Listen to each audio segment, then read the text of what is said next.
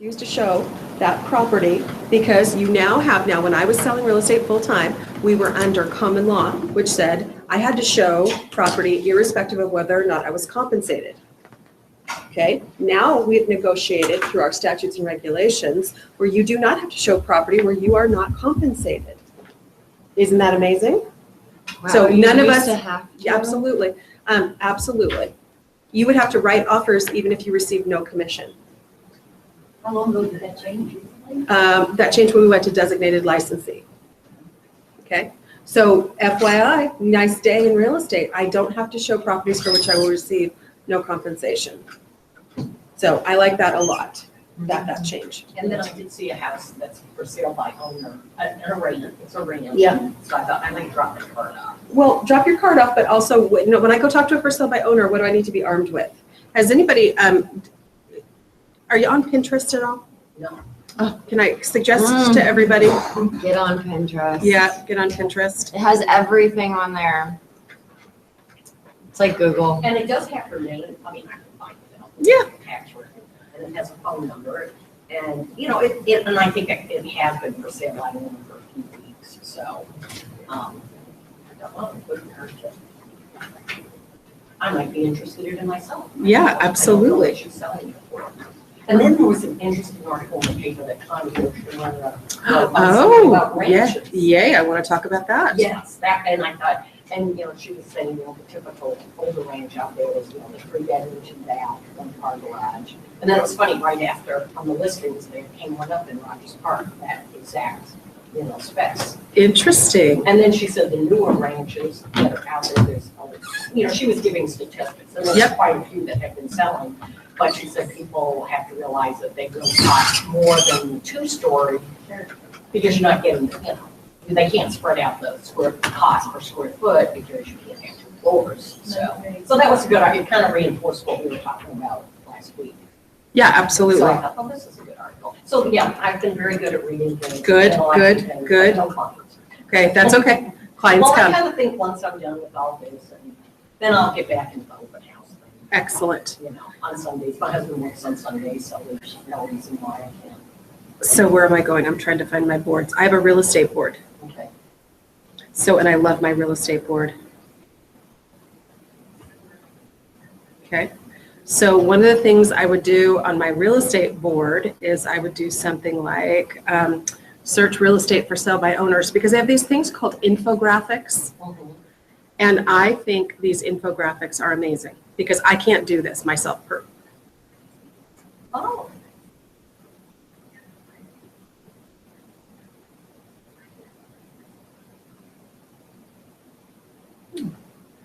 So agent assisted, an agent can net you $41,000 more. Wow. What's the most compelling reason? Right here.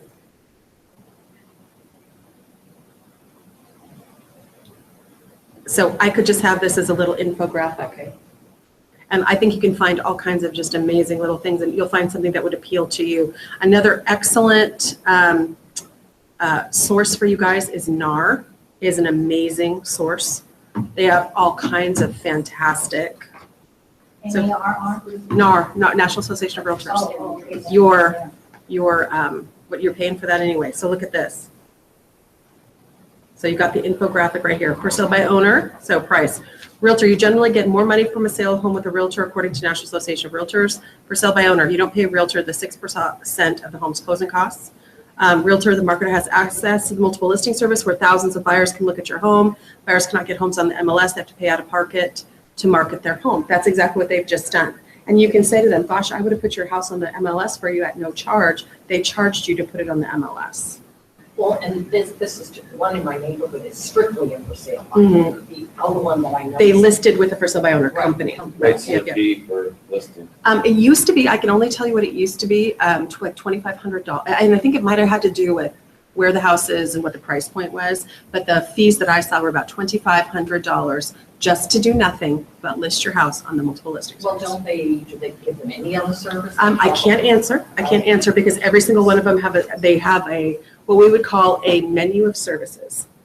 Because it looked like the pictures were very professionally done. And they might have suggested to the seller, and of course, that would be a seller's expense Right. that they pay for I'm professional gonna really photos. monitor this. I mean, of course, I know them. I could have went to Girls and House, but I thought that would be a little bold, but they. No, go to the open house. Yeah, Why and not? They'll have another one. Yeah. I just want to follow the whole process. And see how it goes. Yes. Mhm. Okay.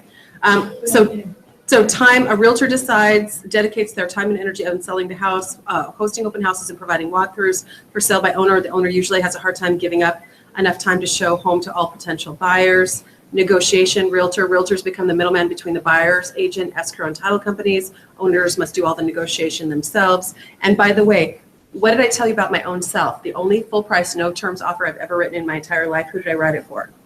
You. Because I'm a terrible negotiator because I wanted the house. And when you're emotionally attached. Of course. So for my own self, I gave up all of the negotiating power that I would have brought to play for anyone else. Sad but true. Do you think that was because you're a realtor? I think because I believe, I don't give advice that I'm not willing to take. So what do I tell somebody when they say, Tris, I really, really, really want this house? Then you should write a full price, no terms offer. I have True. no problem saying that. So if I really, really, really, truly want this house, I've done a CMA, I know it's a good price, I'm well educated, I know the market, then why wouldn't I be Right. willing to do the same exact thing? Right. That makes sense. I'm not going to give advice that I'm not actually willing to take. True. So, That's why we love you, Teresa.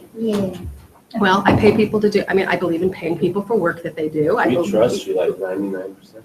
Well, I know it's that 1% though. I know that you're never Well, you gonna taught us that. Right? Trust but verify. Trust but, yeah, absolutely, that's true.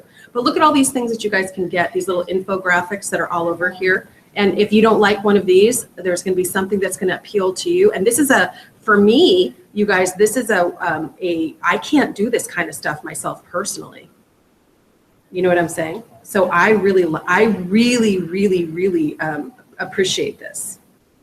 So here you go. 3 facts you need to know. How about this one? This one I thought was one of the most compelling. Selling price. Owners sell for almost $40,000 less. That was same over there. Realtor average sold $215. Time on market for sale by owner. Average days on sale 88 with us. We can cut the time on the market. Stress on seller. You have 70% less stress. How do you like them apples? So if there's something in here that you can't, utilize and make a flyer out of this or do something, I think this is awesome. You gotta be careful kind of with some of the stats, so how they spin the numbers. But you know what? I think those are, 40,000 more average. I think that's true. I really do think that's They're true. probably taking all their fees out. Yeah. It's a one-sided number, I think. You think? I don't think we could make that. I don't think we could make that. We wouldn't be willing to put that in print if we didn't have statistics to back us up, and that NAR statistics back that up, and they do surveys all the time. It's nationwide. Yeah, nationwide. So I'm not saying that you're going to get 40% more in Anchorage, Alaska, and it has to do with a realtor not being involved, guys. That means that somebody didn't get a CMA done on their house and go list their property at market value. Okay, but again, if you list your property at market value and you don't get an offer, because it's like having a billboard in having a for sale by owner home is like having a billboard in cyberspace. Somebody has to find you. You actually have to go to work not only as a seller of a home, but as a marketer, right? That's not exactly everyone's forte. Is there a number where it says, has anyone figured out like the average cost to have a home listed per day?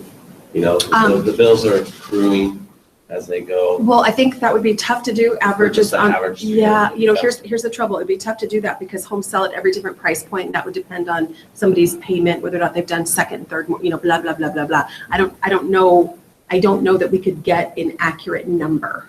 Does that make sense? Because of the really high mortgages would skew folks who are at the low end. And I don't know that there's enough. I don't know how to do the data. The number is absolutely attainable, but it would be a lot of math to get there. It would, and it would also have to be money that could have been utilized somewhere else. That's going to be an exponential thing. Exactly. So I'm not sure how you would go about putting a macro like that together. I think it's doable. I'm just not sure that it's statistically, it's going to be beneficial to a seller to know that. You know what I'm saying? How much But you might kind of like figure that out. You can do it on a transaction basis though, right? So for every month your property is on the market and it's not exposed to the MLS, what does it cost you? Your mortgage payment, okay? Plus if you're going to eventually end up listing with a realtor anyway, now we've got lost market time, okay? And if you've done anything to your property that we end up asking you to do more things to it, or you haven't done it correctly, or you're paying for flyers, what does that cost?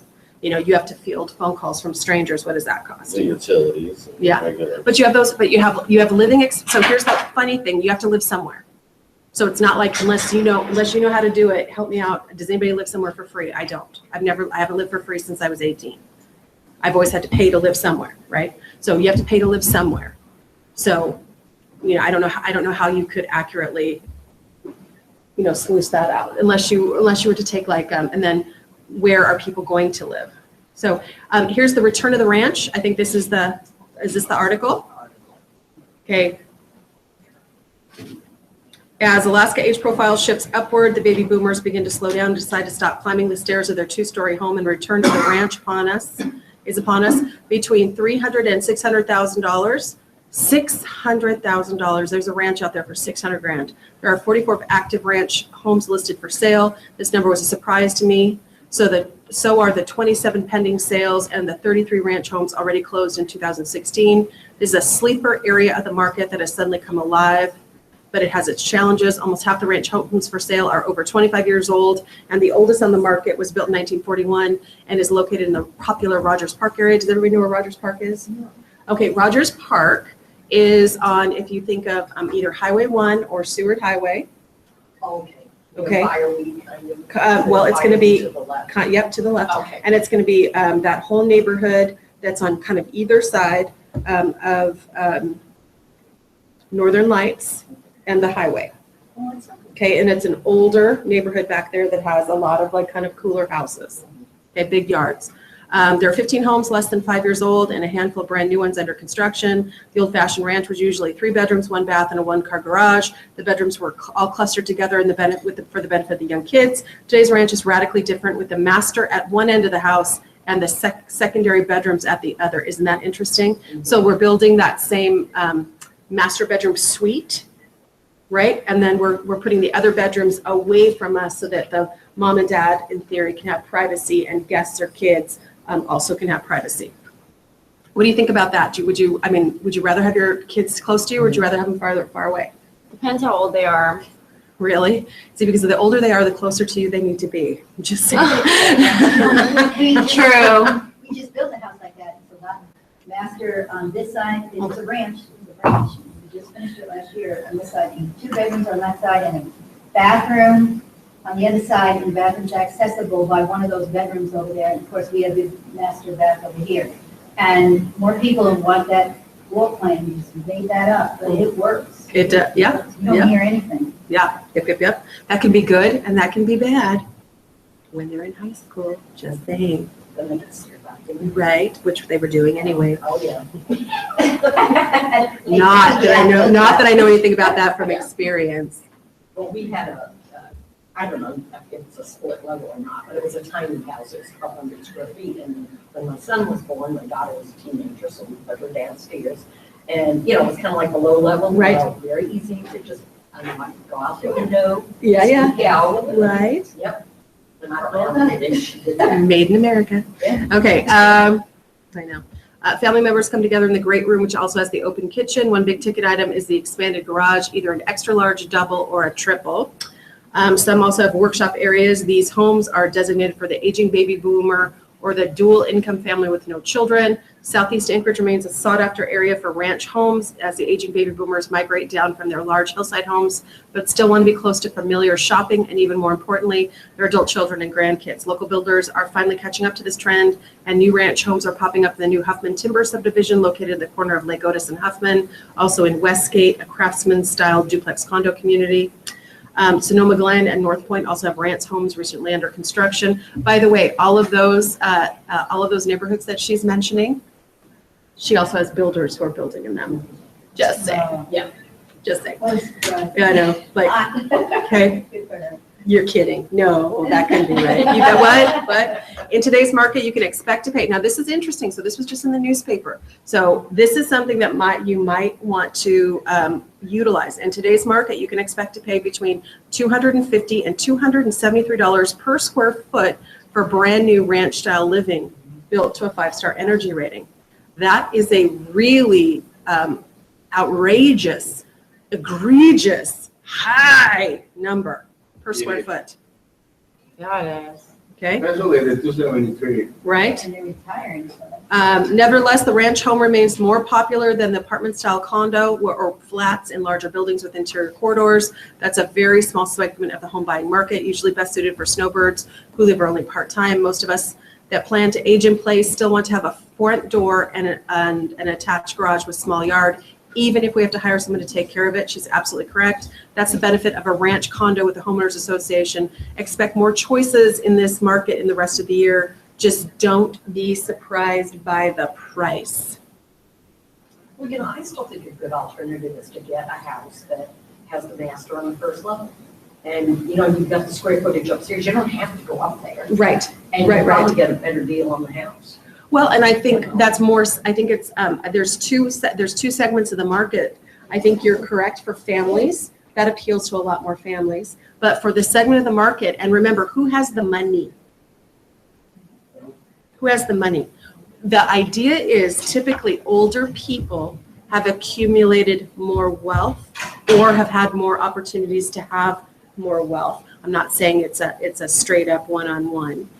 So obviously older people, and even I will tell you, I think I was talking to you guys about being down with this like back thing going on. I sincerely started saying, you need to think about your life, TJB. Do you need to go get yourself a ranch?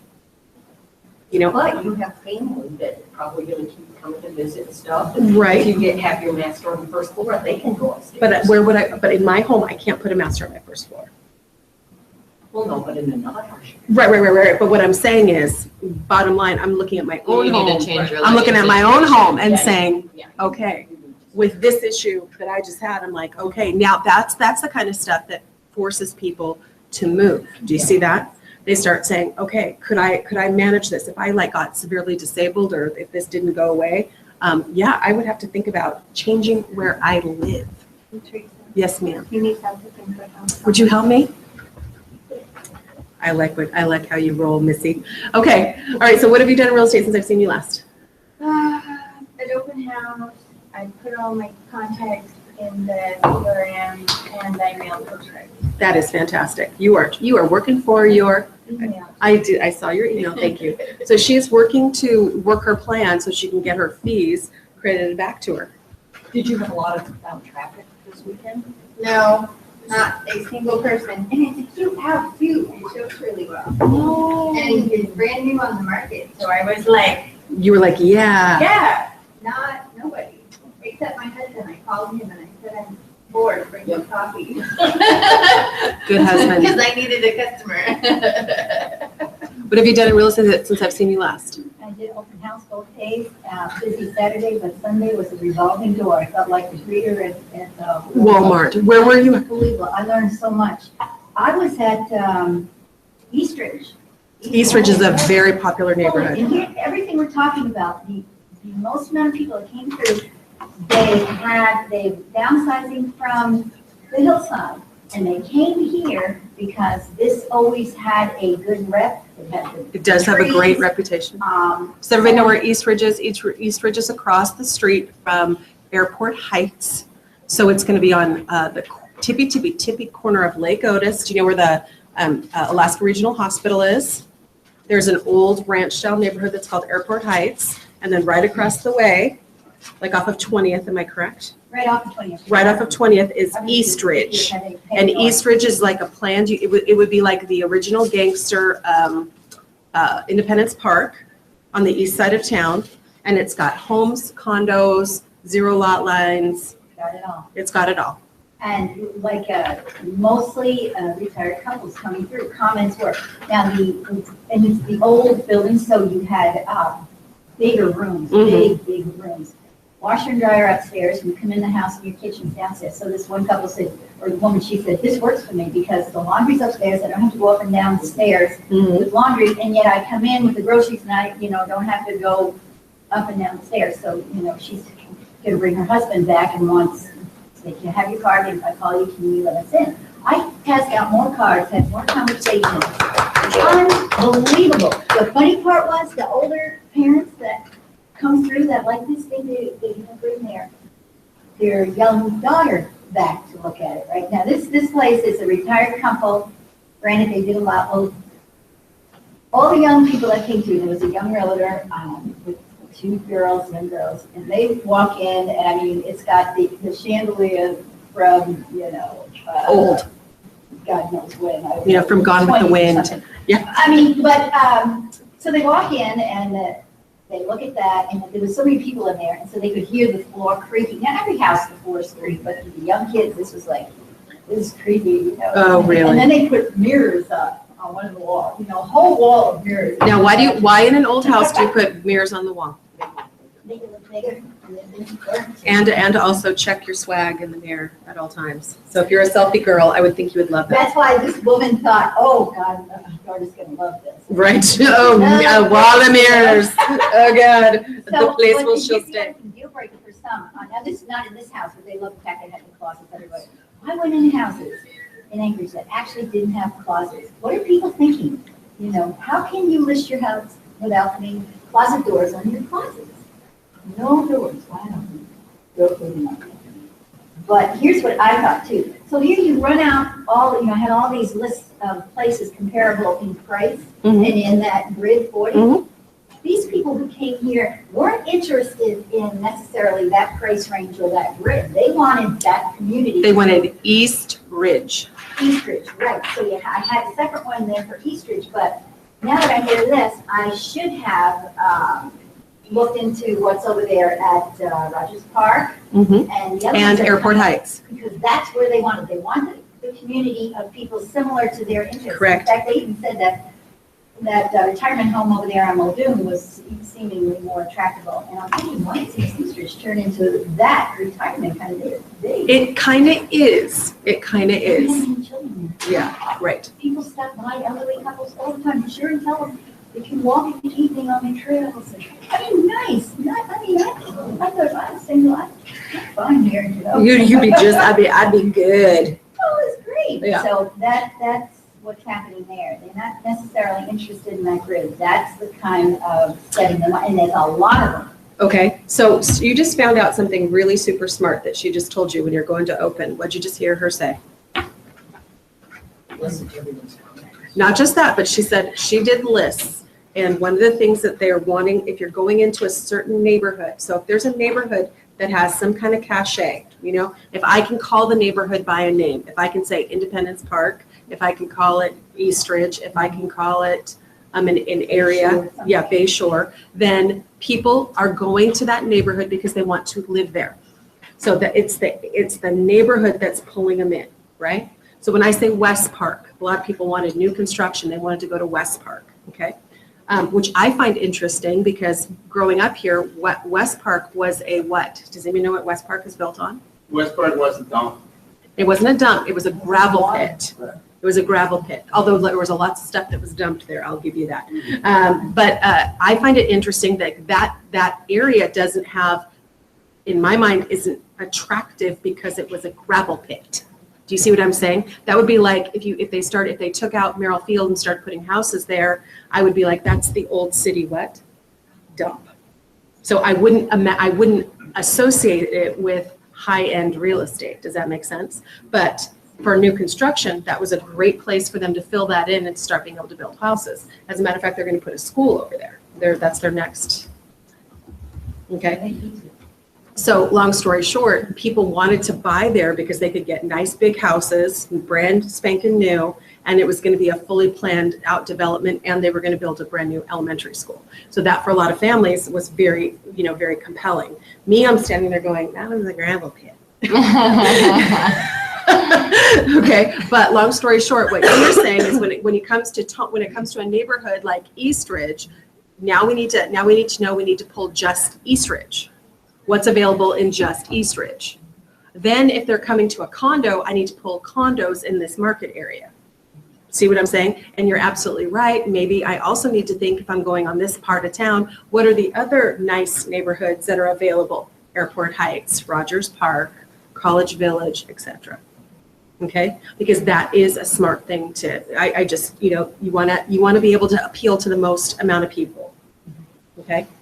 And having a couple lists like that available, that doesn't hurt you. It's really easy to run. Black and white copies are free, and you can have them. And then why not include on there, on the back side of every single flyer or every single list that you put out, a bio on yourself or your business card stapled to it. I discovered something new on the computer too. What'd you I was discover? going off the list. Someone had stopped by and had come to another open house, and this person, is someone from California, put all the little pictures on, like they got 12 on one, and then the stats as to how long it was on the market, where the address was, and so on, all on one side, you know. Mhm. So I thought, how do you do that? So I went and played, and finally I realized that when you, let's say I pick out 12, then I go ahead and I hit print down here. But when I go to hit print from the menu on my computer, and you get the bar on the left, unclick one line only. Then, bing, bing, bing, they all line up with all the categories, print that. Nice. And that, you know, that saved me some ink and so on. Yeah, yeah. So, and that was great, and it told them all different kind of pieces of information. You guys can also do custom views. There's a lot of us that'll do a custom view, and we'll save it in our MLS, like things that I want to know. I don't care who the listing licensee is. I want to know bedrooms, baths, car storage. I want to know days on market. I want to know a couple, like I want to know the main points. So you can actually set up custom searches that will just have the information that you want. Yeah, I was able to, you know, have residential and condo. Mm-hmm. You know, that was the relation. Excellent. Okay. What'd you do in real estate this weekend, Megan? I did 2 open houses. My open house on Saturday was really busy. I ended up buying balloons. I saw that. I forwarded. I tagged and shared your open. I saw that. Yeah. So I got balloons, and the balloons were really good. I mean, it was raining, and I was in. My brain is moving really slow this morning, and I was back behind Fred Meyers on Diamond, and it was raining. I didn't know how much people would come, so I got balloons, and they were amazing. I had probably about 12 people show up. Nice. Nobody was really interested in continuing to talk to me, but a couple people did grab my card, so hopefully they call me. Great. I tried to have everybody sign in, but nobody wanted to leave their phone number, of course. And then my one on Bass on Sunday, it was okay. I had about 5 people show up, and that one, nobody really wanted to talk. They just wanted to look. But I still had people show up, so it was nice. And other than that, I sent out a couple more emails. I listened to a couple motivational videos, and they actually are really awesome. They So who are you listening to? I don't know who I'm listening to. Let's see. Might be important to know who you're listening to if you're getting motivation. Okay. Well, yes. What I was listening to is very awesome, and then I just clicked it. It just kept going through the YouTube that I'm signed on. It just keeps going to the next motivational video. But the people that I was listening Tom to, Ferry, maybe? it's nobody. It just says dream motivational video. This next one was prove them wrong motivational video. When it hurts - 2016 motivation.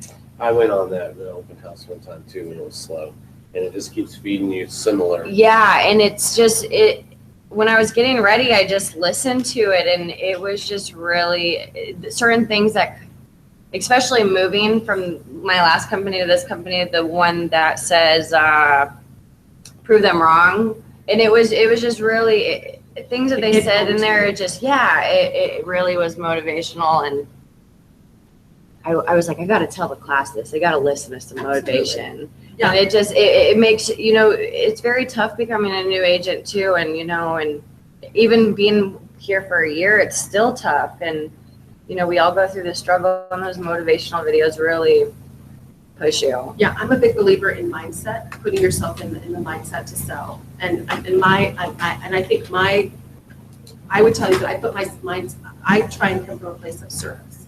I try to be of service to people. So I don't ever have to sell because I'm just being of service, But I do recognize I'm in sales, and I have to sharpen my sales skills too. Okay, what have you done in real estate since I've seen you last, mister? Well, I did made sure that everything's going on with Adams and 79th, which it is. Supposed to close on Friday for 79th. Yay! Yeah, and did a couple tutorials Great. for Outlook and Excel. My computer skills are so bad. When you were sitting there telling your story, and I can see you're visualizing the computer in front of you. I just get lost so fast. But I went through my Facebook contacts, and I might have a possible couple listings. Excellent. And at the paint department in Walmart, or Home Depot, sorry, met a couple buyers. Nice. Really? Just mixing Awesome. paint, standing there with BS, and so. Hey, Did you go in with your tag on and everything? I didn't have my tag on. Oh. I was in normal clothes. Good We for were you. just talking. nice. Good. Just by talking to somebody, you can become a client. Mm-hmm. You know how I've picked up more clients? Talking about real estate. Servers and restaurants. I did it at my bank before. I was trying to pick one like that the other day, but she thought I was in. People So- that the servers refer. You were. No. Because normally the servers aren't behind. But a lot of times they're married to somebody who has got a job, or they have moms and dads, or they've got people that they know. FYI, it's not just this person, it's every person that they know. Don't judge a person by its cover. Right. I worked at Nordstrom, and Lots of people have lots of money. yeah. You'd be surprised. Okay, Abraham, what have you done in real estate since I've seen you last? Well, I did an open house on Saturday. It went kind of different. I had 3 people showing up. One was an agent. The other were 2 couples, but they already had agents. Okay. So nothing too exciting for me. I just showed the house. One couple that The came to rest your of my open ability. house on Saturday came to mine on Saturday, and I said, I'm doing this open house tomorrow. And they were like, oh, we just came by from there. Oh, really? I was like, okay. Yeah, so that was it. On Sunday, I had an interesting afternoon. I went with a very special person to look at a property. Then I went to other properties too. I went into this property, right? Do you guys believe in ghosts? Yes. Yes. I went into this property. I couldn't wait to leave. And then I couldn't, literally, I couldn't close the door. And I tried. I couldn't freaking close the door. And I finally had it closed. And then when I got in my truck, I couldn't put my truck in. That's something that's never happened. And I Just gave like have tingles. I've actually had a paranormal experience happen in the house. So I have too. And I couldn't leave. And I felt this thing all over me. It was like something I never felt before. You wanted to get out. I wanted to get out of it. I couldn't leave. We stayed in the freaking parking lot for like 10 or 15 minutes trying to get the truck to get in here. And that was just amazing. Oh my For me, God. I just wanted to leave so bad. What? Which property were you at? Right, I And you know what? We got there, and it's a vacant property. We walk up the stairs, we walk down the stairs, and the weirdest fucking thing happened. So I'm walking up the stairs, and we walk out, and when we walk in, I noticed footsteps on the floor because it was a black floor, and I noticed footsteps that weren't there before, just like somebody bearing food, just walking around. And I'm like, Why is it somebody walking with their? Is this a new? On their house. And then I went downstairs. I went downstairs and the radio was on a vacant house. Oh my God, I just started thinking about everything I do. Sometimes people leave the radio on, It was weird. sometimes people do leave the radio on, but And it was weird but the feeling though, like the feeling all over me. It was the weirdest experience I know. Who was with you? someone special. Someone special. That's what you're saying. My kids and my woman. And she didn't care, but I was freaking out because I have this kind of like thing going on where I can feel it. I can sense this stuff. Sensitive to the energy. And it was very bad there. Yeah. That's scary. You know, you get the feeling you love a place, I guess you get the feeling that you're spooked by a place too. Yeah. It's- I went into a vacant house because this before. house is white with black trim. And I'm like, who paints a house white with black trim? My mom's house- No, it was. It's edged in evil. I don't know. But I just, it started to freak out really when I couldn't leave. It's like I started analyzing everything afterwards, and I'm like, wait a minute here. There was something else there. I don't know about that. If you ever have these experiences, you need to share them because a lot of us have interesting experiences in houses. And a lot, if there is something that I'm not gonna tell you, you're never going to experience something like this. So we're gonna go over home inspections today. How about that? I think that is a really awesome thing for you to get very conversant in. And with home inspection, guys, and I'm giving you 3 different home inspectors reports. Wouldn't it be nice to know what 3 different home inspectors reports look like? On the same property? No, I'm sorry, these are about 3 different properties. But Are these legitimate home inspectors? These are for real home inspectors, and these are real, for real. Are you missing? I'm missing. Thank you. These are legit home inspection reports on legit properties that sold. And I know all about these home inspection reports, and I know the repairs that were able to be negotiated, the ones that were not. And there's some interesting information in here. This is the one I gave you. Okay. So I've got, and one of the reasons why I want you to see 3 The home different home inspector inspectors that I gave you. report would be what reason, guys? That's his report. To see how they do their business, to see how they lay out their reports, because every single home inspector is gonna do a different way of doing this. And then we're gonna write amendments. On asking for repairs, right? Because there's a right way and a wrong way to ask for amendments on repairs. Are you signing up? I need to- Oh, that wasn't pretty the same page. Oh, no, we can do it, it doesn't matter, we can just share, can you share, could like take a look at it too? Okay, yeah, it was the same, it's the same. Okay. But, If it's the addendum, I have that from. yeah, addendum or amendment, right? I got it. What just happened? What just happened? I might have a blanket addendum or amendment. That's on me. Okay, so we have three different properties, okay? And one property, 2 of the properties, all 3 of the properties Jack White had listed, okay? All 3 of the properties Jack White had listed, and Jack White, 2 of the properties, a separate company have the buyer that put the offer in on the property, okay? And one of the things, there we go.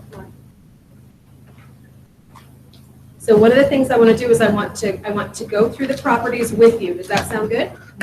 Okay, so we're gonna first, let's go, we'll use Discovery as our first one, and we're gonna go to 5701 Dearman Road. And then remember I told you that you want to do floor time because there's a compelling reason why you want to do floor time. I'm going to show you this.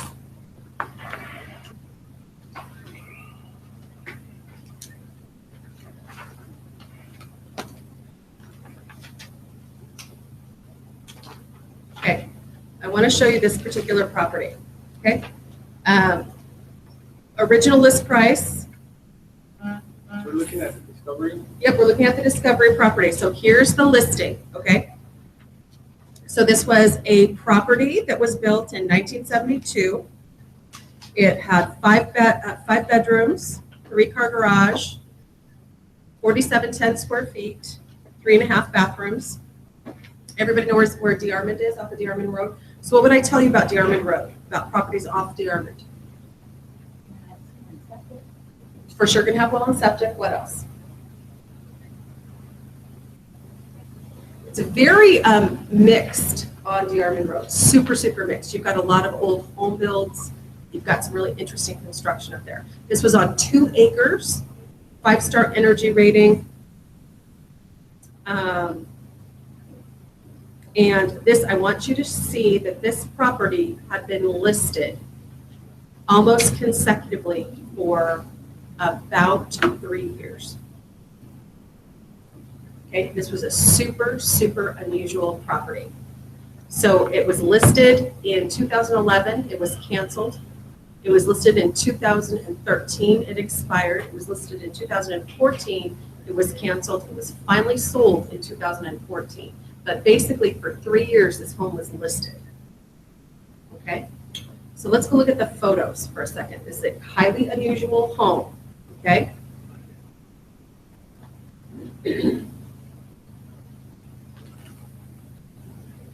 Now, also, I want you to know where this,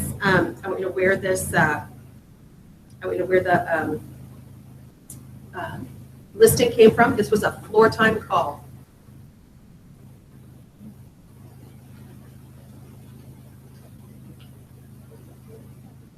What's floor time? Floor time is where you sit and answer the calls.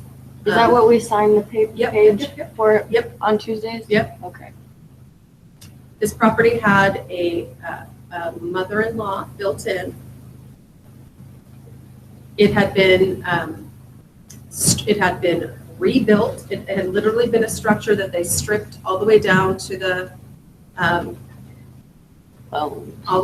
bones, and then they rebuilt it. Okay. It had a cupola that up here. This right here is called a cupola. Boys and girls, did you know that? Yep, it's kind of like a pirate ship, like a place where you can go up and do a 360. Okay. Crow's nest. Yeah, there you go, crow's nest. Okay. The roof line was, okay, so here's the front door. You enter the front door underneath a deck. Very interesting, right?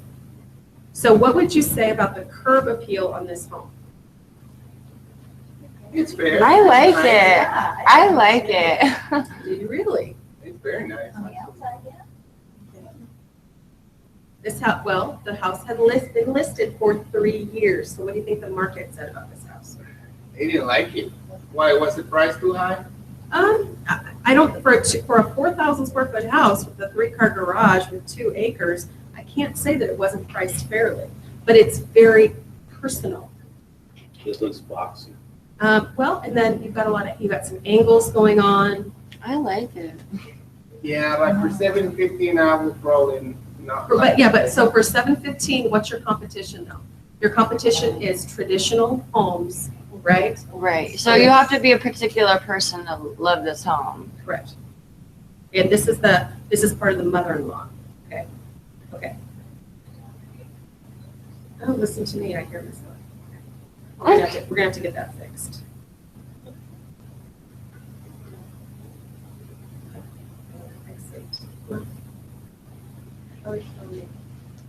That's the close. Yeah. Don't be doing that. I know. That's not an echo, girl. I still feel it. Well, believe it or not, like just. Well, tell it to go away. Okay, so one of the reasons why I kind of want to go over this is I want you to see, let's look at the detail. Okay, so I want you to see the listing, right?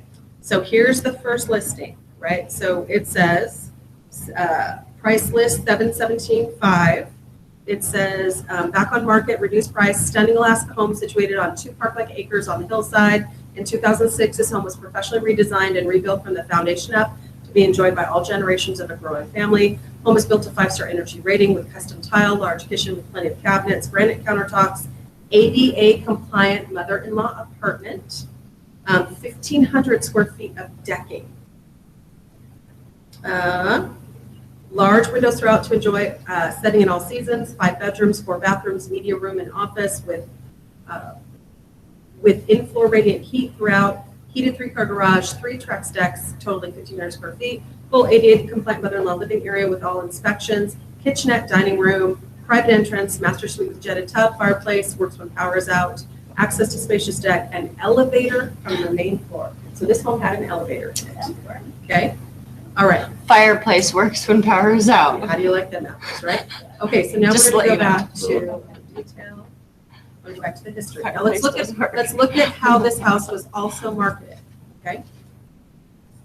So these are the old listings. This listing got canceled. So this said, you have to found the home to meet your needs at last, complete foundation of reconstruction and expansion in 2006, includes portion of 1972 foundation, built to 5-star with in-floor heat, 3-car garage, fully ADA compliant mother-in-law apartment with all inspections, private entrance, elevator, 2 fireplaces, kitchenette, master suite, bathroom, handicap shower, jetted tub, water closet. See supplement for comprehensive list more. Am I the only one that says, well, there's a problem with the foundation? No, too many amenities to features to list. Located in the beautiful Alaska Lower Diarmid area, this unique custom home has passed ADA inspections, providing myriad of opportunities such as assisted living, extended family respite care, comfortable disability living, possibilities go on. I'm going to tell you right now, you are never, never, never going to put that in a listing. Can I tell you why? Okay, that it says myriad of opportunities like assisted living and that kind of stuff. You don't want to put in a listing. Okay. Because I can't tell you whether or not somebody can get approved to be an assisted living home, and most assisted living homes now actually have to be sprinklered. Okay, so this home was not sprinklered, I can tell you that. Like have a sprinkling Like, system? no, this right here, Oh. sprinklers in a house. Okay, so, That's close. okay, I so didn't see, I worked in a. most of them, I think if you are doing it now, you have to have a sprinklered home. So I want you to be careful about saying that somebody could do a business. I mean, first of all, could you do a business out of this house? I don't know that you can. So, second of all, we're not in the business of selling assisted living, right? So we've got to be careful about what you're saying. You can say the property has been run as an assisted living home if in fact it has, because that's fact.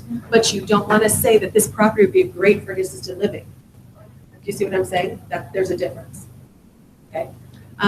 So all of the stuff that it put. So let's look at the photos on this listing. Okay. So they had professional photos done. Now they're showing off different areas of the house than the other property did.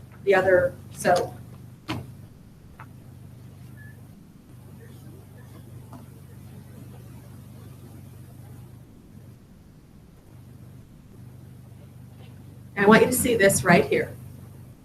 Can you see that? Mhm. Do you know what's in it? Can you see? Dolls. Dolls. Dolls. Porcelain dolls? Porcelain dolls. So I'm gonna land a plane for you right now, and I'm gonna tell you why this house would not sell. Because those scare people? Dolls. I'm not kidding. Okay, the only thing we did when we sold this listing was I went and I said, one of the things people get freaked out about is doll cases. Have them take the doll cases out and replace it with, they don't want to move the furniture, have them replace it with some like Alaskan or something else, but take the dolls out. Okay? How do you see that? Okay, one of the reasons why your house is not selling, I can tell you, is that folks have a really hard time with certain kinds of collections. They have a hard time with certain collections of guns, guys. They don't like animals. They don't like clowns. They don't like serious, and I'm not even kidding. They don't like dolls. They don't like certain kinds of memorabilia. If you're like a person who's into D&D or something that someone else might consider to be questionable based on their religious beliefs. If you have religious iconography around your house, that's going to be a problem. If you have a Mormon family that has the temple, if you've got Catholics who've got crucifixes all around, that can really, really impact whether or not somebody is comfortable in the home. And it's our job to tell people this, okay? Because we're here to sell their home, okay? So all we did on this listing was get better photos, not take photos of this. There were some real problems with this house, okay? This room, although you would say, oh my God, this is awesome. Okay, they got double doors into this media room that they used as a media room. And while you would say and there's their elevator, okay? Although you would say, oh my God, it's got a media room, that's awesome. What's the problem with this media room? It's too crowded. It's just a craptacular crap fest, right? And they couldn't get it cleaned up. They had kids and they were living in this house, guys. So they could not, this is as clean as they could get it. And it still was, your eye, when you walked in there, you were just like, oh, wow. Yeah, generally these people just have too much stuff everywhere. Yeah, that's very true. So, but if you've got a particularly bad room, I'm not focusing on it. Does that make sense? So literally we had to take the dolls out. But I can tell you right now, based on vast, years and years and years of experience, for a house that's been sitting there for 3 years, constantly listed, okay? All we did to market this property differently is focus on different areas of the house that weren't as objectionable and took the dolls out of the house. Had an offer in 29 days. Do you take that horrible couch too? Yeah, I wish. No, but see, and here, look at these two of these photos here tell you the extent of this doll collection. It's pretty massive. Wow. Okay, but I'm just trying to let you know. I can't even tell you. But if you're in a guy's house and he has 15 animals with taxidermy loaded up on his wall, I'm going to tell you, I'm going to have a hard time in that house. Any kind of big collection. Yeah, it's going to be rough. I mean, I've even seen people get, like somebody had what are they called? Action figures everywhere. Oh, yeah, and people weren't looking at the house. They were looking at all their things. Exactly. I'm like, can we go now? Or if they have, if somebody has, what's really terrible is when mom and dad have terrible taste. They just have terrible taste in their furnishings. And people are looking at their horrible taste and they're going, oh my gosh. And you're going, why are you looking at the furniture? It doesn't belong to you. Okay? But Are you even going to so. put an offer on their furniture too? Yeah, right. Okay, but again, here's other looks at this house, you guys. These are other photos of this house to make it look really nice. Yeah, that's right. Okay, but this house did not sell. And you notice one thing we didn't focus on when we finally sold it was we didn't focus on the elevator. We did not focus on that media room because it was not the shining star of this listing. And we got rid of the dolls. And I'm going to tell you that the people who had this listed, there's some folks who had this listed who really know what they're doing. Okay, so the Zimmerman team had this listed 150 days at $725. Okay, they're good listing folks. Okay. Okay, then in 2013, it expired. So this house has been seen on the market constantly for a really, really, really long time. Does that tell you something? Okay, so Janelle Flager, she is she's stiff competition, guys. She's a really good marketer. She had a 160-day listing, $725. Okay, she does all the right stuff.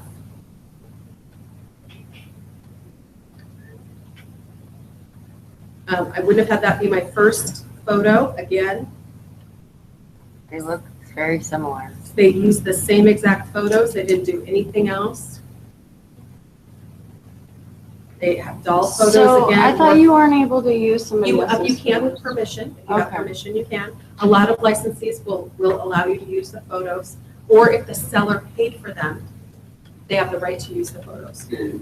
So I don't know which one that is. So this sat on the market in 2013 at $725. She's a good marketer. So she was marketing this property, but it didn't sell. Okay? Do you think these people were super frustrated? They're very frustrated. They've hired good top realtors that have not gotten this place sold. This was a floor call where somebody said, I'm firing my listing licensee. I want you to come up and list my home. And he said, what's your house listed for? And they go $725. And he's like, What? First listing, $725,000, right? And he got it sold in 29 days. 29 days. I bet they have such good things to say about it. It was a very hard sale, I'll tell you that. What's up? Who was the one? John Wilson. John Wilson, this was his first listing. Oh, wow. First listing, okay? So we're gonna, again, this is in 2011, this property was listed for $769,000. Okay? 55 days on the market, Rod Stone's a good marketer, okay? Let's look at the photos here. Probably one of the things I can say is that he took his own photos, and some of them are not as, obviously, these don't look as nice as the professional ones, would you agree? Right. And just, again, I think kind of accentuated, Everything was crowded. right? So you really, really, really want to think about what you're taking photos of. You know, I often, again, why would you take this photo? Don't photographers, don't they wait till closing to get paid sometimes? Typically no. Okay. Typically no. You're gonna be doing this. So look at this photo. Again, the doll case. Can you see the doll case? What do you notice immediately about these photos? Dark. They're dark. They're dark. And this was in 2011? It's in 2011, and this is a $706. And by the way, if I take a $769,000 listing, by the way, go get some professional photos. Don't be an idiot. If I have an almost $1 million listing and I don't get professional photos, what is wrong with me? Yeah, it's not like they're super expensive. No, it's not like they're super expensive. And FYI, that's gets canceled, you get paid anyway. you can put it. If you take professional photos, you guys, in your listings, you can say that the seller will reimburse you for that cost. And then they're theirs and they can use them again. That's totally fine. Okay. But do you start to see, so what would be the difference? Literally the difference in this instance, and they purchased it in 2003 for $259,000. Okay. But they had it listed. If you look at this, since 2011, they had this property listed and they couldn't sell it. Wow, they bought it for $259. But then they took it down all the way to the foundation and they rebuilt it. So they were up all the way, you know. And again, you know, here's a question. If I were going to rebuild this house, would I have chosen all of this architecture?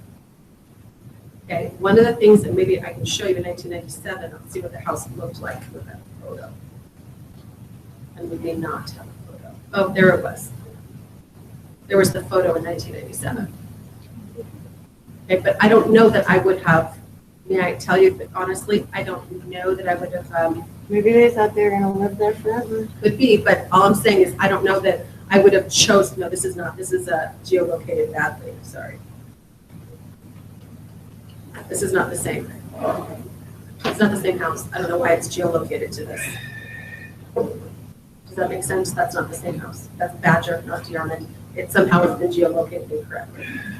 Okay, but long story short, since they purchased it, do you see the progression? It was, so in order to get it sold, it was obviously priced too high at $769. Okay, and let's look at tax value, because we can look at, so now I'm interested in the tax value all the way since 2011 to give you as an example. So in 2011, the property was valued at $546, but they had it listed at $769. Okay, so do you see in 2011?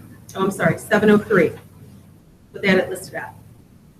Okay, in 2012, 667, 689, and in 2014, 716. Now it's gone down. Look at that, you guys. It's gone down to 699.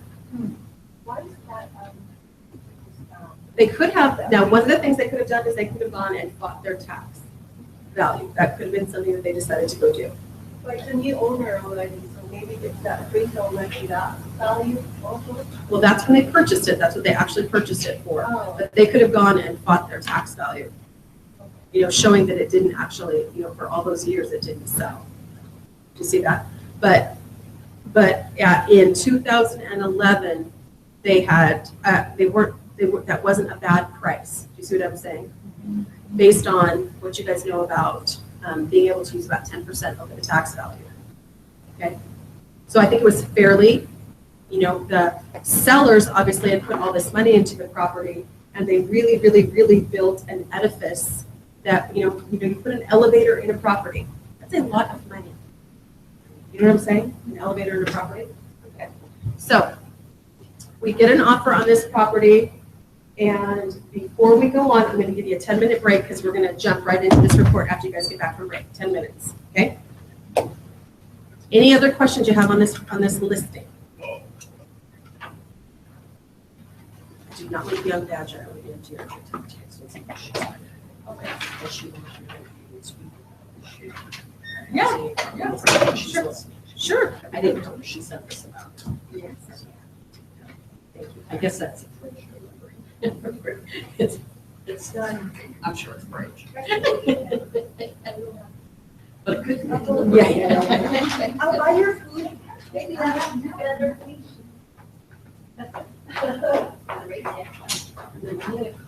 Can I borrow somebody's phone so I can call upstairs and just hold it?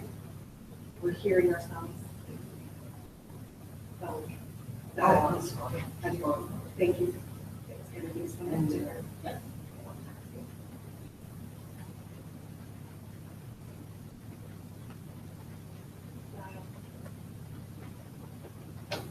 Is it dialing?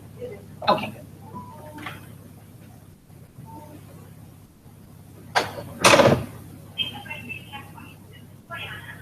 Hey, Boyana, it's Teresa. I'm calling from downstairs in the training room. Can I speak to Brooke, please?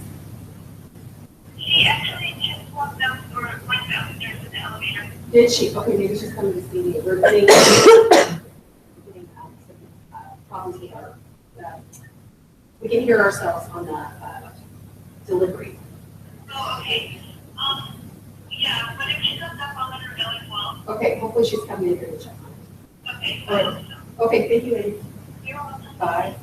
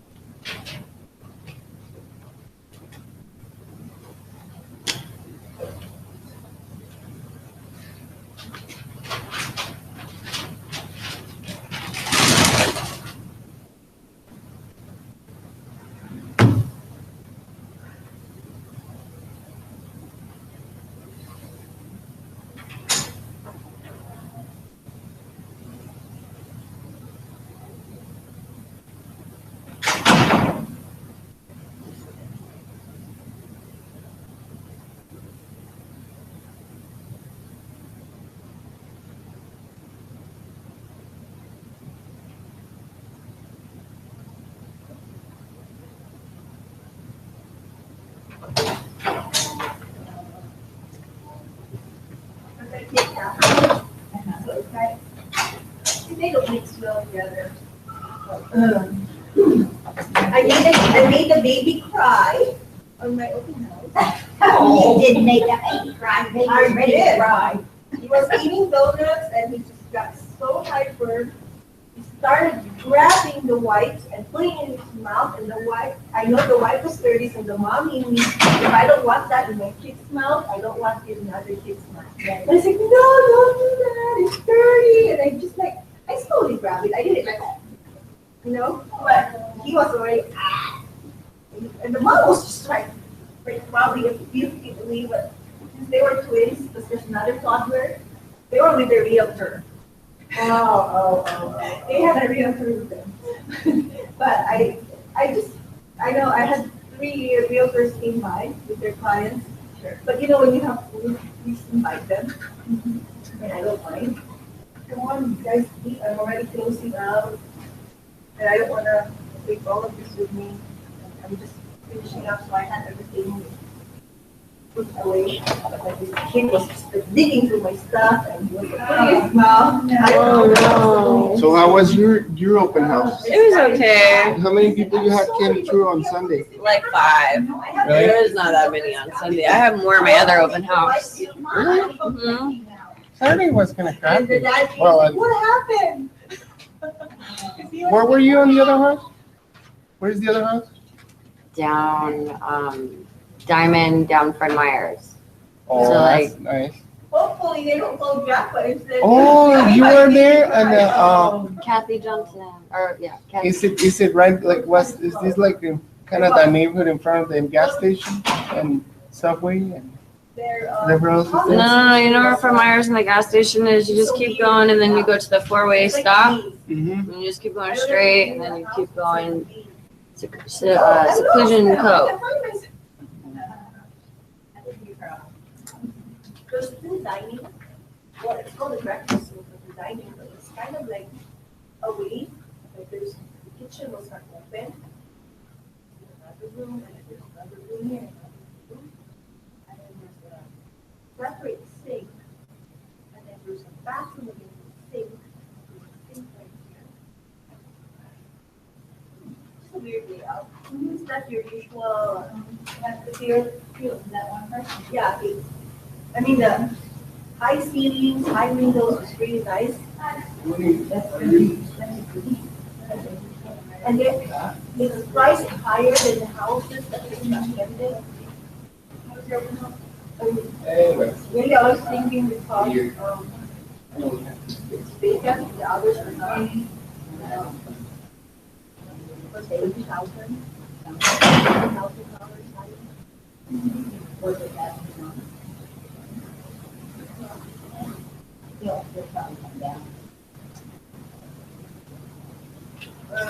There was a lady that came by and was talking about, she's trying to sell her home, but then she can't get it to a price that she wants. The realtor was telling her that no, it's a seller's nightmare right now. But by the street, we have so many competition. And she lives in that area, which has like probably 15 houses that is listed just this month. I told her that, well, if you price it right, it sells overnight. Yeah. And she's like, and I don't want to pay for all these closing costs. Why do I have to pay for all of that? And then she started, I don't know how she got really political about Obama and Donald Trump, and she's like, I'm sorry if you're with this guy, but they ruined the economy. Well, I can't say anything about that. I told her. But yeah, I told her if you have a lot of competition, you have to compete if you want to sell it. Yeah, I had an interesting lady that came by. And I missed you and you I had know. donuts. She just ranting and ranting about how she wants to sell her home. She didn't want to sell it at the price that her realtor gave her. She wanted more. Yeah. Yeah. But then the realtor was telling her all about the competition she has, which is true. There was a lot of houses in that area. Did she understand or? just- I told her, if you have competition and you want to sell, but if you don't want to sell, then put it in your price. Right, and I see, and I like the I way told her the competition price is is right, you too. sell it overnight. Yep. What do you think? Portsmouth's view. It's right by Teresa's. Another street right there, down that way, yeah.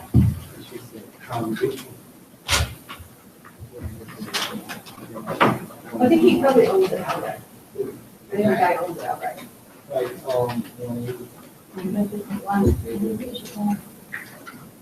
Megan, did you have a good traffic in your condo? Megan, sorry, did you have traffic? First day I had like 11 or 13 people. And then second day I was on fast and I had like 5. So it was a pretty good weekend. Hey, Bill Moore. Hey, Phil. So the rain piece is true, huh?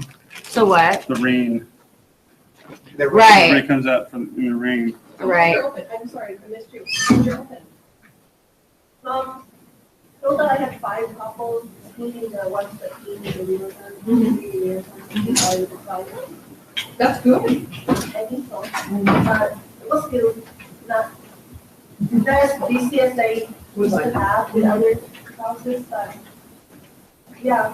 Well, less people can afford it. And I made 185. Yeah. Well, no, they came with their realtor, and then since I have stuff, I just like cleaning up, just making like 20 to 30.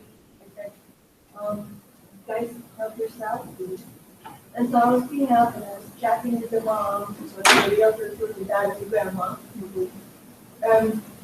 Well, she had twins and a toddler, so that's pretty cool. And then the other twin went to my stash and just grabbed the wife and put it in his mouth, and I know it's dirty. And you're thinking that outside of the wife. So the mom and me came out and just like, don't grab it. I was like, no, don't put it in your mouth. No. But he was just like, eat it. So I just grabbed it, but not like strong. Yeah. And then just, but the mom was just right there. I said, no, you can't put this in your mouth. Yeah, no, I'm with you, I think that's okay. But The is it dad funny? came down and said, what happened? I pinched your baby. I pinched your ugly baby. So I said, I hope you don't call the Catholic. He's more than me than I need your baby cry. No, I told her that, no, I don't want him in his mouth. It's dirty, no white. Filling me wrong. Okay. All right. So on the 700 and, okay, so let's look at what actually ended up happening, okay? Look at how much closing costs they paid. How much what? Closing costs they paid on this house. I can't see you. I can't see. 20,000. $941. Holy moly. How much was the house? 700. So it's double, so $10,000 will give you $300,000 or $350,000. Wouldn't it make sense? So double. $717,000 for maximum closing costs. Can you imagine? That's 3%. That's 3%. A little under 3%. You get it? Closing costs are typically what your commission's going to be. If you had a full-size commission. Right. So do you get that?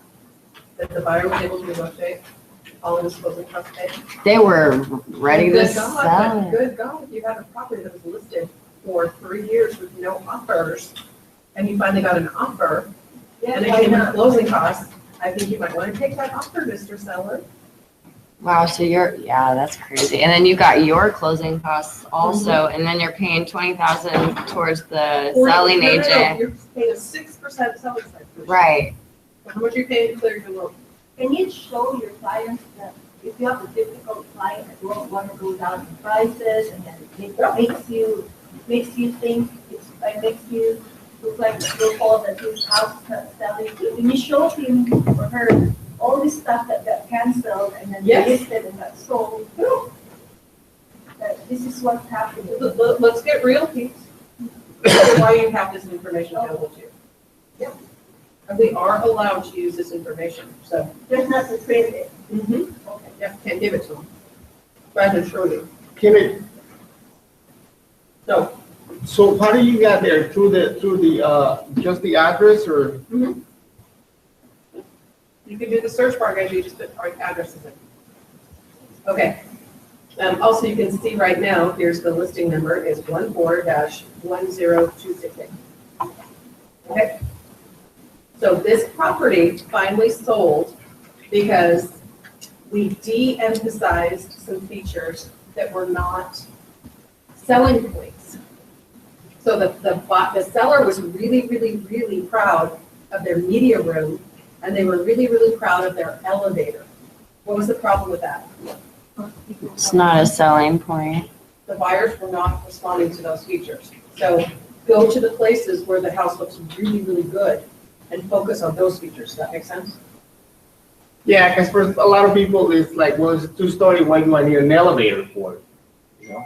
Unless- Well, the whole idea being that it had an ADA compliant mother-in-law apartment, that was the reason why they had an elevator. So that the person who was handicapped could access the higher floor. Yeah. On a ranch home, typically, I don't know if you can answer or not.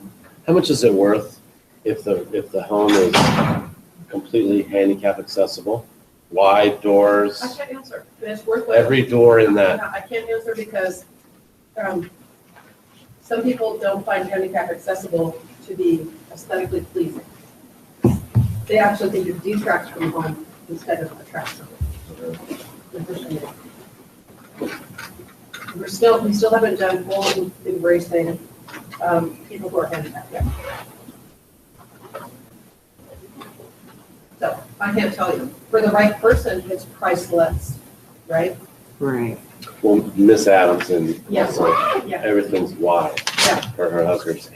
From the garage to the front door, you can run a wheelchair. Sure. Straight But to the also, house. it's a little teeny tiny ranch home in Right. not the nicest area. So, Oh, yeah, I'm So- not talking about all that. I'm just wondering. no, but I'm just saying, to balance the scale, right? I was thinking maybe that was the reason that the house was purchased at such a high price, remember? Oh, could be. I'm You're very trying to well- figure out, Why did you buy it at this price point? yeah, it wasn't worth it, and just she had the value left in it, Gotcha. right? Because just because you spent $15,000 on these wide doors and that, doesn't mean it's worth it. Well, but it was worth it. But here's what I always say to people. So, maybe I'll show you guys another house that has a really unique feature. I would even say that we could show them back with that firehouse. Long story short, somebody had that, it was important to someone or it was important to the gal who built it and her husband. And they built it for themselves and for their personal use. So therefore it has importance, but it has importance to you. Okay. Will it also attract other buyers? I can't answer. If the right person in the right price point, it's invaluable. But if you are, first of all, if you don't think that handicap accessible, if you're not handicapped or you're not dealing with a handicap accessible person, that's not your price point, et cetera, then, but lots of people build edifices to their own personality or their own need or use versus ever thinking about, what do I always tell you about when you sell a house? You need to think about resale. You got to think about resale. I got to think about having to sell this house again. So we got to give people good advice on things that they choose to put in their homes, not bad advice about, oh yeah, customize, and what's one of the reasons why people want to buy a house, guys? To make it their own, to make it their own, okay? I had a really interesting, I've got a group of girls that were on Facebook and we have this DIY, we have this, we're always sending, because we're realtors, we're always promoting these posts about different kitchen ideas and different ideas, like kind of basically Pinteresty stuff. And there was this red kitchen with a see-through, which had a lot of beams into it at very odd angles. It was red. It had a clear ceiling. And there were so many comments, people saying, I love it, I hate it, I love it, I hate it, I love it, I hate it. It had three very distinct features. Number one, it had a red kitchen. Red is the color somebody either loves or really doesn't care for. One of the hardest houses to sell, and if you get a house that's painted red, extremely difficult to sell. Hard to sell blue, green, and red houses. Hard to sell them. And people have to really love the color, and they have to really love your particular shade of that color. Okay? Then it had odd angles, a whole bunch of beams that were like probably 2 feet, but blue and beams, all coming in an angle, and it had a clear glass or whatever ceiling, so that you could see through it. Lots of light, red, all these beams, odd angles. Just difference of opinion on what they thought. I'm looking at the kitchen going, I would never have that. I just think that is so ugly. And other people are like, oh my God, I love it. So, just what's your personal taste? That has a lot to do with whether or not you could purchase a property. And obviously, there's a lot of things that you can't fix on that. You have to love it in order to buy it. Does that make sense? Because there's no way really to change, I mean, change the color of the cabinets, yes. Changes the door, yes. Change the clear ceiling, probably not, and probably not change the beams, the beam structure, okay? Okay, so let's look at this home inspection. So what do we know about this house? It was built in 1972, and it was completely and totally redone, okay? One of the other things that we might want to go is, our supplement, which is additional information, okay? Looks like we didn't have any documents uploaded. Okay, what typically would I like to, in a house like this, what do you think I'd like to see uploaded right now? Property disclosure. Yes, ma'am, what else? Yep. The well and septic. Yep, good, what else? How old's the house? 1972. So that'd be a pay disclosure. Good job, I'd like to see the lead-based paint disclosure. What else might I want to see? COSA. We wouldn't have a COSA yet, because remember, we just listed the property, we're not gonna order a COSA until we have a buyer. Because if the house was on the market since 2011, would my COSA be any good if I had ordered a COSA? See my point? Okay, that's why we wait for a buyer before we order a COSA, okay? What else? Tax. No, we've got a tax report, because I can look at tax info right here, right by a click of a button, so it'll be taxes. What else?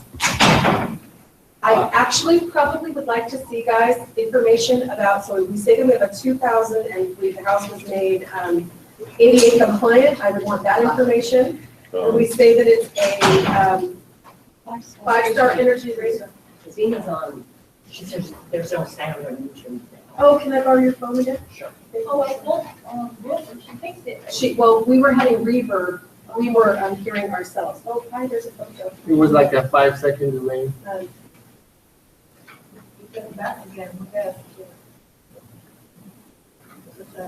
Okay, I'm having some issues. Can somebody? Yeah.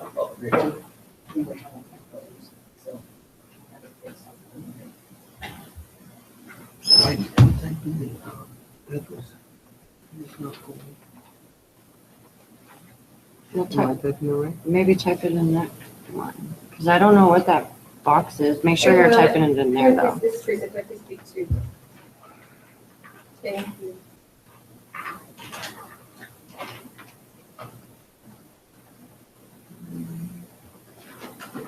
Hey, it's Teresa. We have, I've got people phoning in saying they have now, we have no sound. Thank you, bye.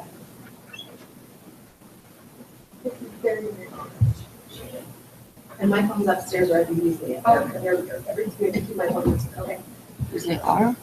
All right, so, okay, the other thing, so we also have the house rebuilt in 2006, right? So what do I want, what else would I maybe want to post?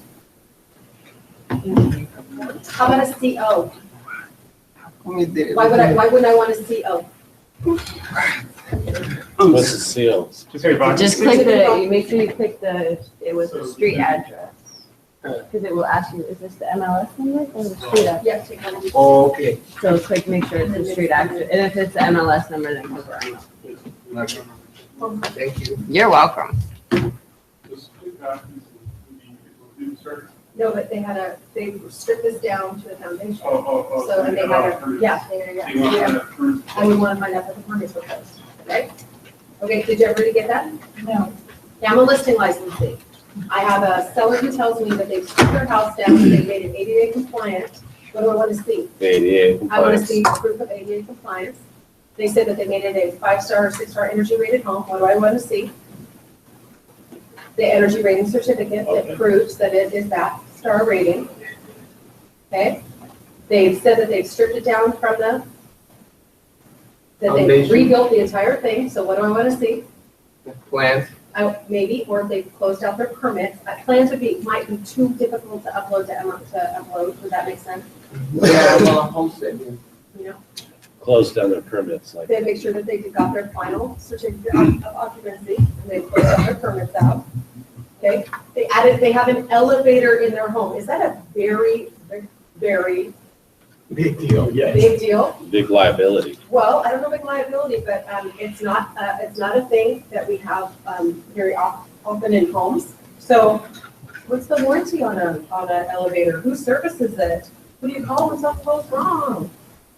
What do we need to do with this bad boy? What happens if you're showing the house and the elevator breaks? Right, I mean, that's a terrible thought, but yeah, exactly. Are we responsible? Not really, you're not responsible for something that happened that's outside your, And sometimes when the companies that This is do elevators in houses, they have warranties. And like, because like, sometimes it depends on the cost of the elevator, they do free maintenance for a certain period of time, and sometimes it's a long time. yeah, but all I'm telling you is, this is a really unique feature, maybe I want some more information about it. Because if I'm buying a house that has an elevator, I kind of want to know, it's kind of like buying a house that has, right, a well and septic. It's not if something's going to happen, it's when, and what is it going to cost me to fix? Do you see what I'm saying? It's a very unusual item to have in a home, is where I'm going. Okay, so again, when you're going to list a property that has all of these amazing features, okay, maybe I want some additional information on them. Does that make sense? And I would be able to provide that to the buyer. Okay, so in August of 2014, they had a home inspection done on this property. This home inspection, even though it was done in 2014, it was done in the latter parts of it. It's still relevant to what we have today. And it gives you an example of what a home inspection report from this home inspector, Discovery Construction, looks like, and how they put the report together. Why is that important to you? Because I need you to understand where to go to look for things, and that not everything is just on your first couple pages, okay? So first of all, it says inspection table of contents. Let's make sure we look at that. It says general information, site, foundation, roof and attic, structural, heating, venting, and air conditioning, electrical systems, plumbing systems, kitchen, laundry, garage, electrical system, and bathroom. This is how this particular report is going to be laid out. We're going to look at these other reports and see that they might be laid out differently, and that's A-okay. There's nothing that says that all reports have to be laid out the same. It's whomever they purchase their home inspection report writing information or report writing program from. Does that make sense? Okay. So it says, at your request, a visual inspection of the above referenced property was conducted today.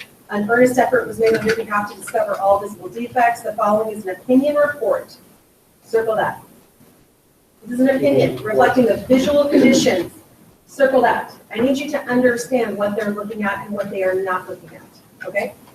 At the time of the inspection only. Hidden or concealed defects. What do you know? What is that called in real estate? We don't call it hidden or concealed. We call it what?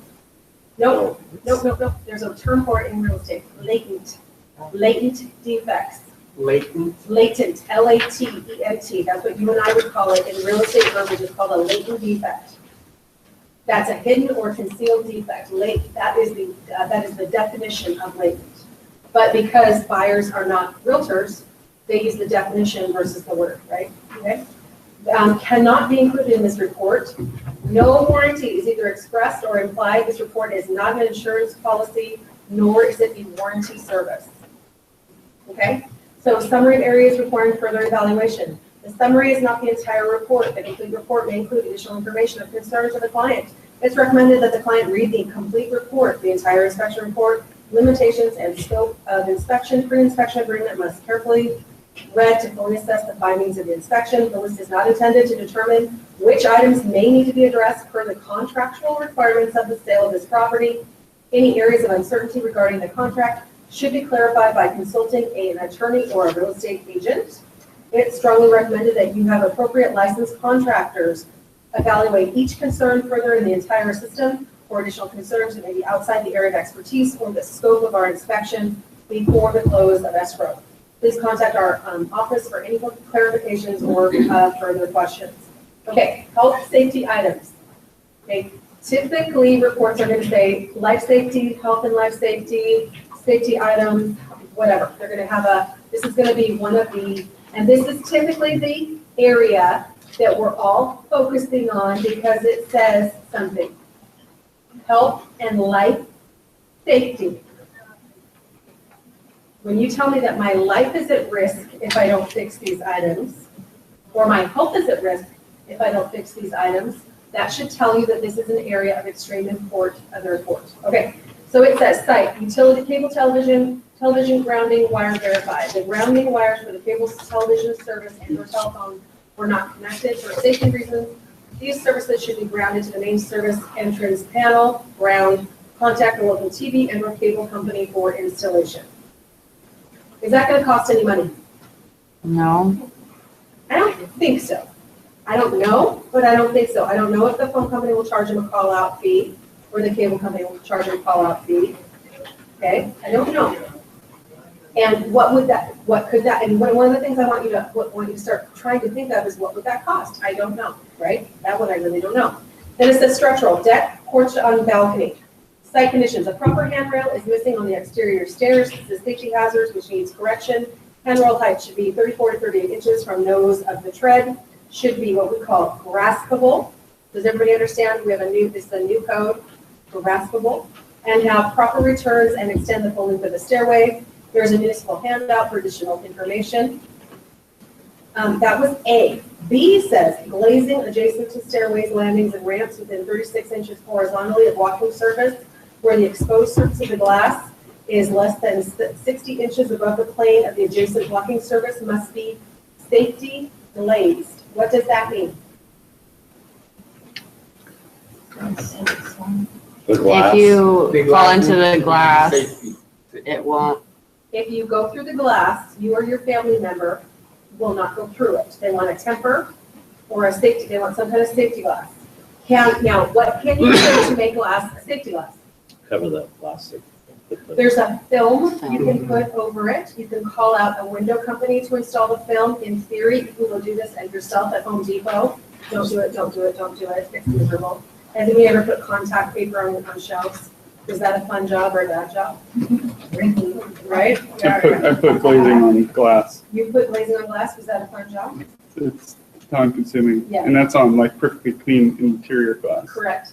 Okay, so So not. you have to clean the window probably on the exterior a lot. Yeah. It really sucks. And then if It you makes the don't- glass look terrible. Yeah, and then if you don't have it laid out right, guess what happens? Bubbles. Bubbles, it looks terrible, okay? So is this like a fairly new code? The Like- safety, not Like really. some drunk person like at the Actually, barbecue, like several people have punched their head died, through the window and died died. and had serious injury, and Yeah. think of it more in lines of who's most vulnerable, children. Yeah. Kids. So this is just glass that's in a place where you can like basically approach it and Correct. fall into Go it. through it, yeah, okay. You may contact a licensed window installer for replacement or contact a certified window film installer for an applied film with and meet safety glazing requirements. Now, I'm going to tell you, there's two completely different things addressed in that one little item. If you only read the first sentence, you missed something completely different. You only read about the handrail and you quit reading, and you didn't read B, which talks about safety glazing of windows. That's elephants and violas. That's two separate things, right? You have to make sure you read the entire sentence, okay? Because occasionally they group unlike items together, and it is an absolute habit of all of us to read just the first sentence of paragraphs and not to read the entire thing.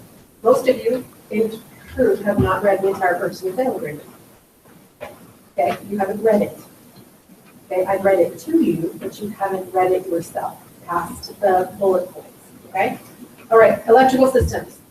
Utility services, 3A, the liquid type conduit has come loose at the connection to the panel and minor repairs are needed. B, 2 double tap connections in the generator switch, so the south half of the generator, needs to be evaluated and repaired by a licensed electrician. Okay, kitchen appliances, oven range, stove has not been secured as required by manufacturer's installation instruction. A tip-over hazard exists for small children. Stove should be properly secured right away. Okay, I'm going to tell you, me and all of my colleagues think tip hazards are bullshit. Okay, why do I think this tip hazard on a stove is bullshit? I cannot even tell you how few times this has happened. Oh, tip hand, yeah, I know what. Yeah. The thing that keeps the stove from tipping, okay? You know why this is like that? When you open the oven Yes. and then somebody sits on the end of the oven. I'm not too many people that Or I know stand in on a it. hot oven sit on it, but yes, it can. Or somebody could take out a turkey. Yes, and Put it down could a fall. heavy turkey. Yeah, Yeah, it yeah. doesn't have, but it doesn't, I mean, the idea, it's kind of like, do you know that at the gas station, you are at risk for a static electricity fire? Don't notice? Okay, just asking a question, how many times has that happened? You've had it happen to you? Series in a gas station. Wow. Static, like, What? well, of course it would happen to you. Okay. I was testing the tank system, You were testing a tank system. Yeah. that happened. and I didn't have this particular tank grounded, and like a little something. The ground wire. Right? Yeah, seriously, a ground wire to a barrel that had a little bit of gas in it that we were using for vapor stuff, and it wasn't grounded, and vapor just caught on, and my partner went, "Oh my God!" And I just took the lid and put it on top of the bung of the tank, and just he's like, You guys almost blew up. it was pretty funny. That is pretty funny. Almost blew up the gas But in station. so that's also the reason why it always cracks me up is people who are pumping their gas or smoking a cigarette. That always cracks me up. I'm like, Yeah. Even on a using- Darwin Award winner. Using your cell phone Yeah. creates enough static electricity Yeah, to Darwin Award light it winners, up. right there. Yeah. Okay, all right, The rubber sole chews the gas station. And a respirator. Just saying, just saying. You're welcome. benzene. Okay, so let's keep going. Okay, but I'm gonna tell you that a lot of homeowners are gonna really fight you on the oven anti-tip device. Yes, it's a safety hazard, but the idea that it's gonna happen very often, not that much. Okay? Watch your kids. Huh? Just watch your. Yes, just watch your children, keep them out, don't allow them to sit on a hot oven, that's all I'm saying. Okay, garage, automatic overhead door openers are utilizing extension cords, this is not allowed, and repair by a licensed contractor, electrician is needed. Garage wall condition, openings in the firewall create easy access for fire entry into the home and must be repaired. You guys, if you're in a garage and it doesn't have sheetrock, it's gonna have to be sheetrocked. And if it has any open sheetrock, it's gonna have to be closed in order to sell a house. So when you're walking in, so some of the things you're gonna now start to look at, why I want you to go through this, is when you're going through your listings, before you list them, or if you're standing in a home that you got a buyer that wants to make a purchase on, again, you can know this information in your head, you don't have to say anything, is what's gonna happen. A home inspector is gonna point it out on a report, even though I know they're gonna call it out, I don't have to run my mouth about it. I can let a home inspector, utilizing their license, point it out, and we can negotiate it on the home inspection repairs instead of negotiating it in the purchase and sale agreement on our original offer. Even though I know that that is going to be a term of the contract, I can wait for its proper time because I'm Wile E. Coyote. Yes, sir. So this opener using an extension cord, that's an Yeah. expensive fix. You have to run a circuit to the location of the openers. Could be. So, Or change the cord to the opener to run all the way to the existing socket. I think it would depend on what's there. no extension cord, but you Run can a extend the 20 foot. cord. Run a 20-foot cord. Oh, yeah.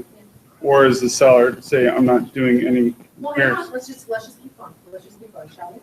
Okay, so the openings in the firewalls.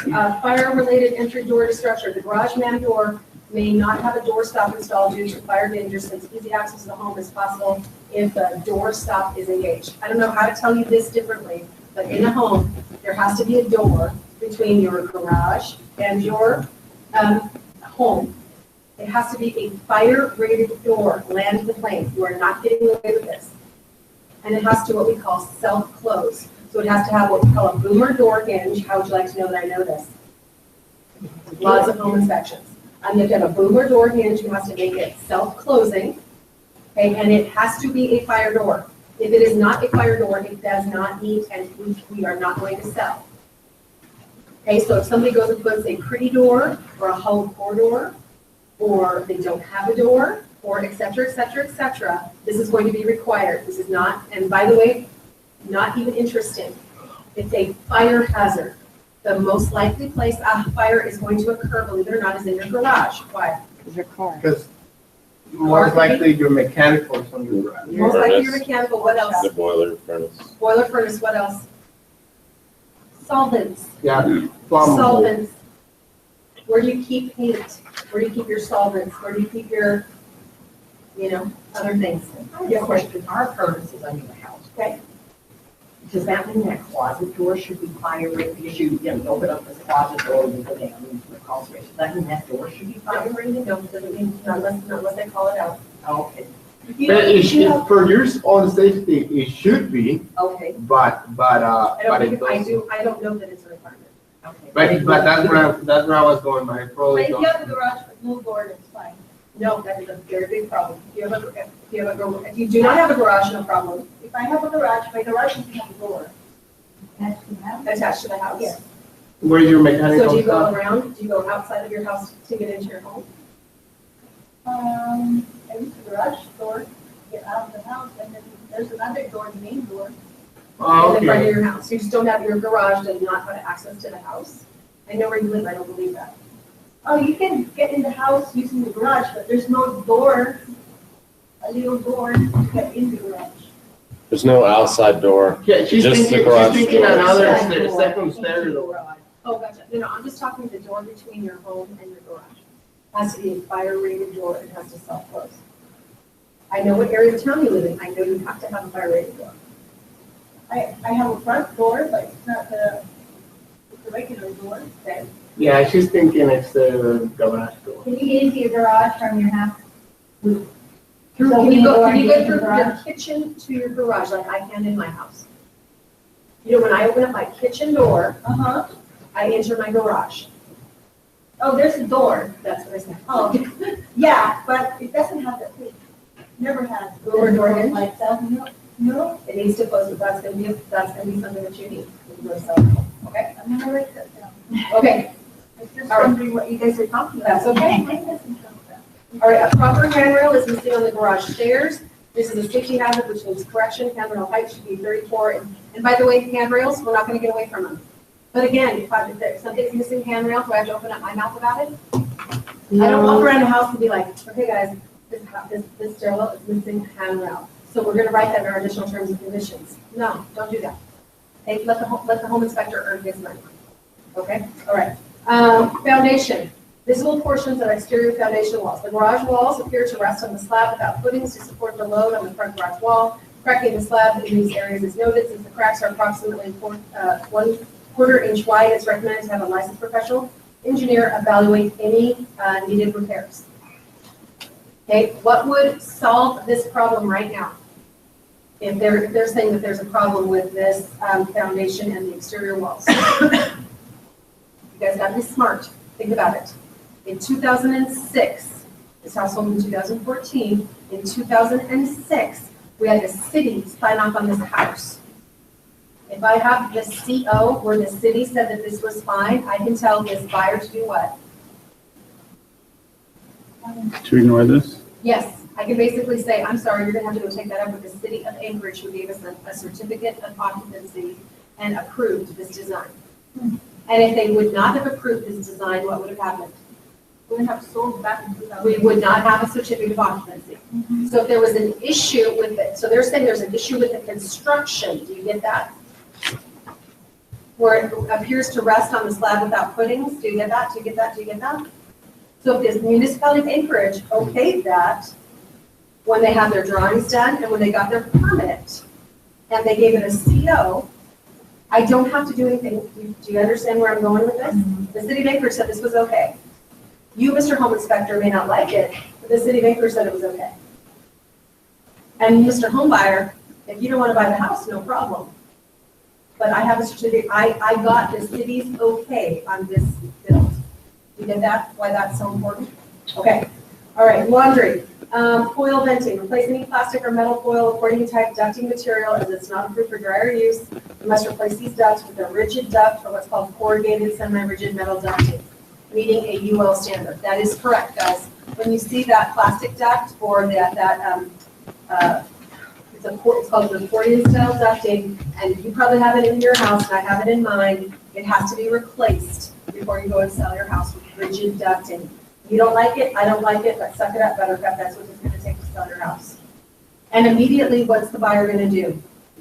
Replace it. They're gonna replace it with accordion style ducting, because for the most part, in our small laundry areas, that's all that will work, okay? All right, bathrooms, mother-in-law, leak was noted at the jacuzzi. Contact a licensed jacuzzi contractor for evaluations and repairs. Okay, so I have a jacuzzi tub. This normal, this home inspector is saying that I have to have a licensed jacuzzi representative come out and fix this jacuzzi tub. Is that correct? I think this inspector is just trying to get away from taking any Well, responsibility. that's their job, of course. Yes, I would say yes, but what's my point? Do I have to have a licensed jacuzzi representative come and look at the tub? No. No, guys. Plumber. No, I have a plumber. Go take a look at it, or somebody who works with jacuzzis or hot tubs or whatnot. You don't have to have a licensed, it's not like I'm taking my Ferrari to the dealership, okay? It's a tub. You think so? Huh? You I think so. You think so. Okay, master, Jacuzzi store. yeah, there's no jacuzzi store that I know of. I mean, There just is. a plumber would, There's not a jacuzzi store. There is a here. jacuzzi supplier here. He's a supplier, but there's not a store, and they don't do, Oh, Come on. I was thinking spa. no, yeah. This is like a- this is a- Professional, if he knows there's no jacuzzi contractor. I'm just telling you, that you guys have to be smarter than all this. well, this is like a brain fart. He's just whipping through these. This is probably the third one of the day. He's like, it's probably 11 o'clock at night, you know, it's like jacuzzi contractor, like, this sounds like a typo. Yeah, Like, A plumber, plumber you who know? works on jacuzzi tubs is perfectly, and when you open up the phone, then you're gonna be fine. Okay, master bedroom access panel is missing. The area could not be inspected for leaks or proper wiring. It's recommended to have a panel installed to inspect this area now and to periodically check on this area or replace the pump when needed. Okay, now we move on to something called maintenance items. Maintenance items is oftentimes where your train is going to go off the rails when it comes to home inspections. Okay? He says, condition of roof covering material. A missing shingle should be replaced. Contact a licensed roofing contractor for repairs. Okay, so did y'all get how big this house is? But it's got one shingle missing though, I don't know. One shingle missing, that's probably 1,000 plus square feet, probably 2,000 square feet of roof, and it has a missing shingle. I don't know. Do you get my point? We He need was a lucky to 40-year find that room. missing shingle. I'm just telling you right now, I've got it, I mean, FYI, now I have a buyer who's screaming saying they want a brand new roof.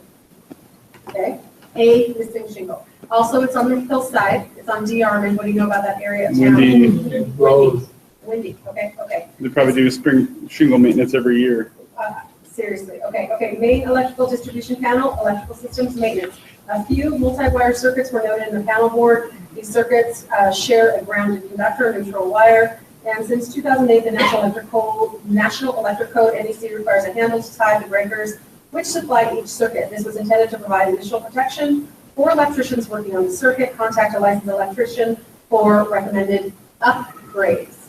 Now, one of the things that said, now here's what you need to understand. The house was rebuilt in 2000 and what? 6. So in 2008, there was a change in the electrical code. So now the point is, I, as a homeowner, do not have to bring this property up to the code in 2008 because I wasn't held to the code in 2008. And it's a maintenance item, not a health safety item. Do you see that? So that now when the home buyer says, oh, I want this done, what is your seller's most likely response? I'm not going to pay to have an upgrade to the 2008 code. Okay, other minor items, okay, and now I need you to pay attention to this. Other minor items also noted in the entire inspection report and should receive eventual attention, but do not affect the habitability of the house, and the majority are a result of normal wear and tear. Thank you for selecting our firm. If you have any questions regarding the inspection report, please feel free to call me. Okay. Now, we have some interesting issues. House built 1972, okay, rebuilt in 2006, supposedly down to the foundation, right? We would, yes, sir. Okay, if the house was redone in 2006, why would we need a lead base? Because the municipality of Anchorage says this is a 1972 structure. But if it was completely redone, Because the municipality of Anchorage is not going to reclassify the structure as 2006 because it retained whatever element of the original house. So the municipality doesn't come out and say, okay, you put an addition on your home, so now now it's new. Right. Okay, same thing as that house on Peck. Mhm. They put an addition on it, they didn't renumber the year that it was built. Mhm. Same thing.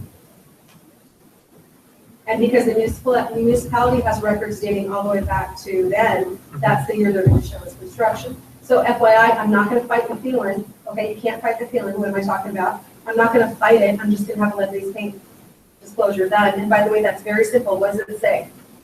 Do you know of any lead-based paint hazards? No. Do you have any reports? No. Okay, move on. It's a very simple disclosure. Right. You know, it's not, we don't need to fight about it, it's pretty simple. Okay. Okay? All right, so let's go look at I've got photos for you, okay? So let's look at the site. Satisfactory, cable television, no grounded wires, okay. Gas service supply, natural gas. Gas appliance, boiler, black iron pipe, satisfactory, okay. Foundation. Basement with foundation walls, floor grade, tall enough to have living space and a finished floor, poured in place concrete, 8 inches or more thick. Interlocking rows. Satisfactory, okay? It does say the garage walls appear to rest on the slab without footings to support the load of the front of the garage wall. Cracking of the slab in these areas is noted since the cracks are approximately 1/4 inch wide. It's recommended to have a licensed professional engineer evaluate for any repairs. Okay, now go look at the cracks, guys. Those are for Okay, look at the cracks. very dramatic. Okay, so do you see the cracks? Now, am I gonna bring an engineer out here to go look at these cracks? No, Okay, and when you have a buyer freaking out about this, what do you tell them? we live in Alaska. We live in Alaska. Right, and what else? This house was built and passed a municipal inspection. Okay, they had plans, they showed them to the municipality, and every single time, the municipality had to come out and do an inspection on this property, it passed. So if there was a problem with this right here, they would have made the homeowner do what? Change it. Change it. And now, am I gonna go, let me ask you a really important question. Am I gonna get the seller to go and demolish his garage and add footers? No. I'm not gonna get the seller to do that. Okay? So when you're looking at those cracks, you're gonna be like, yeah, you know what, that's Alaska. Okay? Now, can you imagine as a buyer seeing this going, oh my God, get an engineer? So one of the things it's your job to do is to get people to get real. Okay? You got to get people to get real. Because how am I going to explain to a homeowner to go fix this? And what could you possibly do? Not agree to it. Well, of course, he's not going to agree to it, but well, I mean, I can go put a little patch over it. You know what I'm saying? I can go put a little patch over this. What else might I be able to do if I had the house which was rebuilt in 2006? Right now, if I have this report and I hired a contractor, what would I do? Probably go after the warranty. No, not necessarily go after the warranty, but I might need to meet the contractor up and say, hey, I just got an inspection report and they're telling you this, how about you come out and take a look at these cracks, right? They're saying this wasn't built correctly. As the seller. Yeah, the seller might do that himself, right? What do we need to have? We need to have a reliable contractor. They still have to be in business and hopefully they have a bond and a warranty. But typically when you get a warranty, what are you getting, guys? Well, it depends on the company, it's, maybe 5 years. I bet you a 1-year warranty. 1-year builder's warranty is typically the max you're going to get. Builders can't even get 10-year warranties anymore. They can't purchase them. Okay, so you see what I'm saying? So if the person who did the work, and by the way, guess who did the work? Anybody want to know who did the work? Discovery? No. The son. The son. Seller. Oh, seller did the the work. son's was contractor? The son was the contractor. He did this beautiful home for the crop. Okay. All right, so let's keep going. So we're looking at, okay, oh, do you see the missing shingle? Yeah. Why? Do you see the missing shingle? Oh my On God. this entire freaking roof slope. Do I spy it with your naked eye? It's like at a 60-degree angle there. I mean, it's like nothing's going to leak through that. Okay. And he walked on the roof, it's got gutters, cold roof, satisfactory, frame satisfactory, trim is intact, window sills. So somehow he's taken a photo of this area, so I'm trying to figure out, From the crow's nest? no, right, he's taking this photo right here. I'm Oh. trying to figure out, I think it's missing some paint. Do you see that? Yeah, it looks like there's maybe like some possible Yeah. water damage. Well, I think it's, Yeah, it's on the note. It says minor area of missing paint with no. yeah, minor area missing paint. Okay. Right, so he didn't note that in the report, but guess what a buyer is doing? Reading the whole thing. They're reading the entire thing and they're highlighting all of the things that didn't make it to that page. And so what will catch you out occasionally is you don't read this entire report, or you don't go to where if they've taken a photo, they're trying to tell you something. So you at least want to go to where the photos are indicated in the report. You at least want to try and figure out why did you take this photo? A lot of times what they'll do is they'll have little arrows, pointing there. So they have what's called a cupola. What did we tell you that was? Cupola? It's like that crow's nest that's right here. Do you see that? So this is a architectural design that these folks decided to put on this house. Part of the clear opening of the windows. So the windows are, the installed windows in the cupola have window seats, which brings the sill height too low. This may be a dangerous area for small children since the screens do not appear to prevent a fall. The above recommendation is fairly recent and does not apply to the age of the property being inspected. However, it's recommended to contact a licensed glazing professional for recommendations if you have small children in the home. The boys' playhouse also has windows which are too low. Okay, so what is this telling you about these windows? They have me code. Yeah, that if kids are playing in this area, wouldn't that be terrible if something happens, right? And it's telling you that there's, okay, and then the wall covering material is primarily sheetrock. Carpet tile missing grout was noted in the laundry room. Okay, so he's pointed out a spot of missing grout in a 5,000 square foot house. You got that? Okay. Proper handrail is missing on the exterior stairs, so we talked about that. And shows, okay, do you see? So there's a hand railing, but what is it missing? There is a hand railing. It's missing it to be able The to grass. graspable. Yes. Okay, so it's missing that part, okay? And then it has two things to the windows with the thing. Oh, this is where those windows, where they have to have the glazing, right? But they even have to note the grout, missing grout. Not really, but I mean, again, in a 5,000 square foot house, it's missing a little grout, okay, right? Gas fireplace in the living room. You could actually use that to your benefit. He says the home is in such good condition, this guy had to grow. Right. He's just trying to find something wrong Okay. to fill out the report. So it's got a high efficiency boiler, okay? And the HRV heat recovery ventilator is installed in the crawl space. It's got, there it shows you the HRV. It's got filters are getting dirty, so you want to change your filters. Now it's showing the electrical panel, of course, which when you look at that electrical panel, you know exactly what's going on, right? So it's showing multiple wired examples, appears serviceable. Circuit and wiring size are correct so far as visible. Satisfactory. Structures with functioning smoke detectors. Carbon monoxide detectors are serviceable. Okay, elevator. It says right here, elevators are beyond a typical home inspection, and this item was not inspected. Would you imagine that it might be smart if I'm buying a house that has an elevator in it, but I might want to get it serviced, or at least give some information about it? Okay. Utility services, it shows there's a loose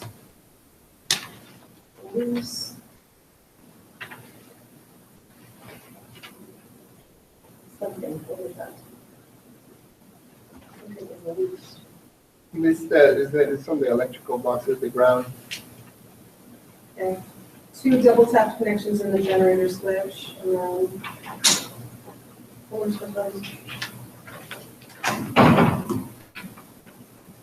So it's got the whole house has a filter, which you need to change that. is that some areas, what they call double tapped. Okay, they're showing.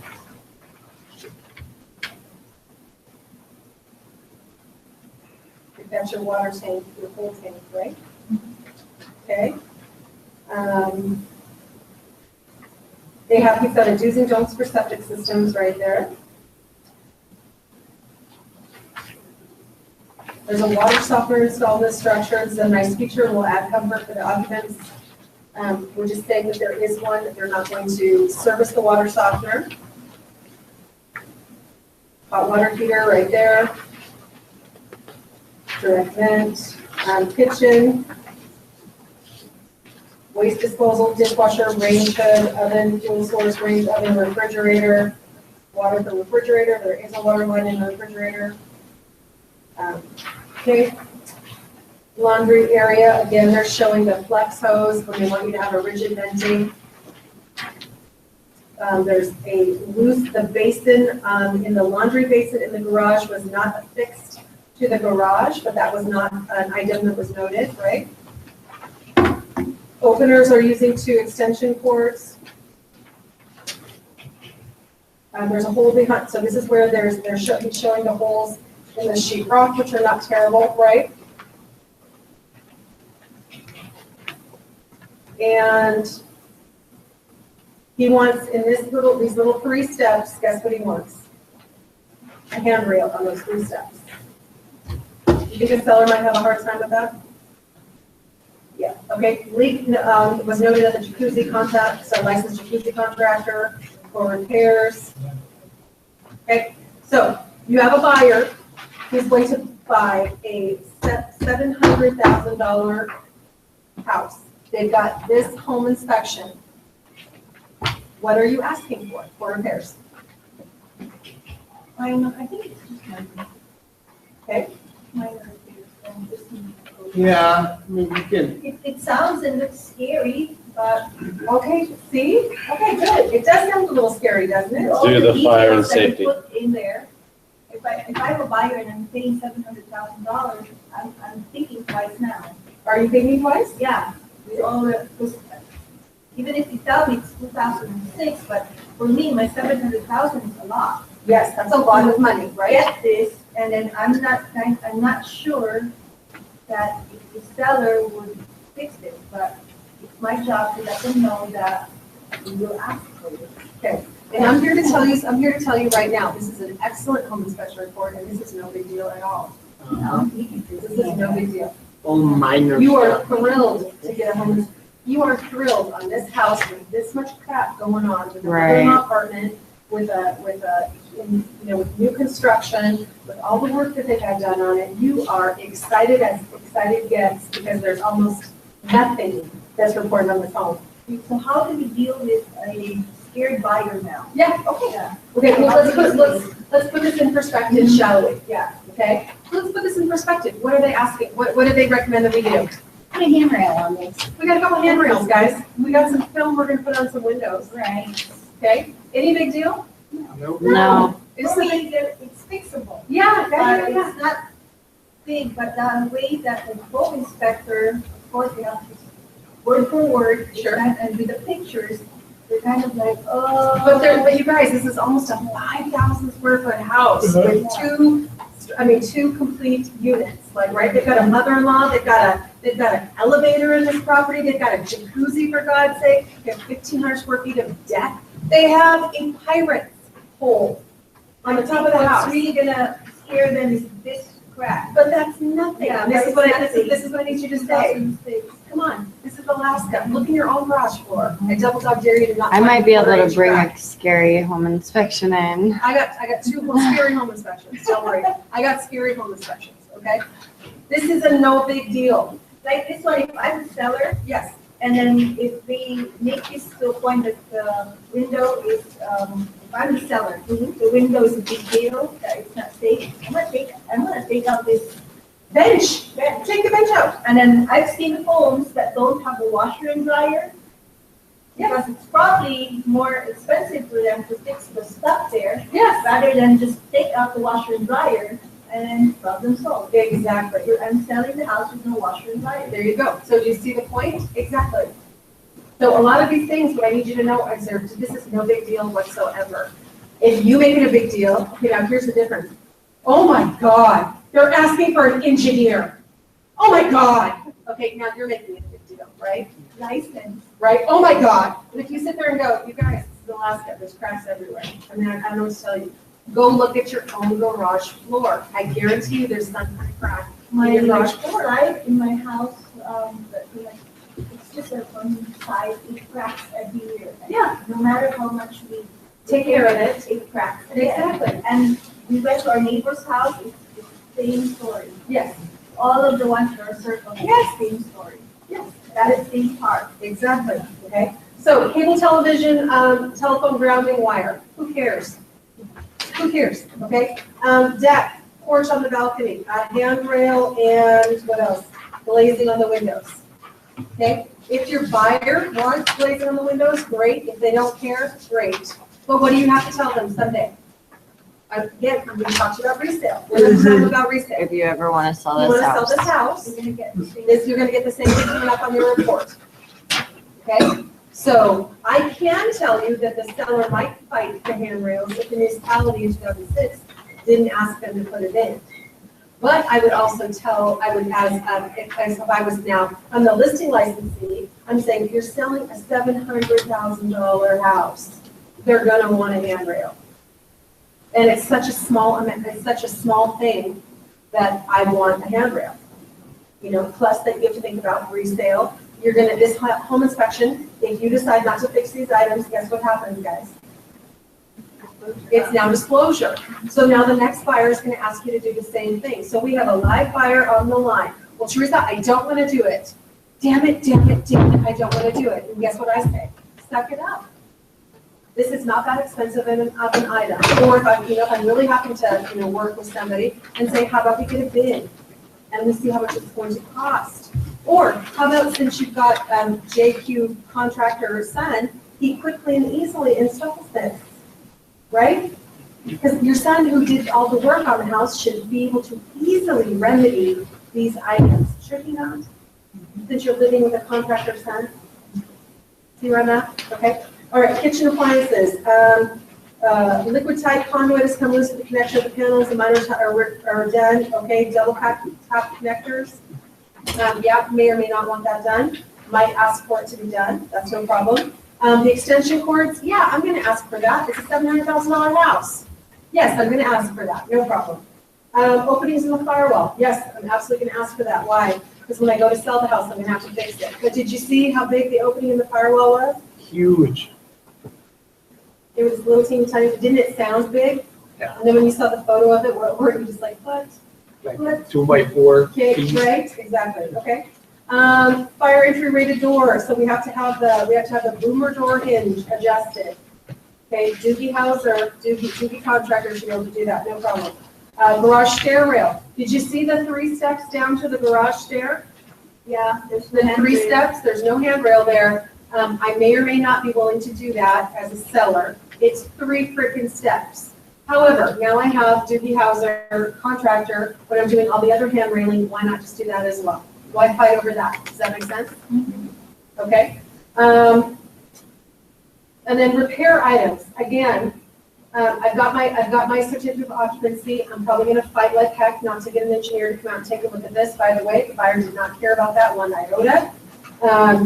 Mother-in-law bathroom, leak was noted as the jacuzzi. They did ask for that leak to be fixed, and the seller was happy to do so. The access panel, they installed an access panel. They installed a machine shingle. And that was it, okay? So, $700,000 house, is this a terrible report? No. No. No, are you scared about this at all? No. Okay, and how are you recommending to your buyer, what are we asking for? repairs. What repairs are we asking for and how are we writing it up? Clean the furnace, HVAC system, and the water heater. Okay, yep, we're gonna do that. Also, I will tell you the one thing that did get us in trouble. Original term in the contract was that they asked for the heating system to be service repaired and all that kind of stuff. Okay, did you know that it had, did you remember that it had inflow radiant heat? So the buyer thought that there was going to be somebody who was going to do some kind of inspection on the inflow radiant heat. Okay, interestingly enough, we don't know who would do that. And even the heating contractors were like, I don't know what you want us to inspect. The buyer got really hot about that until we said, hire your own contractor. Figure out what you want done, and the seller will pay for it. But he had to go through 5 and 6 contractors to get the same information. But he was really pissed off that he didn't get his inflow radiant heat somehow tested and fixed and safety. And we're just like, we don't know what you want us to do. If you tell us what you want us to do, we'll do it. Why won't you have it inspected? Does anybody understand what inflow radiant heat is, guys? Yeah. Tubes under the floor. Tubes in concrete in the floor. I don't exactly know what you would like me to do. You snake a robot through there and. I was inspect the integrity thinking of the about that, tubing. like, how would you inspect that? You have to send something. Exactly. You turn it on, if the floor Yeah, gets so warm. You know, here's the problem. The buyer got really hot about that. And we finally just said, we're willing to do whatever you'd like us to do. We agreed to do it by contract. But until you can find us something that we need to fix or change or do, and we've talked to this many contractors, you're welcome to talk to him again, or you can talk to this many more. But we had a buyer who was super hot about that, who felt that his inflow radiant heat, he should have had some additional checks on that. He didn't get it, and he wasn't happy. Okay, so FYI, when it comes to inflow radiant heat, be careful. Okay, I don't know what we could have done. And we talked to reputable contractors. Okay, so this is what I call no big deal report. You are thrilled as a listing licensee when you see this report. Are you thrilled? Yes. You are thrilled. Okay, this is no big deal. Because any one of these big ticket items, remember we've got wait. Oh, okay, let me tell you what did come up. Because Sun's the contractor. Sun did the work on the septic system to bring it up to code, right? But did he get a COSEP? No. Was he required to get a COSEP? Yes. No, they didn't sell. They didn't sell. You're only required to get a COSEP when you sell, boys and girls. So now he needs one. Now he needs one. Now guess what they had to go do? They had to go do repairs on the septic system that the Sun put in. Okay, the other thing that was a real big fat mess in this transaction was that we marketed this property and the seller told us that this property in 2006 had a 5-star energy rating. Okay, that's great. Guess who got the 5-star energy rating again? The contractor's son got that 5-star energy rating. Guess what he could not produce to save his life? A report. A report or the certificate. Okay? And the buyers wanted it, and we could not produce it. Okay, and it was a big fight. So be careful. So they shouldn't have a third party So contractor. do not say that you have a 5-star energy rated house unless you have the physical certificate in your hand and you can upload it onto Flex and part of the documents. If your seller can't produce the energy rating, then we don't say that we have an energy rating that we cannot produce. And this got to be, that particular document followed closing for months. I had a buyer on just all over us, and we had made every single attempt. These people were moved out of state, and they basically broke contact with us and said, if we ever find it, we'll send it to you. We went and contacted every single energy rater in town, and there's a ton of them that go in and out of business, guys. So there was energy rating companies that were in business in 2006 who are no longer in business now, okay? And they don't keep copies of those reports, right? So we were not able to produce that document. Finally, we put the seller in them, and we said, look, and then what does your contract say once you close? It's yours. It's yours. I'm done. I've done everything I possibly can for you. Okay, now you assume all liability past that. And what could you do if you wanted to? How could you have solved that problem? You could have it re-rated. You can have it re-rated. Okay, what's the issue there? It's not gonna come in at If 5. it doesn't come in at the same energy rating, then that's gonna be the next issue. Did you guys pretty much know it wasn't? No, we didn't know anything about, I mean, we literally, like, when you go through this list of things, we have very, very reputable listing licensees. Right. We even went back to the other listing licensees and said, do you have that certificate? So we did everything we possibly could. And then finally it was like, look, Mr. Buyer, if you want to have it re-rated, it's going to be at your expense. But we've done our due diligence, we've tried everything we possibly can. We contacted every energy rater in town. If you can do me one better.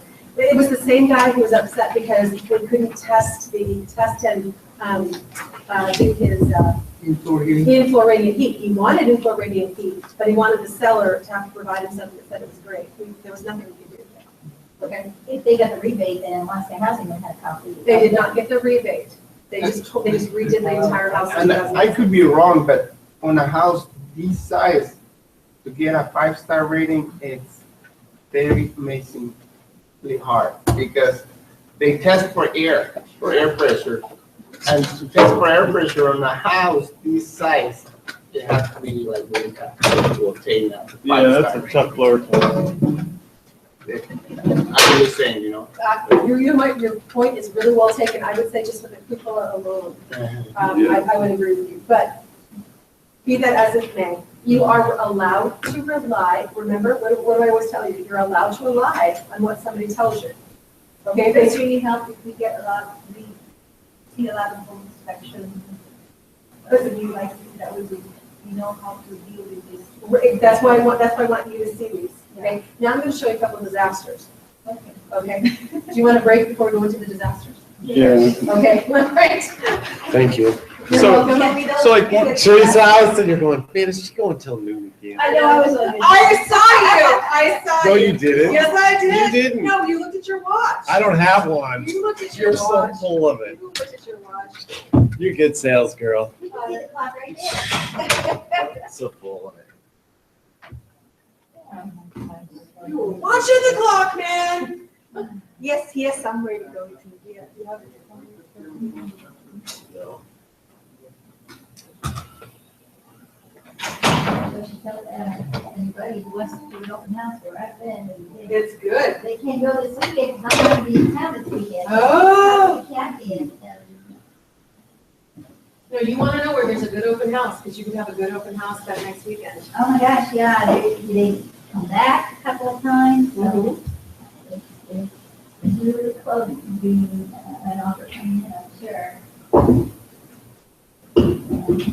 And I promised Zena I would talk about the market shift. I feel a shift. Oh, is she in house listed on, in the last 24 hours, is that our season? Okay, could be Zena Hebener That's the last name, but that name is, I saw it this morning. on the hot sheet. Were you looking on the hot sheet? Oh, yeah. I looked to see, what street, name I know, and what company. Oh, see, I look to see what's listed. Well, I look at it all, but, I have my order of events here. Gotcha. So how do you like this on Friday, out of my driveway? Go to turn left on here, this is a we were waiting today. Go to turn left on. Right there. Are you on that? Oh. Are you on that? That, and it's over there, so they put a Connex. Yeah. About a month or two. Yeah. So Teresa on the other side, and I heard what we were just talking, and then, you any clue what that Connex is all about? Because we did. I don't know, maybe they're renovating and they want to take everything out. Never thought. Oh. Yes, they have big Connex in the backyard. Yeah, one of two things, they're renovating or they're getting ready to go. And there you go. There you go. And it's supposed to be my own. And I don't think it's. You look sleepy. What's going on with you? I'm so tired today, I don't even know why. You're sleepy. I went to bed early last night too, and so I did not want to get up this morning. I don't know what it is. That's maybe kind of breathing. But that's what happened. I'm not sure, I'm so sleepy today. I like your dress.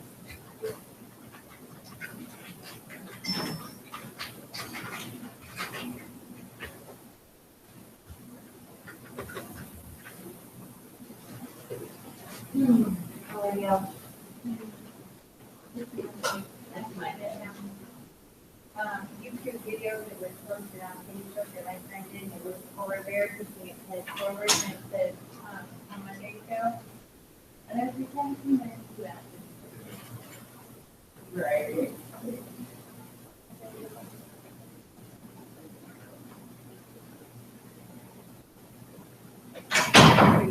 This journey now, huh?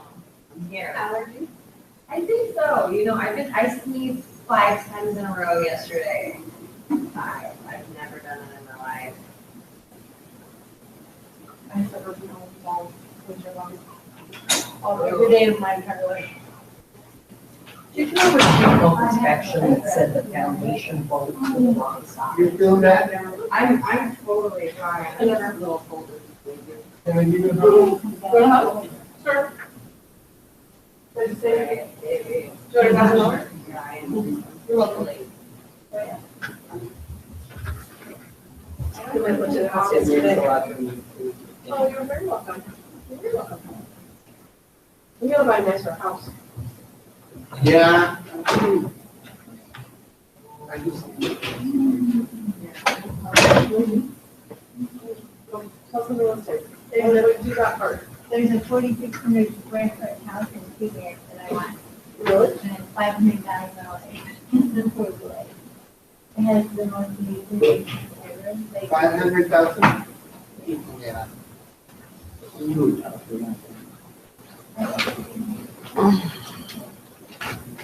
But it has the most amazing run around and ride and yeah, it was like, oh. I saw that face and I was like, I need that. Yeah, my kids are crazy and they need to be out. Yeah. To be legal and run around. Okay. And the right to make country. Yeah. They start pushing around too much. My legs are all Because of what? Phew! Bless you. Thank you. squats and it's a workout. It is. It was so pretty yesterday. I'm happy. I should never be bad. When you get in the shower and then you can make it, if I can smell myself, I don't know, why does it do that when you're outside? It's like you absorb all the outside smell. I like when kids come in smelling like cut grass. That's my favorite smell. Or when your Like grass. cut is grass? good. Yeah, cut grass when your kids smell like that. No, And love that smell. your closet does smell like this would be like. I do, for some reason. I love that smell. And I will stop. How was your weekend, Phil? Mosquito. It was, Oh, I agree. it's all right. You working with a client? Yeah. Bill wrote an offer yesterday. Did you? Oh, okay, good. From the open house? No, Oh, had to cancel my open house. You are out of control, man. Yeah, what, Yeah. Edinburgh, were you going to open house in Edinburgh?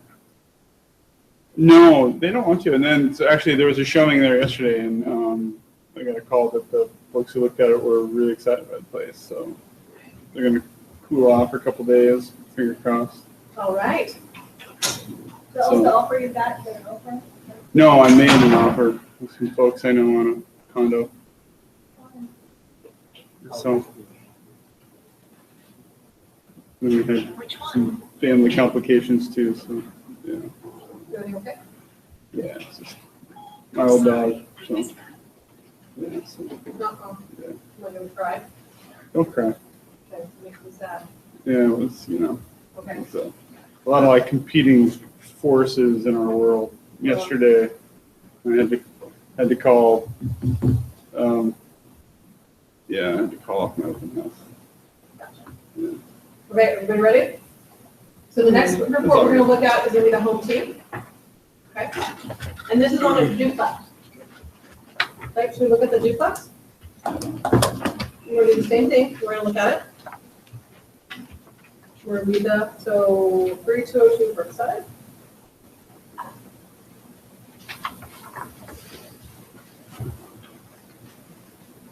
Okay. All right. So 3202 Brookside.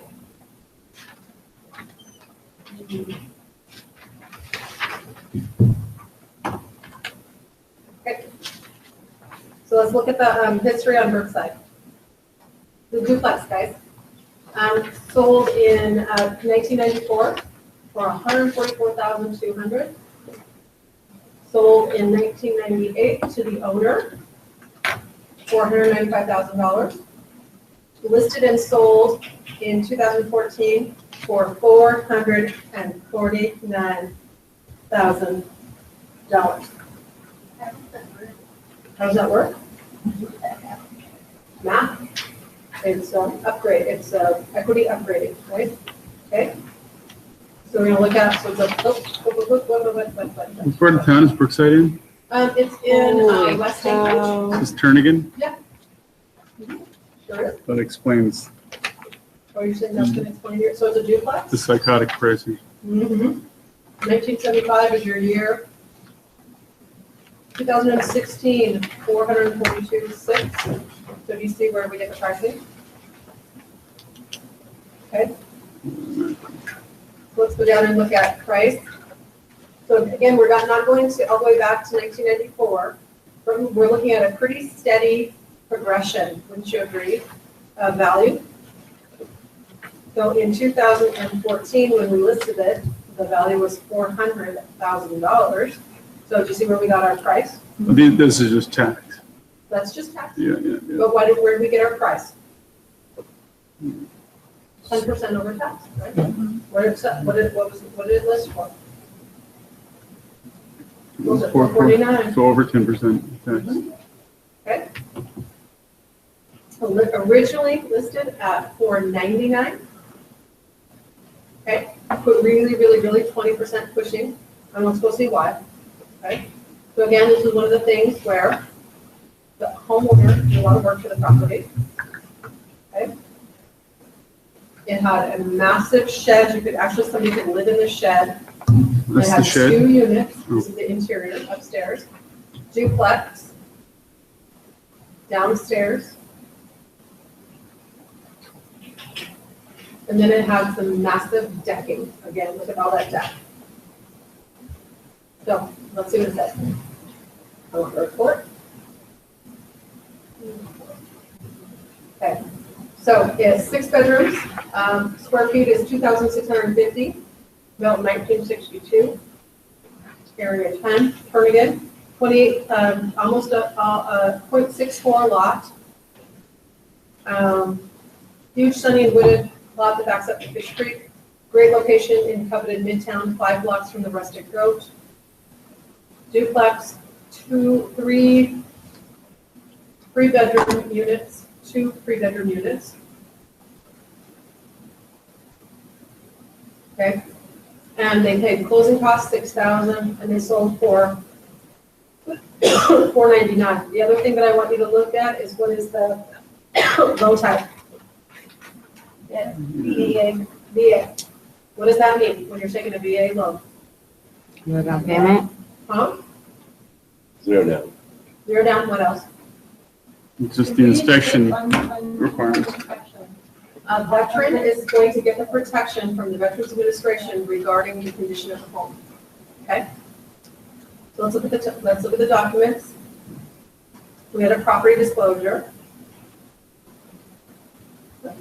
Okay, let me understand something here. When it says 6,000 in closing costs, that means who paid for the closing costs? Seller paid $6,000 in closing costs. If the buyer were to pay, why would it show up? It wouldn't show up at all. Nothing? The link that says seller paid closing costs. Look at the Okay, Deal. seller, he paid.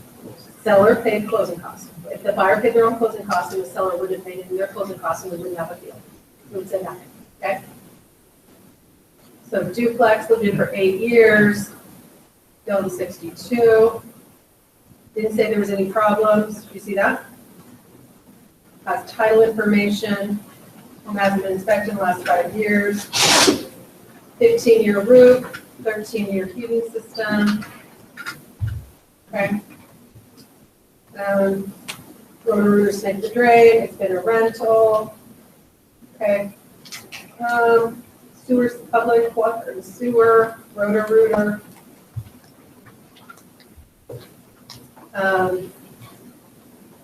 So it says we remodeled, we had it done according to codes. There's a dog and a cat, slight airplane noise from Lake Hood and International. And let's see if you, not going to say anything else about all the work yet. Oh, sorry, there's something.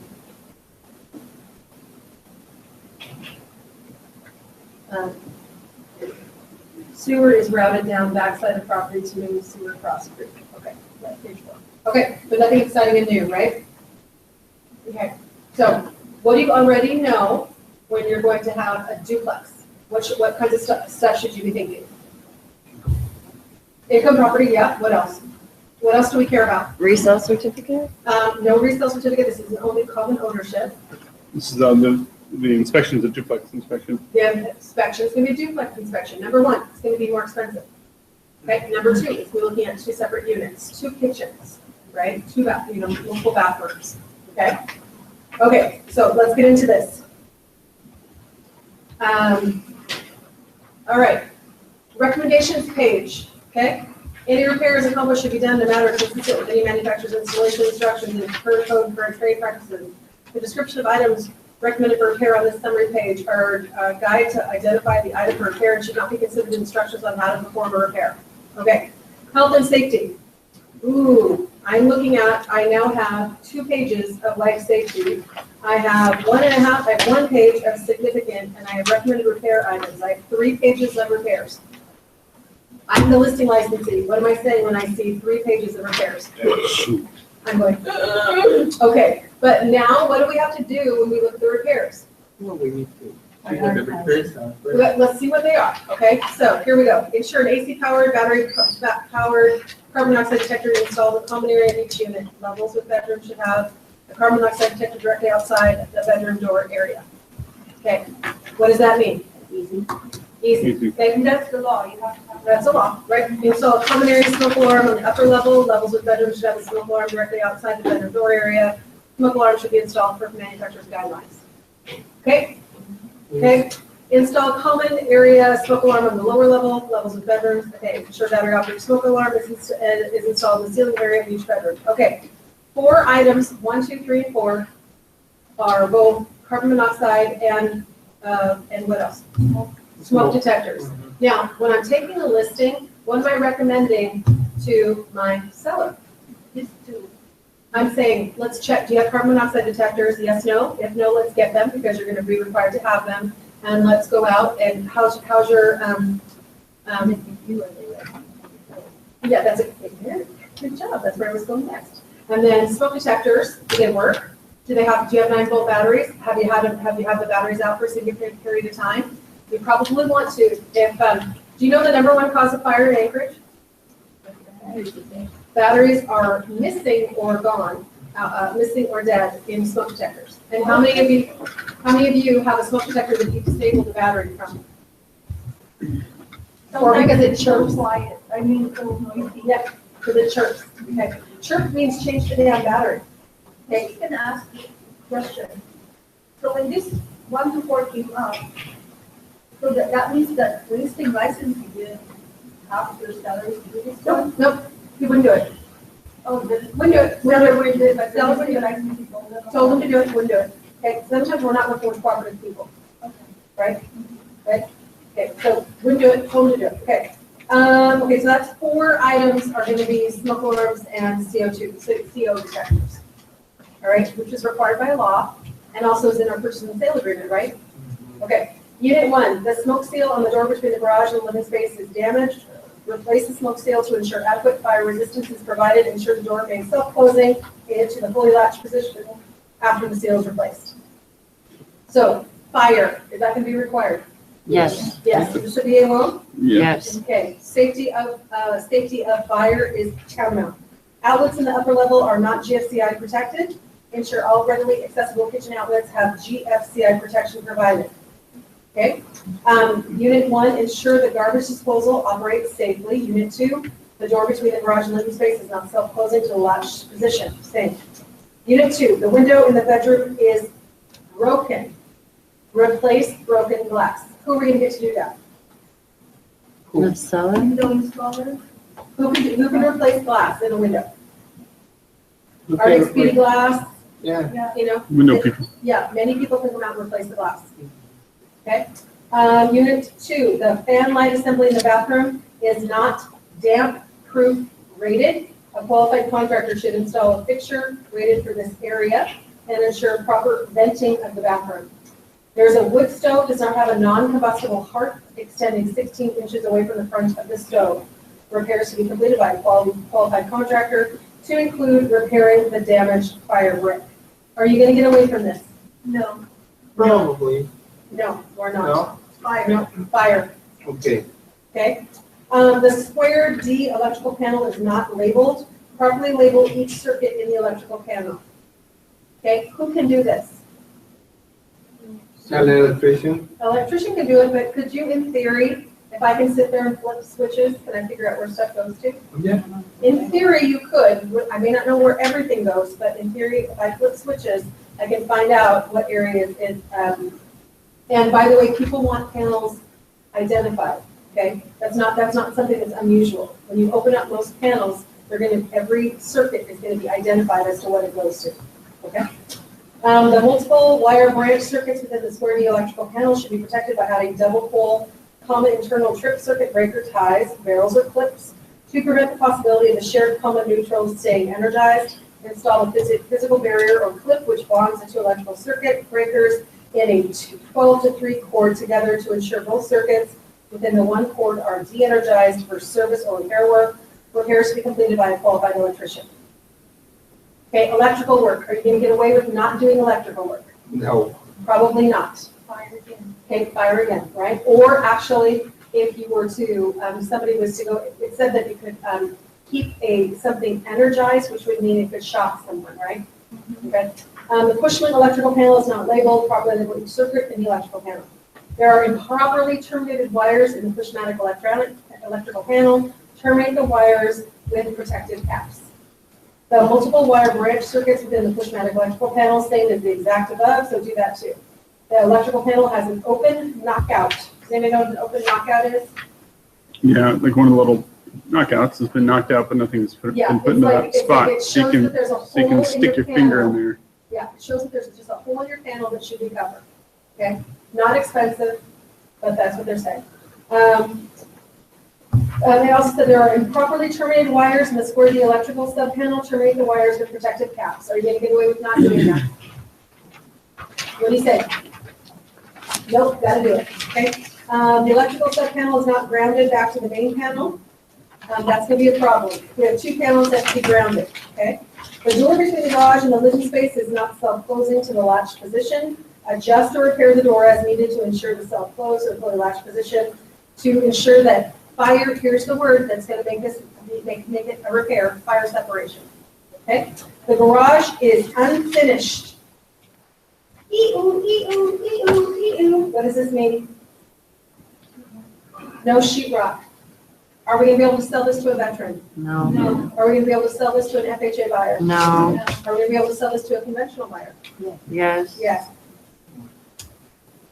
That's why, the Saturday, you want to do this one, check on your offers. That is correct. Now you are following me down the line. When you are starting to evaluate what kind of financing this house will allow, one of the things I'm looking for is I'm walking into a garage, and this is something I'm going to tell the seller. Mr. Seller, you are going to have this garage has to be finished and fire taped. If it does not have sheetrock, I am not accepting an offer from a veteran or FHA, and I'm not allowing that as financing. Okay, I'm telling somebody, if you're a veteran buyer, this property is not for you. Okay, but we are not going to get away without fire taping this garage for a V buyer or an FHA buyer. Or also try to write an offer. Correct. Calling the seller and asking that, hey. Well, if I have the buyer, I'm not helping the seller and the seller's licensee do their work. And by the way, this is why your license number is important. If I see that you have this property listed and you're offering VA financing, I know right now that garage is going to have to be fire taped. You probably don't know that. You're going to accept my offer. I'm going to let the home inspector do his job, and your seller is going to fire tape my garage. And is that an expensive or inexpensive item? Expensive. It's expensive for people who don't know how to do it, Abraham. It depends on how much it is, because like I know I've been through many garages where they did the drywall like they leave their beams exposed, Mhm. and that's something that still needs to be addressed. And, Okay. they miss that. Okay, so FYI, I'm sometimes looking at things knowing that you guys don't know what you're looking at, and I'm gonna negotiate my offer one way, and you're gonna be caught unaware. And I let a home inspector do the work for me, because what again? I'm not a home inspector. But if you accept my VA offer on a property that has an unfinished garage, what do I think about you? That you don't know your financing. You don't know your financing, and that's not my problem, that's not the buyer's This question, problem. let me catch up. So why we doesn't accept, They're going to require The lender's They're going. they're going to require that this garage have, be sheet rocked. Right. Okay, because it's gonna be called out in a home inspection report. so it's a VA requirement? It's gonna be a VA requirement for my loan package. Where did we find out stuff like that? That's why we're doing this right now. That's why this is This is how you're finding out. weird. There's these lists, the list could go on for days, Oh, and you couldn't possibly keep up on it. We just, And that's the same with this. all you gotta do is show up to boot camp. Yeah. So But Teresa, we're always gonna talk about properties, right? We're always gonna talk about properties. You guys, when you have issues, when you don't know what's going on, we're always gonna go take a look at stuff. And we're always, if you need, this is why we're going through a couple, 3 home inspection reports, of which this one's a doozy, the next one is comical, okay? Because I was just wondering, because I know they're very strict on their loan, some loan types and certain things like this, but yeah. Just so we know that we don't look like amateurs. Well, here's why, this is why you're coming, this is why we're talking about it, this is why on every single offer, I'm talking to you about the offer. Do you have any office that have the VA requirement in writings? They do, but it's about this thick, and you're never gonna read, you guys don't read the purchase and sale agreement, so you're never gonna read it. So why, I mean, here's my point. If I gave you the items, if I gave you the handbooks, which are like 18 inches thick, you wouldn't read them, so what difference does it make? Right, no, just, you know, like you said, getting to know what Yeah, that requires. But that's why we're going through this, okay? And typically, you guys are gonna get caught out on the listing, and then you're gonna get, it takes you doing the business, getting caught out on items until you get, because that's really, FYI, how did my son learn that the stove was hot? Trial and error. I told him the stove was hot. I showed him what an open flame looked like. I told him that it was warm, and it was gonna burn him. What did he decide to do? I didn't Burn. touch it. So FYI, I can tell you everything, but you're gonna still go out and do what? I'm gonna be on. You're still gonna burn because you don't listen, okay? It's not online for VA that you can search. I mean, you could, but again, I'm talking, these are so extensive, and this is typically, again, it's outside your license, and oh my God, what if you don't read the update? What if you're reading an old one? You see what I'm saying? So you have to do this business, you have to leap in. You gotta leap. You gotta do it, and you've gotta figure out what happens. Typically, most of you are working with buyers, so you see why listings are a lot more tenuous? Because when you're working with a buyer, you have the home inspectors backing you up. You don't look like a fool. You're sitting there going, oh yeah, they're gonna have to fire me with that. Okay, when you're the listing licensee, it's way more, there's a little bit more diligence that you have to know. But this is exactly why we're doing this. So this, if my buyer's a VA, this goes to the lender also. Not necessarily, it doesn't have to go to the lender, but FYI, that is also your open flame and your gasoline.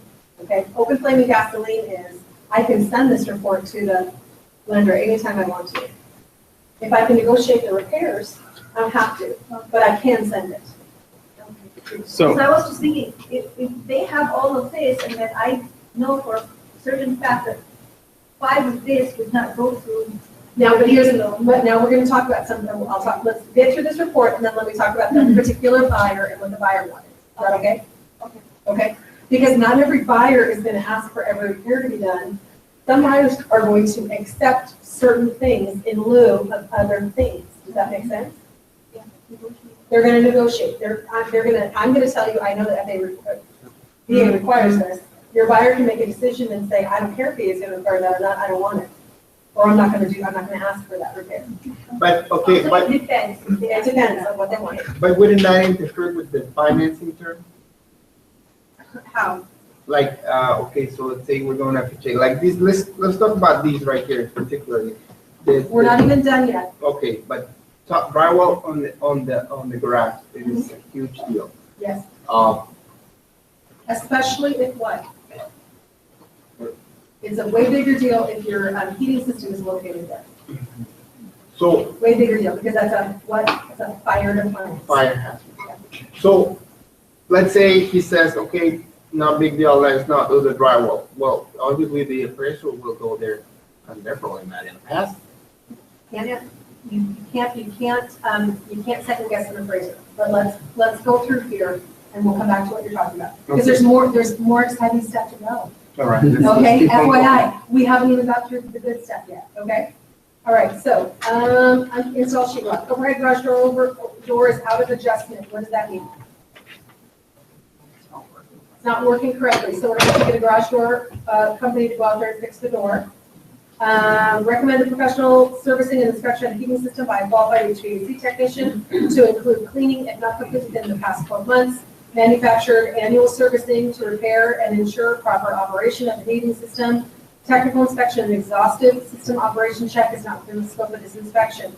Do you notice anything about the last two reports? They do, a home inspector does not inspect the heating system. It is its own special item. You are always going to ask, unless they have posted a HVAC report from the previous 12 months, you're always going to ask for the HVAC system to be inspected, right? It's a specialist.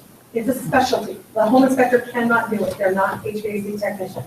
I've never met a guy who will do one, ever. Can you upgrade as an inspector to? I can't answer that question. That's something I don't know. Yeah, I don't think so, but because I think it might be considered a conflict of interest, but I cannot answer that question. There's a B vent at the roof level that's corroded. Replace the B vent. Repairs to be completed by a qualified contractor. Provide a cap for the top of the fireplace flue, a spark arrestor. Spark arrestor. What does that mean? To prevent water intrusion and to protect the roofing material from burning embers. Exterior light is not weatherproof or GFCI protected at its outlet. Repaired by a qualified electrician.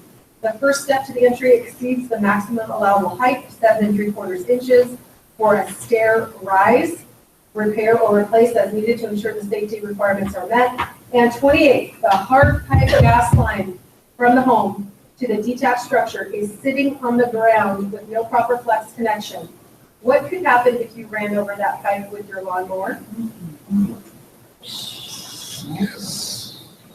The gas line should be buried or should have 6-inch separation from the ground. Repairs to be completed by a qualified plumber. Also service the heater in the shed to ensure the installment is compliant. Okay, do you have an idea? Is it pretty overwhelming, all the life safety repairs? Yeah, this one is bad. I was thinking, this house is $500,000. Wow.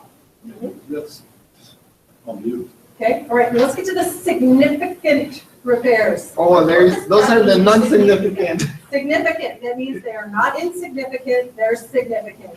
Meaning, if I'm a buyer, you want to pay attention to this, okay? There's wind damage to the roof shingles. Repair to be completed by a quality roofing contractor. The flat built up over the roof over the garage is deteriorated at the flashing edging. Repairs to be completed by a qualified roofing contractor. The chimney chase cap and block mortar is cracked, which will allow water to leak into the fireplace. And that leads to wood rot in the cap. Reseal the chase cap and repair the mortar. There's a paint peel at the exterior of the home on the soffit and fascia areas.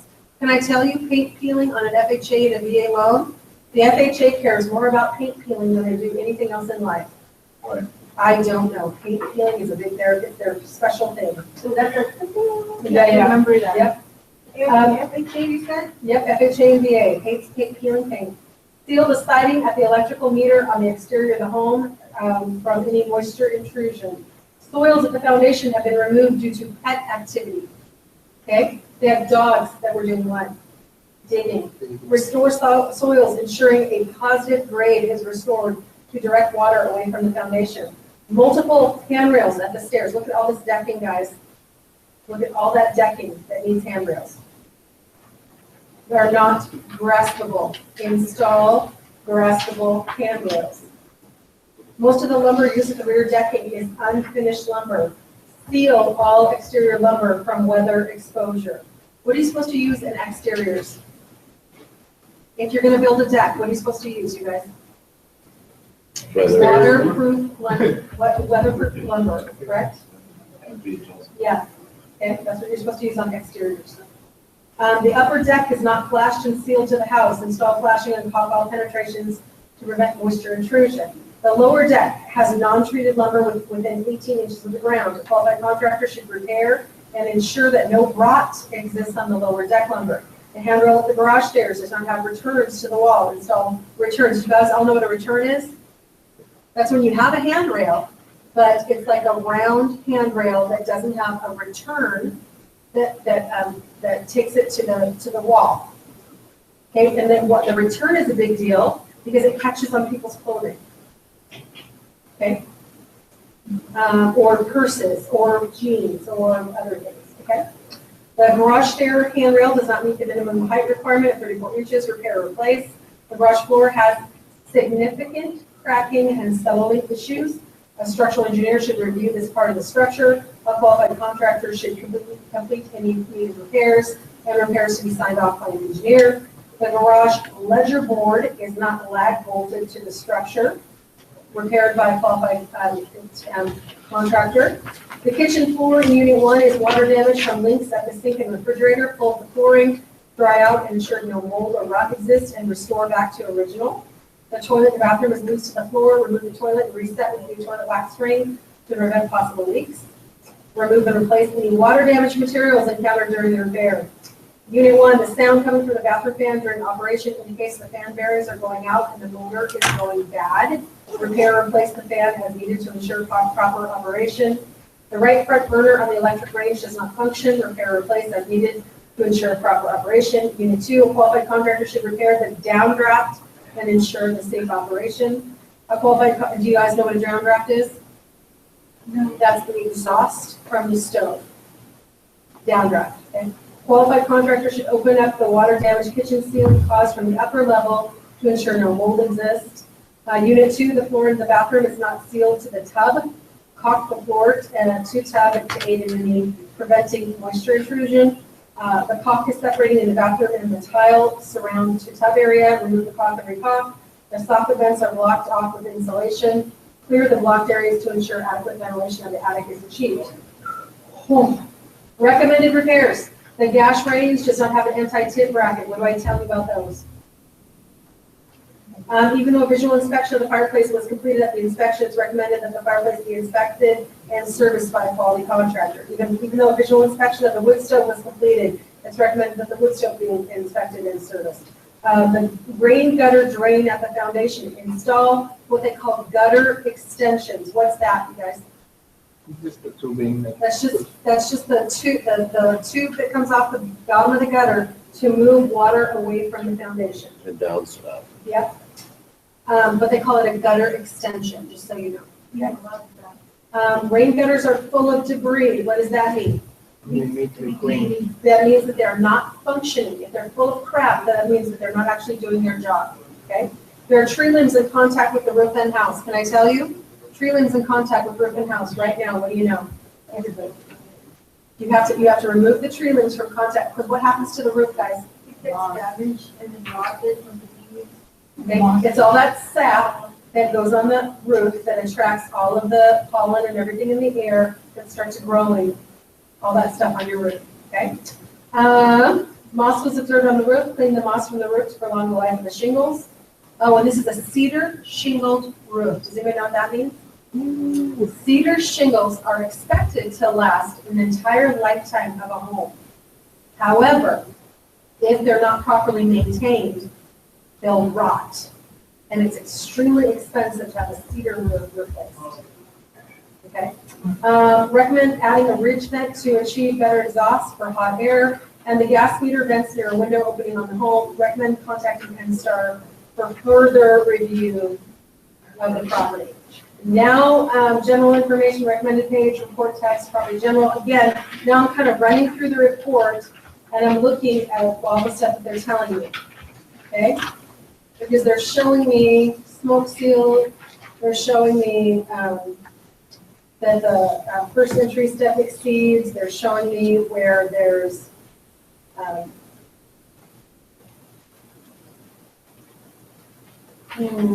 they're showing me some paint that needs to be painted. Now here's the garage, okay? They're showing me that, the lower deck, look at the untreated lumber, you see that? Lower deck.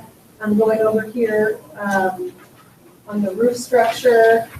I'm looking at the roof structure, and you can really see, you see where that roof structure, look on page 10. You see the problem with that roof right there? Yeah. Okay, are you gonna get away with selling this without fixing it?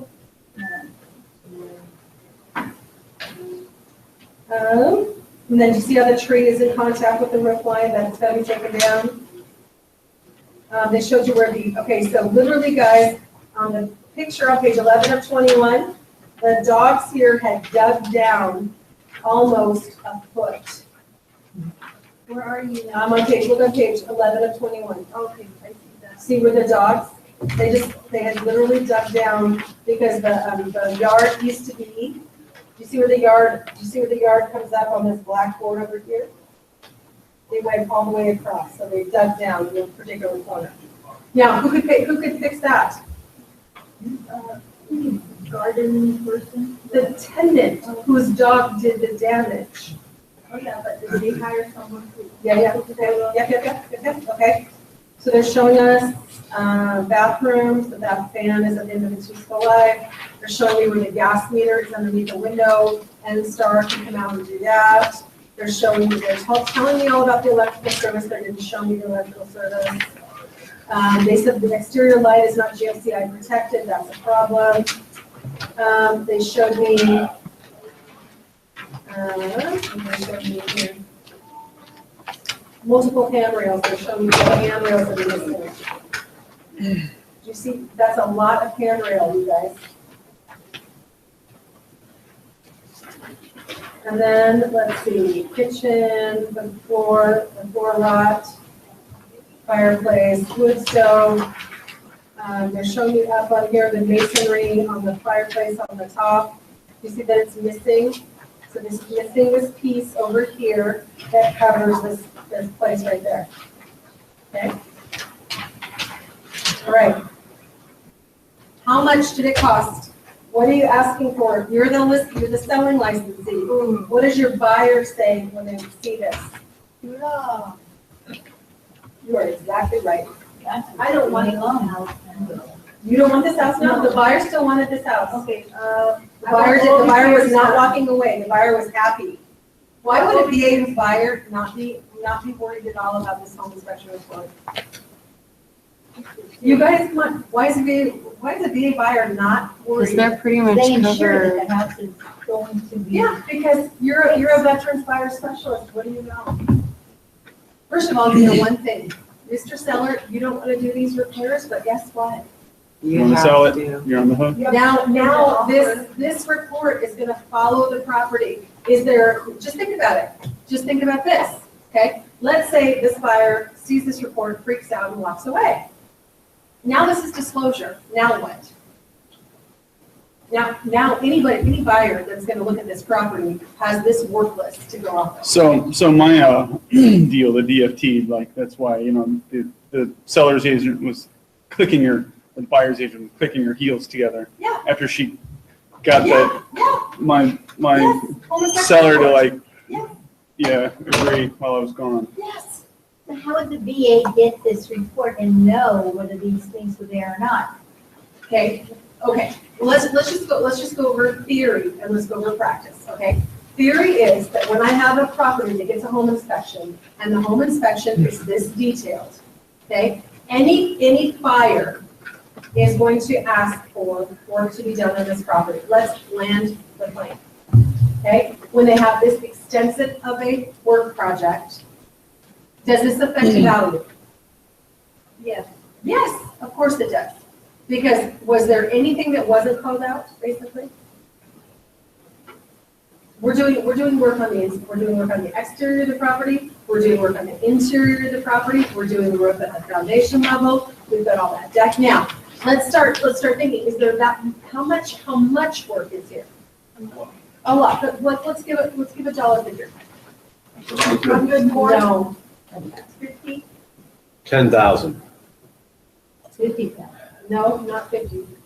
Higher than 10, lower than 50. Well, I would say the drywall job in the garage could be For the roof. $5,000. Well, if I'm gonna get this house painted, that's already like 6. We're not getting the whole house painted, you're just getting the areas where the peeling paint is. Oh, okay, you don't have to do the whole You don't have to thing? do the whole thing. Okay, so you probably. So who do, now, I have a couple, let's talk about who can do all this work. Can I get one guy to do all this work? General contractor, You can get a general, and he can do all this work. and a landscaper. You don't have to even have a landscaper, what do you have to do? You gotta go dump some dirt. Yep. I mean, let's be real, we gotta go dump some Okay, dirt. real money, Real money, what are we talking here? I don't know, let me- Okay, and I'll tell you, the majority of these repairs were all complete. No, too much. It's a lot of work, and so what is it? 15.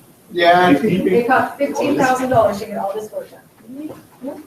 Some of it is not as bad as you think, and some of it can be grouped. can you give this to a general contractor and have them, do an estimate? Yes, Okay. yep, absolutely. Also one thing I was gonna ask, okay, I'm just selling licenses. Yep. And my buyers being difficult. Well, how about your buyer? I mean, seller, Yeah, being yours- difficult, do all of this, I don't wanna do all that, I don't have the money to do all of that. Yeah.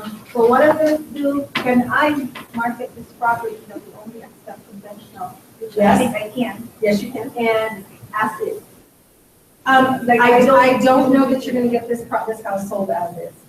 I don't think there's any buyer that's gonna buy this house as is. They got sold theirs, which was a foreclosure that was really. That's a foreclosure, that's a different So deal. it's a different deal. That's a different deal. This is a foreclosure. This is a guy who has money. This is an owner who owns his property. And this house was actually, believe it or not, this was a lovely on the inside. This is an amazing yard. It's a massive sloping lot that goes all the way down to Fish Creek. It's a 20,000 square foot lot. Those are beautiful decks. And the interior was actually done in a really nice manner. So it was really done well. Okay, so this is beautiful. Added on to the asking price or split the difference, add some of it on the asking price and then. Is split it the that, difference? do veterans ever come with money? No, No. so it's, yeah. No. Okay. And then here's the question you didn't ask me. What position is the seller in? Yeah. Who knows? Gods to sell. Has to sell. Oh, Okay, does that make a big difference? Would it be, I think it would be smart to have a pre-home inspection done also. Absolutely, the buyers, the listing licensee, okay, I want you to pay attention to something. Look at the name of this, the listing licensee, her name is Kelly Mills, and I want you to look at something. we're on. I'm going to the websites, tax, yeah. hang on, I'm going to the tax. And the selling license, or the person who owned the property was her brother-in-law, Patrick, who when she begged him to have a home inspection, pre-home inspection done on this property, knowing that it was kind of a funky property, and it had a lot of moving parts going on. He said And then he no. was also asking originally, what was the list price on this house, guys? Original list price was $499. So he had priced it at the ever-living rippity-rip, tippity-top of the price point. Okay? That way you don't get this much, and you get that. Correct, correct. That way you can get your, so if all of this work had been done prior to listing the property, if every single one of these line items had been taken care of, then I'm marketing a very different property, you see? And one of the things I'm gonna tell you is when you have a property that's in, when you can kind of walk around and it's a great property, obviously it's a great property, this is a duplex. It's on a 20,000 square foot lot. It has a shed in the back that someone lives in. They live in a shed, guys.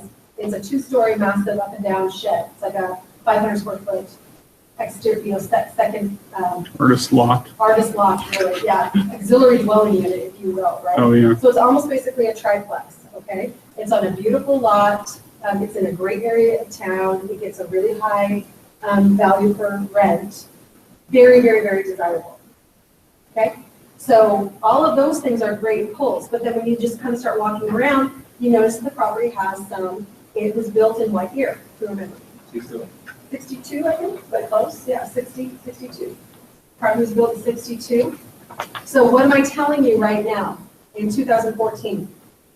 You're dealing with a 50-year-old house. We're dealing with a 50-something-year-old house. Maybe we ought to get a pre-home inspection done. This is the girl's brother-in-law. Guess what he tells her? Yeah, no. I don't need no stinking pre-home inspection. I'm just gonna wait until I get an offer. And then what do you always tell somebody? Then we're gonna be negotiating down off of the price. We're not gonna be able to get the value that you're asking for. Obviously, a property, a duplex listed for, you had a fourplex you were looking at for $500,000, right? So if I have a duplex listed at $500,000, this better just knock my socks off. Now, there's some aspects of this property that will knock your socks off, okay? And obviously, it has enough compelling, selling points that people really, really, really wanted this property. One of the hard things was they couldn't cash flow it because they were going to be owner options. Okay, that was a problem because it was such a high price point. But the other item is it was nice enough to buy and you could live in it. Okay, but there was obviously some things. Obviously some things that needed to be fixed. Okay, so then we had to lower the price in order to get an offer because it was priced too high for the condition. And then once we got an offer and I got a home inspection, now we've got to deal with this. So now. So did this, have you told us whether or not this actually happened? This did happen. The deal went through? Yes. The buyer purchased. After? Negotiating $15,000 of work plus $6,000 in closing costs. Not to mention the amount of, not to mention to what the selling licensee actually, or the listing licensee actually, the work that she had done out of her own pocket. Would he gotten a better price offered if he did that? Yes. Yeah. Yes. The area Yes. he is and the big. Yes. He probably would save money too. He would have probably gotten his price if he would have had a pre-home inspection done and had this work done. So, listing licensee, money out of her pocket? Yeah, Why? she'd have paying for things. This is her brother-in-law. Here's the question. But why? She wanted my brother-in-law. Let me She just wanted to just let's make it happen. get this done. Yeah. I will help you. Well, I and will she, pay and for again, it. he's out, so he's in Michigan, she's here. So what she did- Oh. So basically she's basically shepherding this thing through and doing what she has to do to keep it on the rails. Yeah, Because he well, has she's- to sell it. He's gone. Yep, so this It's is- family. His property is actually really nice inside. It is really nice. Because if it sits too long, then people are gonna local and local. Exactly, exactly. So the way the VA do and any other lender is the appraisal report. That is one thing. This home inspection report did not go to the lender Okay. because the seller agreed to do the majority of the repairs. There's almost nothing I think they didn't do. Okay? And when you had a general contractor who did the entire job Mm-hmm.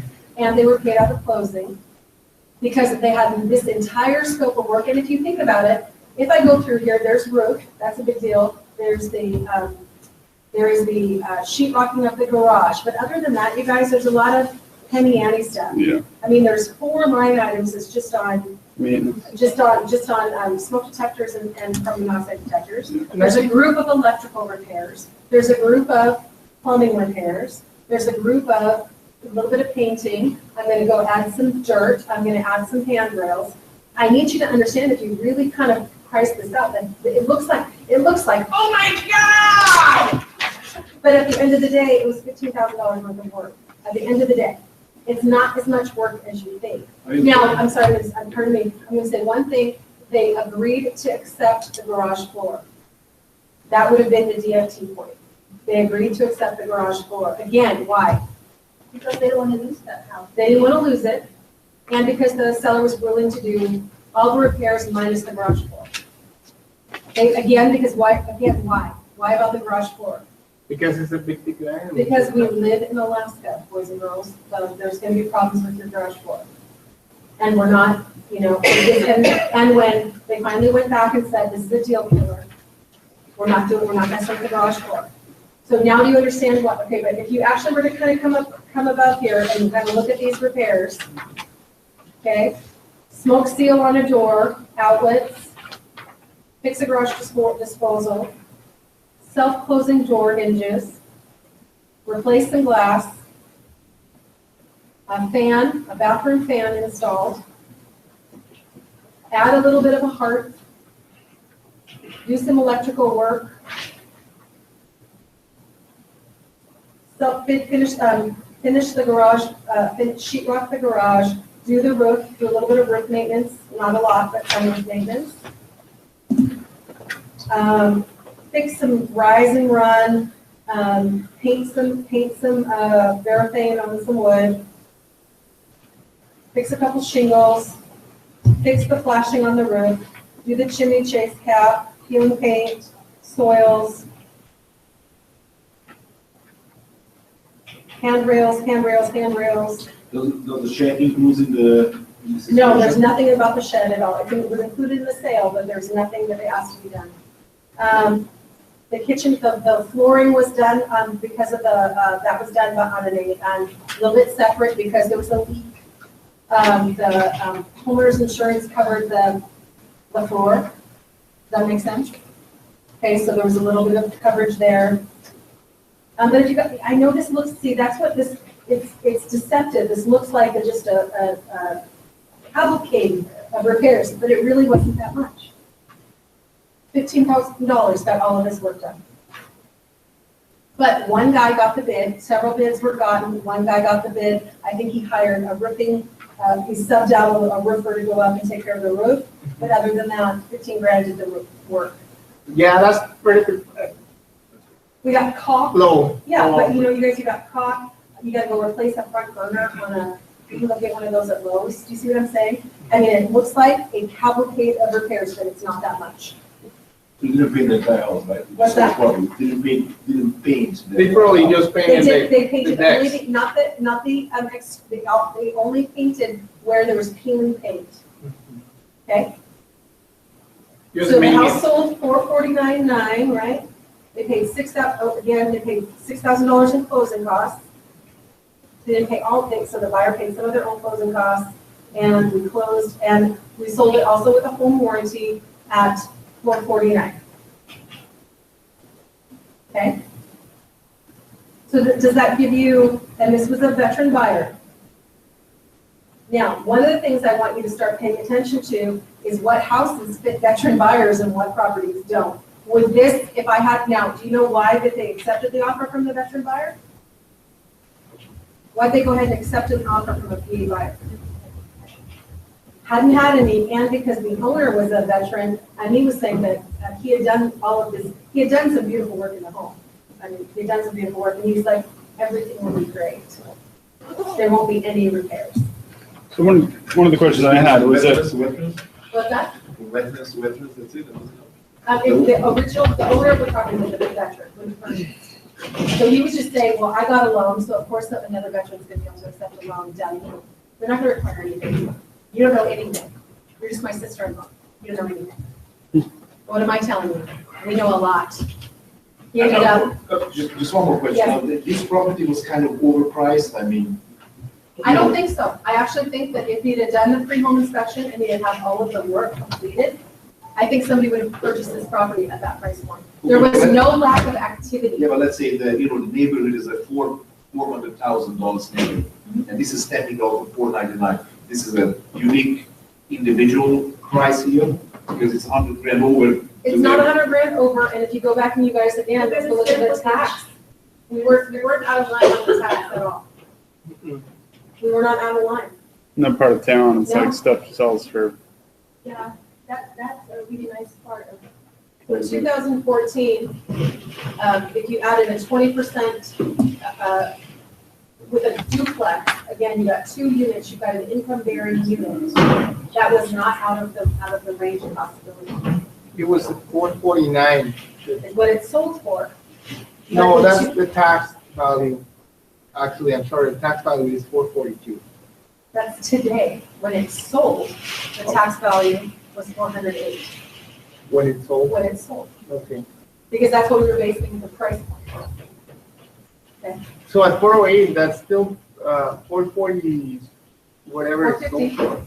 450 down. It's pretty close. pretty- 10% again, right? But of course, the seller wanted to do what? make it- Oh, no, you're wrong. This is a $500 million property. Oh, and by the way, this guy had equitied out. He refied his property twice. So what really got to be the sticking point was we had to clear his loan, right? And he was kind of getting upset because he basically wanted to equity out 3 times. He had equity once early, refi, took money out.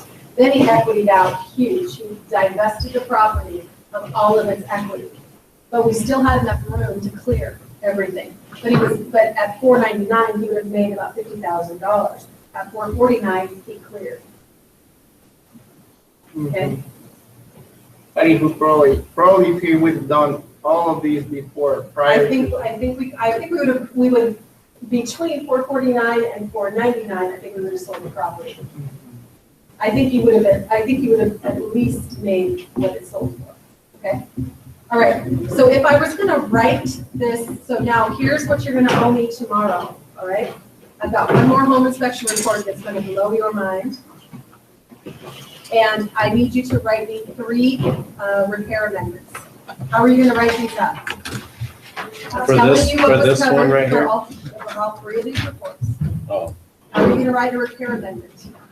Because one of the things you can't do is you can't just say attach our 3 pages of the home inspection fix everything. You can't say that. You have to be able to write an amendment. Okay, now we're going to go to our last report, which is the focus report. This report was done on March 5th, 2015.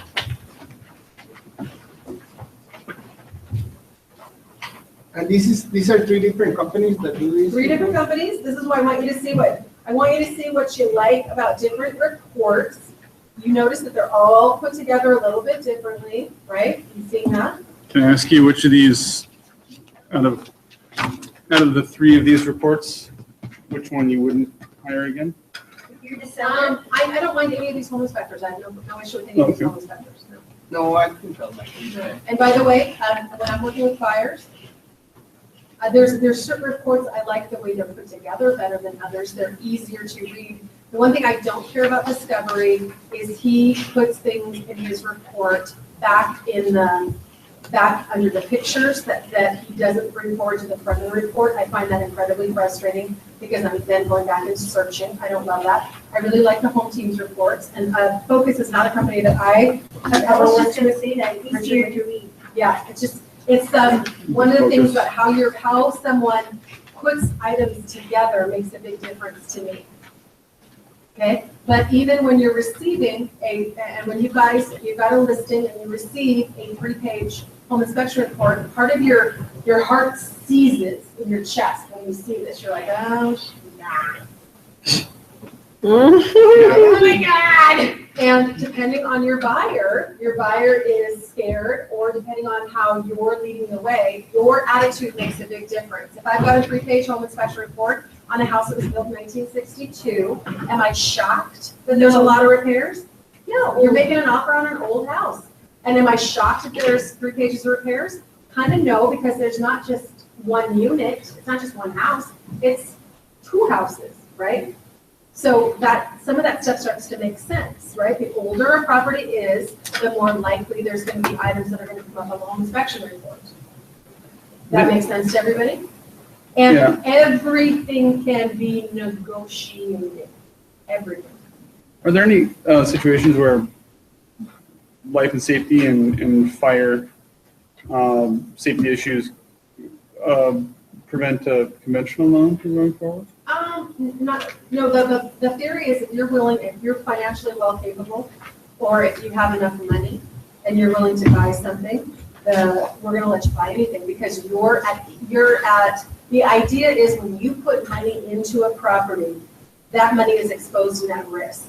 And the idea is that you're going to then take that very seriously and try and protect your investment in the property. So there are properties I would tell you that you're probably only going to be able to get with cash. They're few and far between, but there are some properties that cash is the only way that I can see to finance the property. So in other words, if you have a British castle 500 years old, you have 200 pages home inspection. That's correct. And there are some things that can't be repaired. They're functionally obsolete. I would have to I would have to rip the structure down in order to fix things, right? And of course, some homeowners are just not willing to do it. Leaded glass windows don't have a significant R value. Correct, but they're beautiful or whatever. Okay, so now I'm gonna go to this property on Alpine, okay? And then we're at, 13341. Alpine Drive, okay. And again, I kind of want to get you familiar with the property.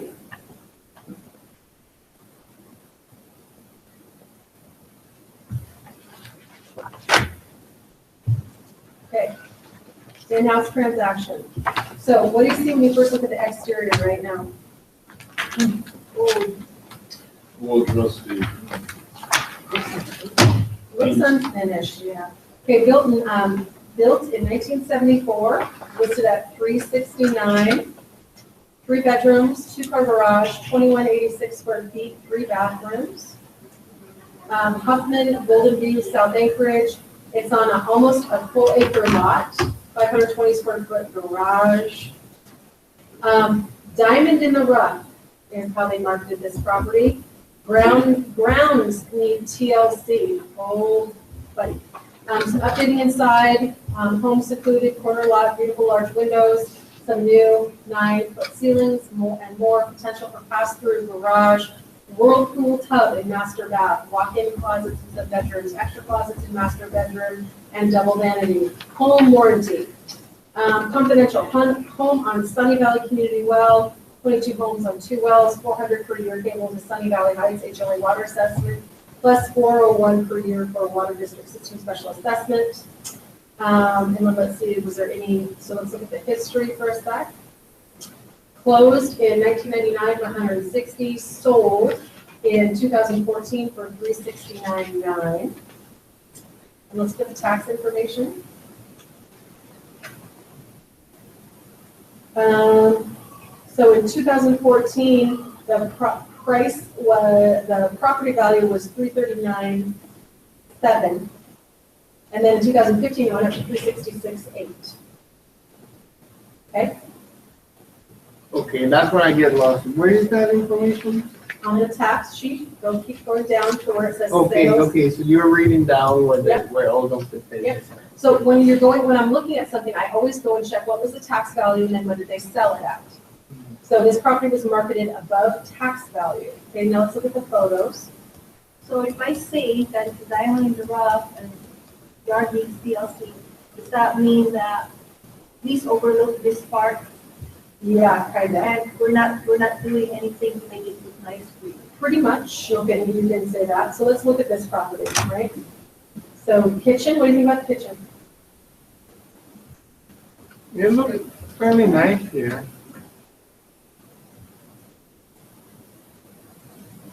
This over here is a turtle pond. Turtle pond, right there, turtle pond.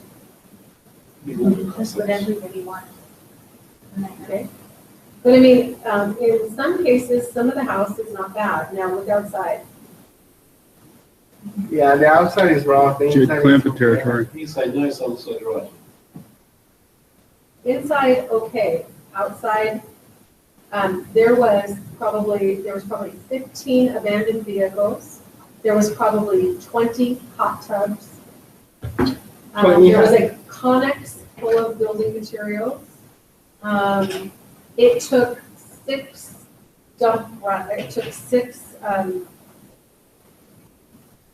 I can't even tell you what it took to get this house cleaned out, but it was massive.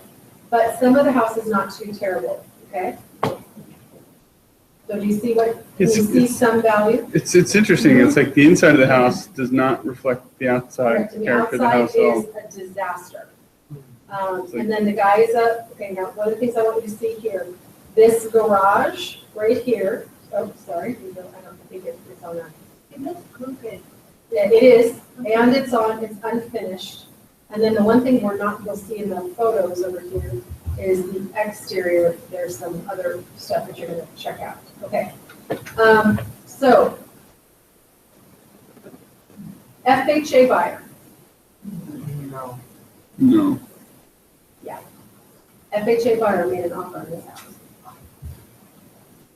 Makes. Obviously, that there's people that are desperate to take any and all offers, and so they're just kind of like, oh, all right, let's hold breath, see what It's the only happens. offer I got. Well, by the way, if you were to look at the exterior of this property, you'd have a hard time making an offer on it, because you can't imagine it getting cleaned out. And by the way, the guy had to, at the end of closing, he had to transfer title to like 6 cars. He had to give the titles over because he couldn't get rid of them. I mean, the exterior was, everywhere you looked was a pile of crap. And anything that was worth of any value, the buyers asked for, and he refused to give anything of value. I couldn't really tell because even with the pictures of the bedroom, they didn't even make the bedroom sure. The sheets that have been done better, how much more is outside. Okay, so I want you to look at page 7. Page 7 on the report. There wasn't a picture of the exterior. Wow. Okay. Now, one of the things I would tell you is, and then I want you to look at, I also want you to look at, do you see on page 9 where there are 2 holes in the roof? Yes. Is that from the? That's from him removing some, I'll show you. Shingles. No, not Vents. shingles, vents from the roof. Which you never And it plugged. wasn't even fixed. So he put holes in, he has a 4-stair system, he went and put holes in the 4-stair system. He had, I can't tell if you can see it. When it snows and rains, does it go in? Yeah, it sure is. Okay, I want you to look at the, I want you to go look at, on page 12. I want you to look at page 12, I want you to look at the water heater. What's the trouble with the water heater? Everything into the garage. Not a problem? Yeah. Poison, I think. There you go, there's your life safety right there. Okay. And then the 1 bathroom was under construction, and literally the buyer said, please stop working on it, because it's so terrible. Okay. Quit it. Okay, now, we're gonna go through this report. Okay, couple things I want you to know. Full price offer made with closing costs. How much in closing costs? Nothing. Well, that's wrong. It was closing costs paid by the seller. I know that. I know this to be true. I can write it down, this was a difficult seller. This was a very difficult seller, and I can tell you that this is incorrect. There were closing costs paid by seller. That's probably about $10,000. Kathy Fernandez is the listing licensee, and she accepted an FHA offer. This was FHA. This was not conventional. This was, and there were closing costs paid. So this is like, This is incorrect. But originally this was priced at $394,900. It sold at $369,900 with $9,000 in closing costs. And it was FHA. I think this is a red flag, it's like a licensing for the buyer, and then you see that it's very good. Oh, they might have licensing. been exchanged. She's a very good listing, she's a very good licensee. She's a very hard negotiator, I Yes, will tell you that. Miss Kathy, always respect her, and then you could already tell she's working with a difficult seller. Because if you can make someone have a nice picture for the bedroom, to make the bed nice, and then you all see all crap outside. Well, you could even That already means capture, something. you could even capture, I mean, if you guys walk through, I have photos, I brought my camera of some of the photos. And if I can feed it into here, I will. But I can't even give you a glimpse of what Jed Clampett, I mean, if you can just imagine, literally, if you can just imagine a junkyard. Yeah. Literally days we could drive out there to this property, there'd be furniture sitting, just like this right here, this crap right here, there'd be furniture sitting on the lawn. Like a couch, just like you drive up there, there'd be a couch there. Who's taking the rest? Just a couch. Yeah, I got it here. But literally it was kind of like, almost like a hoarder, Like a gypsy. almost like a hoarder, but more for building materials. Okay? And this was not professional, the photos are not No, professional. well, this might not be a house you want to take some professional photos of. Okay, so life safety. Ensure each level of the home Crime has scene a carbon already. monoxide detector. Install battery-operated smoke alarms on the ceiling of each bedroom. The water heater is not properly installed and currently venting its exhaust gases directly into the garage and has an improper gas supply line. Recommend repair by a qualified mechanical contractor, ensuring all requirements for proper water heater installation are complied with. Furnace was not inspected due to being shut down by a mechanical contractor for multiple safety hazards. Referred to mechanical contractor paperwork for description of all safety hazards that need repaired. Holes cut into the furnace heating system ducting in the garage are not fire resistant. That is correct. A hole cut into a duct will not stop fire. Okay. The garage was not fire resistant from the living space to the exposed wall and upper level floor framing in the garage. Repair all sheetrock, ensuring minimum of 1 foot of tape, and mud is applied to all seams. The plastic drain pipe at the garage ceiling is not properly supported, has a reverse grade, and is not fire resistant. Work penetrates the garage ceiling. Recommend repair by a qualified plumbing contractor. Door between the garage and living space is not self-closing to a fully latched position. Repair to close in latched position. Gaps in penetration around any metal plumbing pipes, valves, conduit, and wires. The sheetrock of the garage should be properly repaired for fire resistance. Apply fire caulking, not a foam product or heat-resistant silicone product, to gaps around all plumbing penetrations of the walls and or ceilings of the garage that are adjacent to the living space. The large window to the left of the front main entry is not safety-rated glass. Install safety-rated glass or have safety-rated film installed by a certified installer. The rear exterior outlet at the upper level deck is buried in the wall, not GFCI protected, and is missing a proper exterior rated cover panel. Recommend repair by a qualified electrician. Exposed and improperly terminated electrical wiring near the ceiling of the garage above and forward of the furnace along the back side of the central support beam and on the left side where the concrete block foundation has been cut away. Recommend repair by a qualified electrician. The framing for the doorway between the garage and the living space has been installed over one side of the circuit breaker panel. A door has been installed over a circuit breaker panel. That's a problem. Which prevents the panel cover from being removed and prevents adequate clearances for services. Recommend repair. Improper terminating electrical wiring and lights powered by extension cords in the recessed lighting at the peak of the living room along the two beams. Exposed electrical wiring in the front, both sides, and the back of the building. Exterior should include properly terminated open wiring ends under the front and exterior deck. All wiring should be enclosed in a rated exterior conduit and fittings. The light switches on the wall in the dining room are not secured to the wall. Bathroom GFCI outlet retain the power after being tripped. Improperly terminated electrical wiring in the small attic area directly above the upper level rear side bedroom.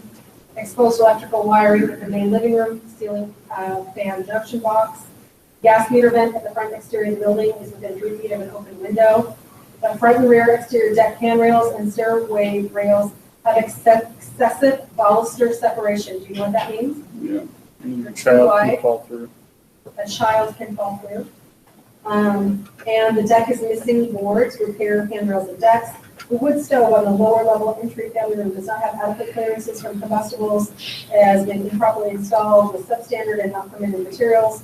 Chimney passing through a garage space. The flue pipe has excessive creosote buildup, including the spark arrestor screen and rooftop not properly flashed to the rooftop, and the chimney does not appear to have adequate support to hold the weight of the pipe.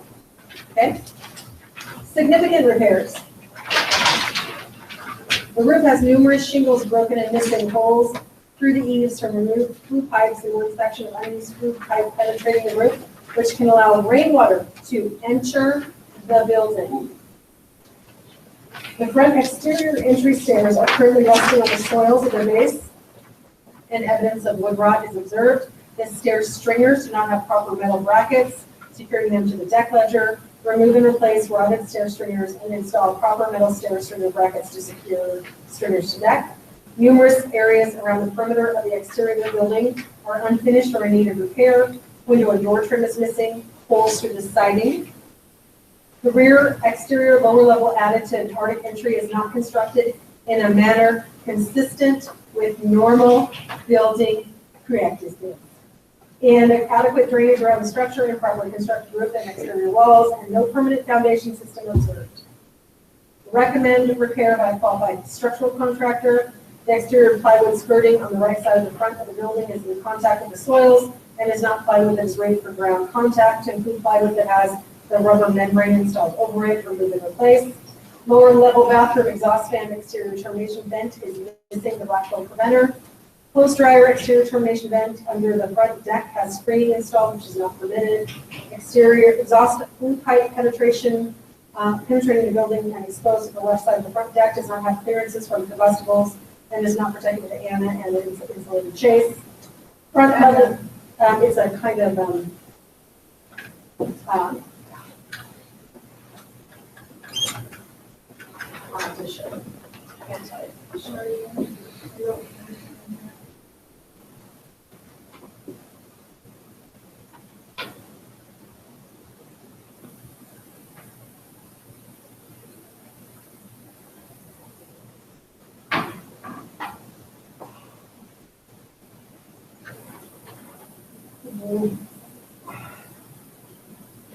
And bracket.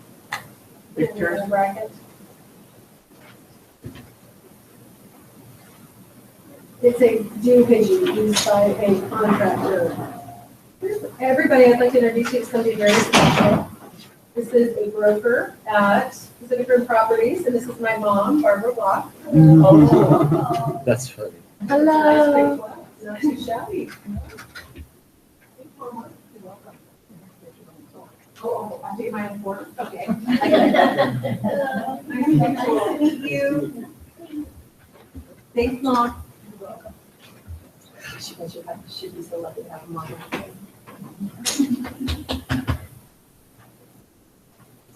Okay, I'm not finding it. And the bracket.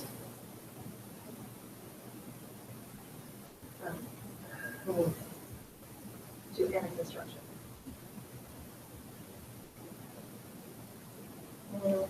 I think it's a typo. Not protected. I think it's a typo. Where is it? The number 8. It's like that, I like a piece. It's a something. It's a thing. Oh, and a clamp, I think. Okay, and a clamp. Just Google Anna insulated chase. Insulated chain.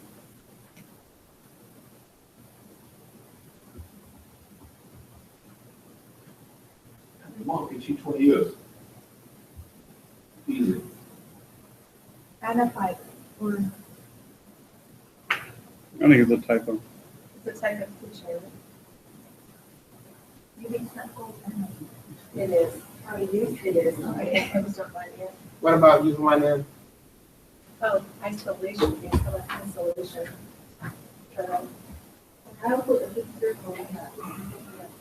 It says insulated chase, not case. Chase.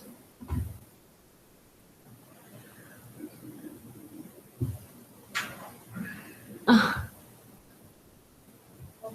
5. Or 5. That might produce a whole bunch of interesting stuff. Yeah. I would have put that in Google. We can Careful. go to Google right now. I'm glad my daughter's out in here. In case what pops up on the screen. All right. So you know what? So it's usually like you call it like if you have one pipe and another pipe, the space between is called an annular space. Maybe that's it. I don't know. But it's Because this is like you basically have a pipe penetrating through the wall, but it's an exhaust pipe, so you need another pipe going through it, which is actually carrying the exhaust, and you have an annular space so the heat's not transferred to the structure. So maybe it's an annular. I don't know. I think this is a typo. Bobby, I know he's used it twice, and it is the thing, and I used to know what it was, and I'm not. But long story short, we would call Mr. Brink if he would tell us exactly what he's looking for. Okay. They go, yeah, it's a typo. Yeah, I don't think so. He just knows. Number 9. Number 9, the front left exterior wall of the garage has been brought forward to be flush under the upper level original cantilever. The originally supporting concrete blocks have been cut out and replaced with homemade laminated beam. A homemade new lam beam. Just what you want. Why not? The vertical supports of this beam were not visible at the time of the inspection. The adequacy of this construction could not be determined. Recommend invasive inspection. How did you like that word? Invasive inspection. What's this guy trying to tell you? Go more in depth. Get deeper. This is jacked up, is what he's trying to say. The adequacy of this construction could not be determined. Recommend invasive inspection by a qualified contractor to ensure Structural support is provided. Reverse grading at the right side and rear exterior of the building should be corrected to ensure, remember you want a grade to go out, to go away from your property. Ducting of unknown use terminating at the right front lower level bedroom closet, provide description, use of ducting. One overhead garage door has snapped a lifting cable. The dishwasher drain line is missing on the sink mounted air gap feature. What does that mean? The dishwasher drain line. That's a little bucket. It's the entire line that's missing. The drain line is missing. So we want to have it before I run my dishwasher. I would want that. Okay. So looking at this property. Okay. First of all, would you take? Here's the story about marrying a poorly qualified buyer with a work project. Okay, I had this gentleman fancied himself as Bob the contractor. Was he a general contractor? No. And he was an FHA buyer. What does that tell you right now? Yeah, no money. He has no money. No money. FHA buyer. Okay? And he wants this house. Why would you imagine he would want this house? He thinks he can get a good deal on it and fix it up. So do you think Make a it right. house at 2,186 square foot property on D. Armand, what do you know about a house that we looked at earlier on 2 acres, 4,000 square feet? What did that sell for? 499. 409. No, we had a 2 property up. We just looked at it on Alpine. I'm sorry, on D. Armand. Oh, $717. $700,000, right? Mm-hmm. So getting this property at this price point is awesome. What is the price of square footage on this one line? I mean, what was the price at that time? It's half of 169.21. 969. But it's on an acre. It's on the hillside, right? 2,160. It's 2,100. I mean, it's almost 2,200 square feet on an acre on the hillside. Okay. So if I'm wanting to upgrade, is this a good upgrade for my family?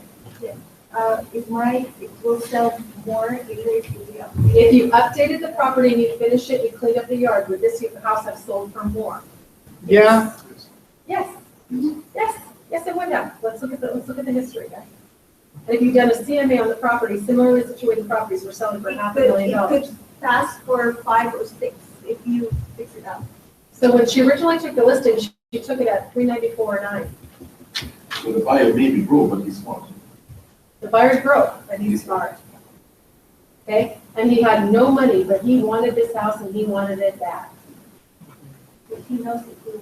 He knows, and he was a guy who was willing to do some of his own work. And the house, in theory, if you go back and look at the photos, was livable, Yeah, the inside was pretty livable.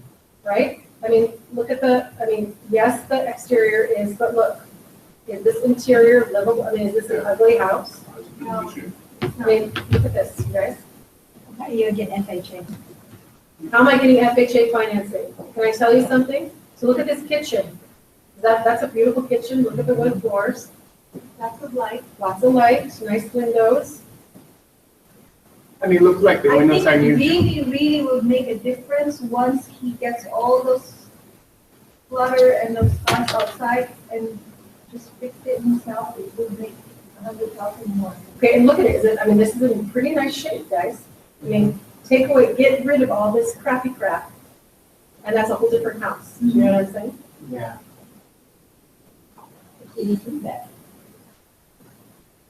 How did he have 20 hot tubs? Why does anybody have that? I can't answer. Why did he have 20 cars? Right.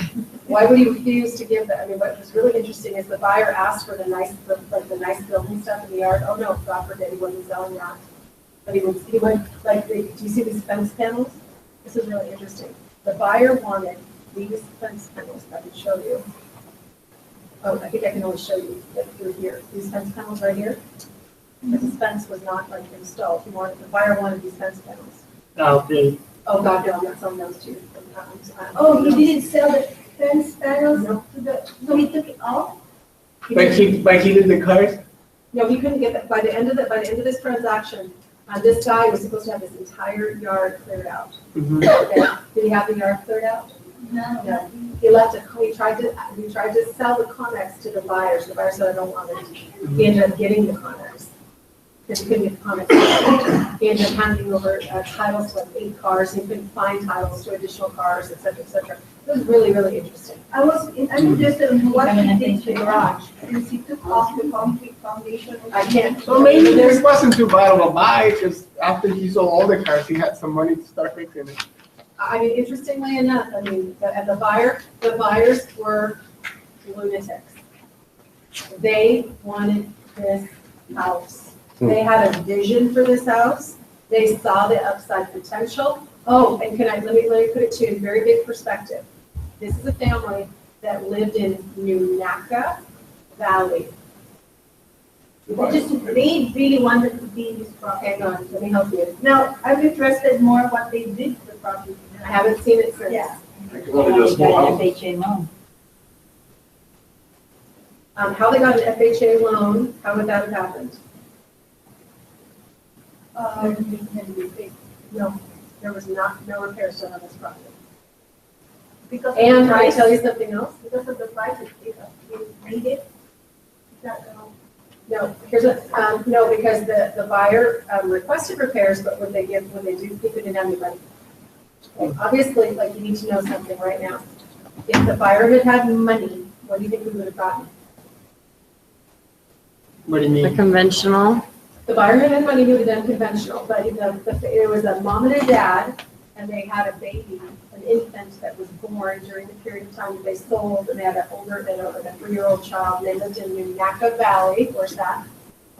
East side of town, in a 700 square foot property that they sold and they purchased. So if you're going from 700 square feet with no garage to the hillside, an acre with 2,100 square feet. 300, yeah, I'm selling my house for 200,000, right?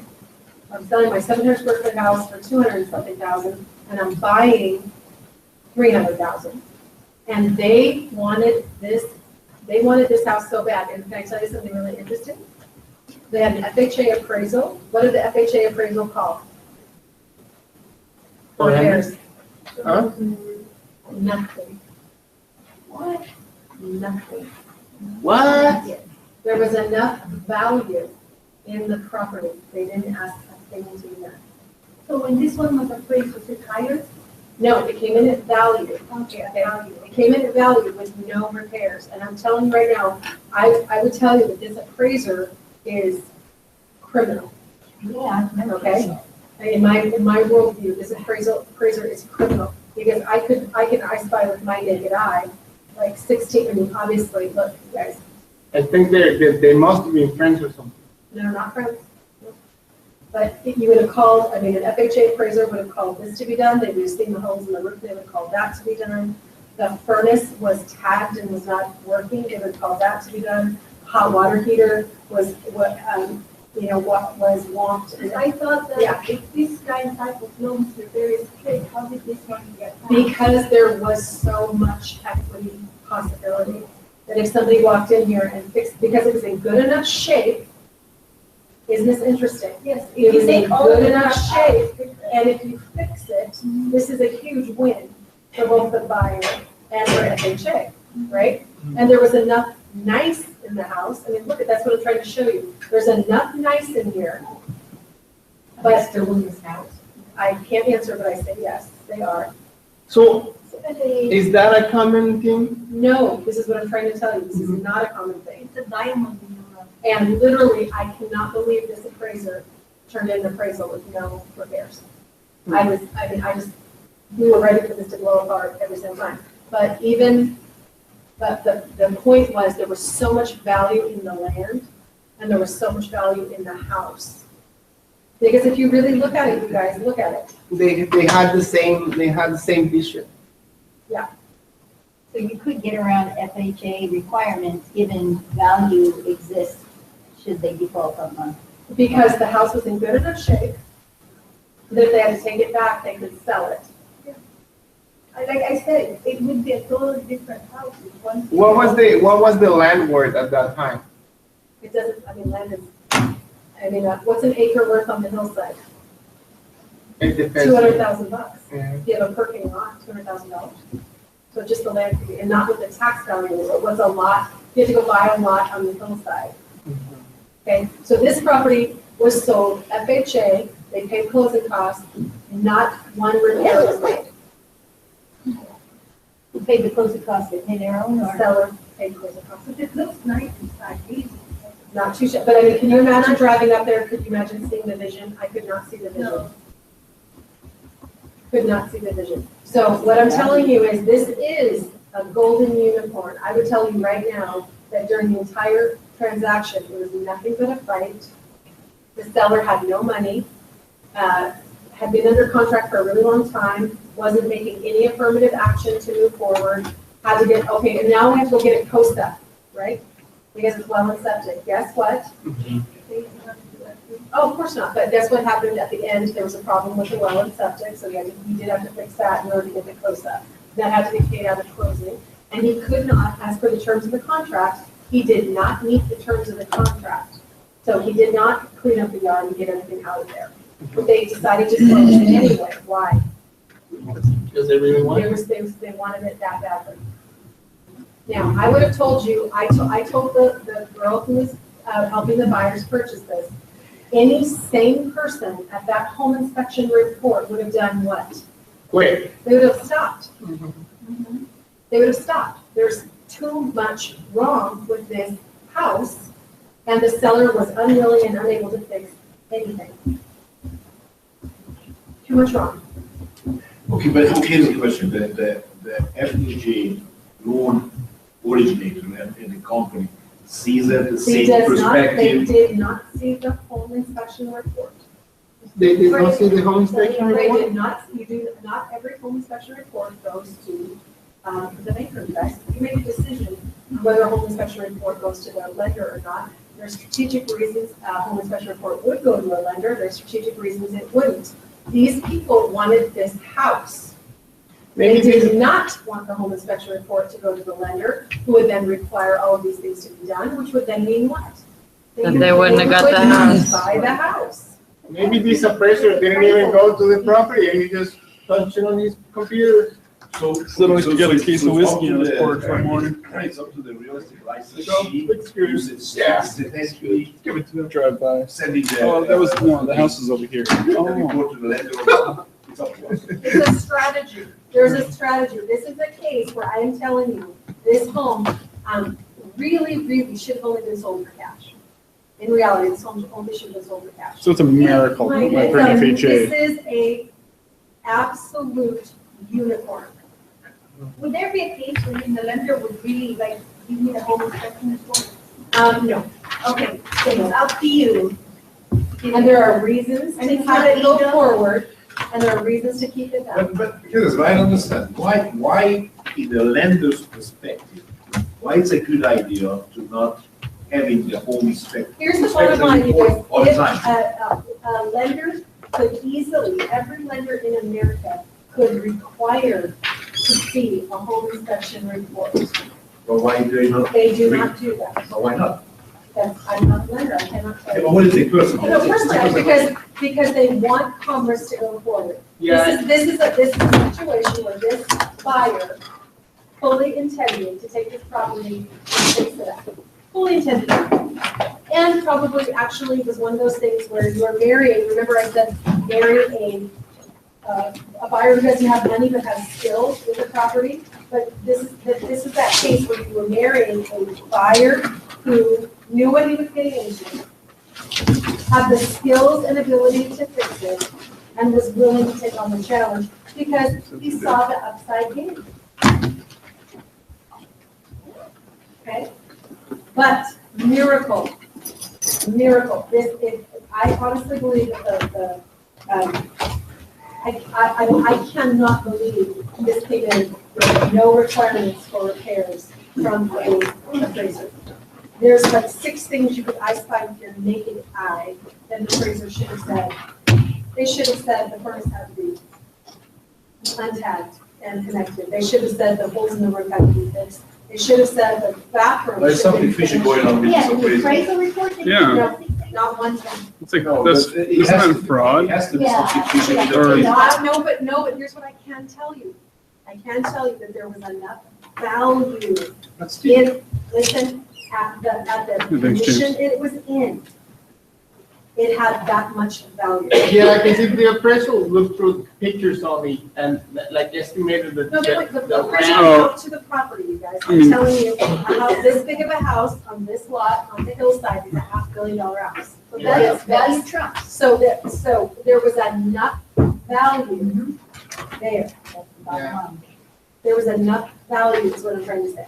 And all he's doing is making an appraisal of value. Right. But not, yeah, and so like structural, But I would structural never- deficiencies didn't detract enough from Correct, the, but I would never Right. tell you to do this is a miracle. don't ever This proves wait for Jesus that to happen. exists.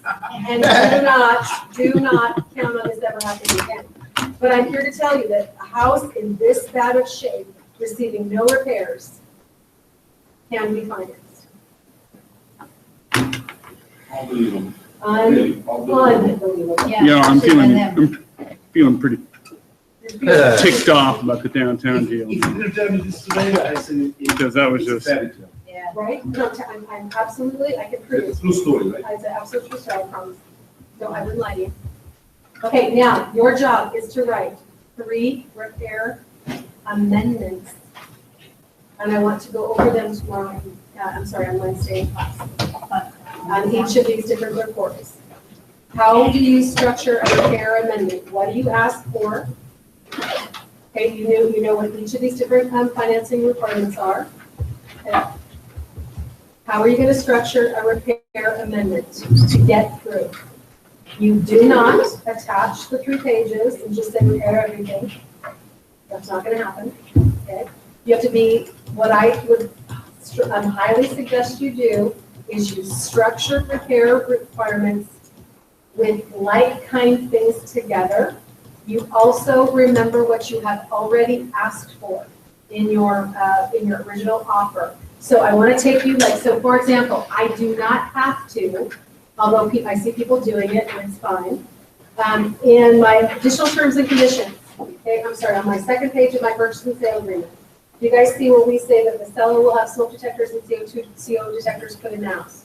You don't have to do that. So in theory, because we've already negotiated it here, I do not have to include it on my repair amendment. Does that make sense to everyone? Okay, if I've already addressed having a heating inspection done, then I wouldn't follow it up again on a repair request. If I've already had that as a part of my additional terms and conditions. Does that make sense? If I've already asked for something to be done, I don't have to ask again. Okay? Does that make sense to everybody? So when I structure my offer, I want to take into account certain things. Okay?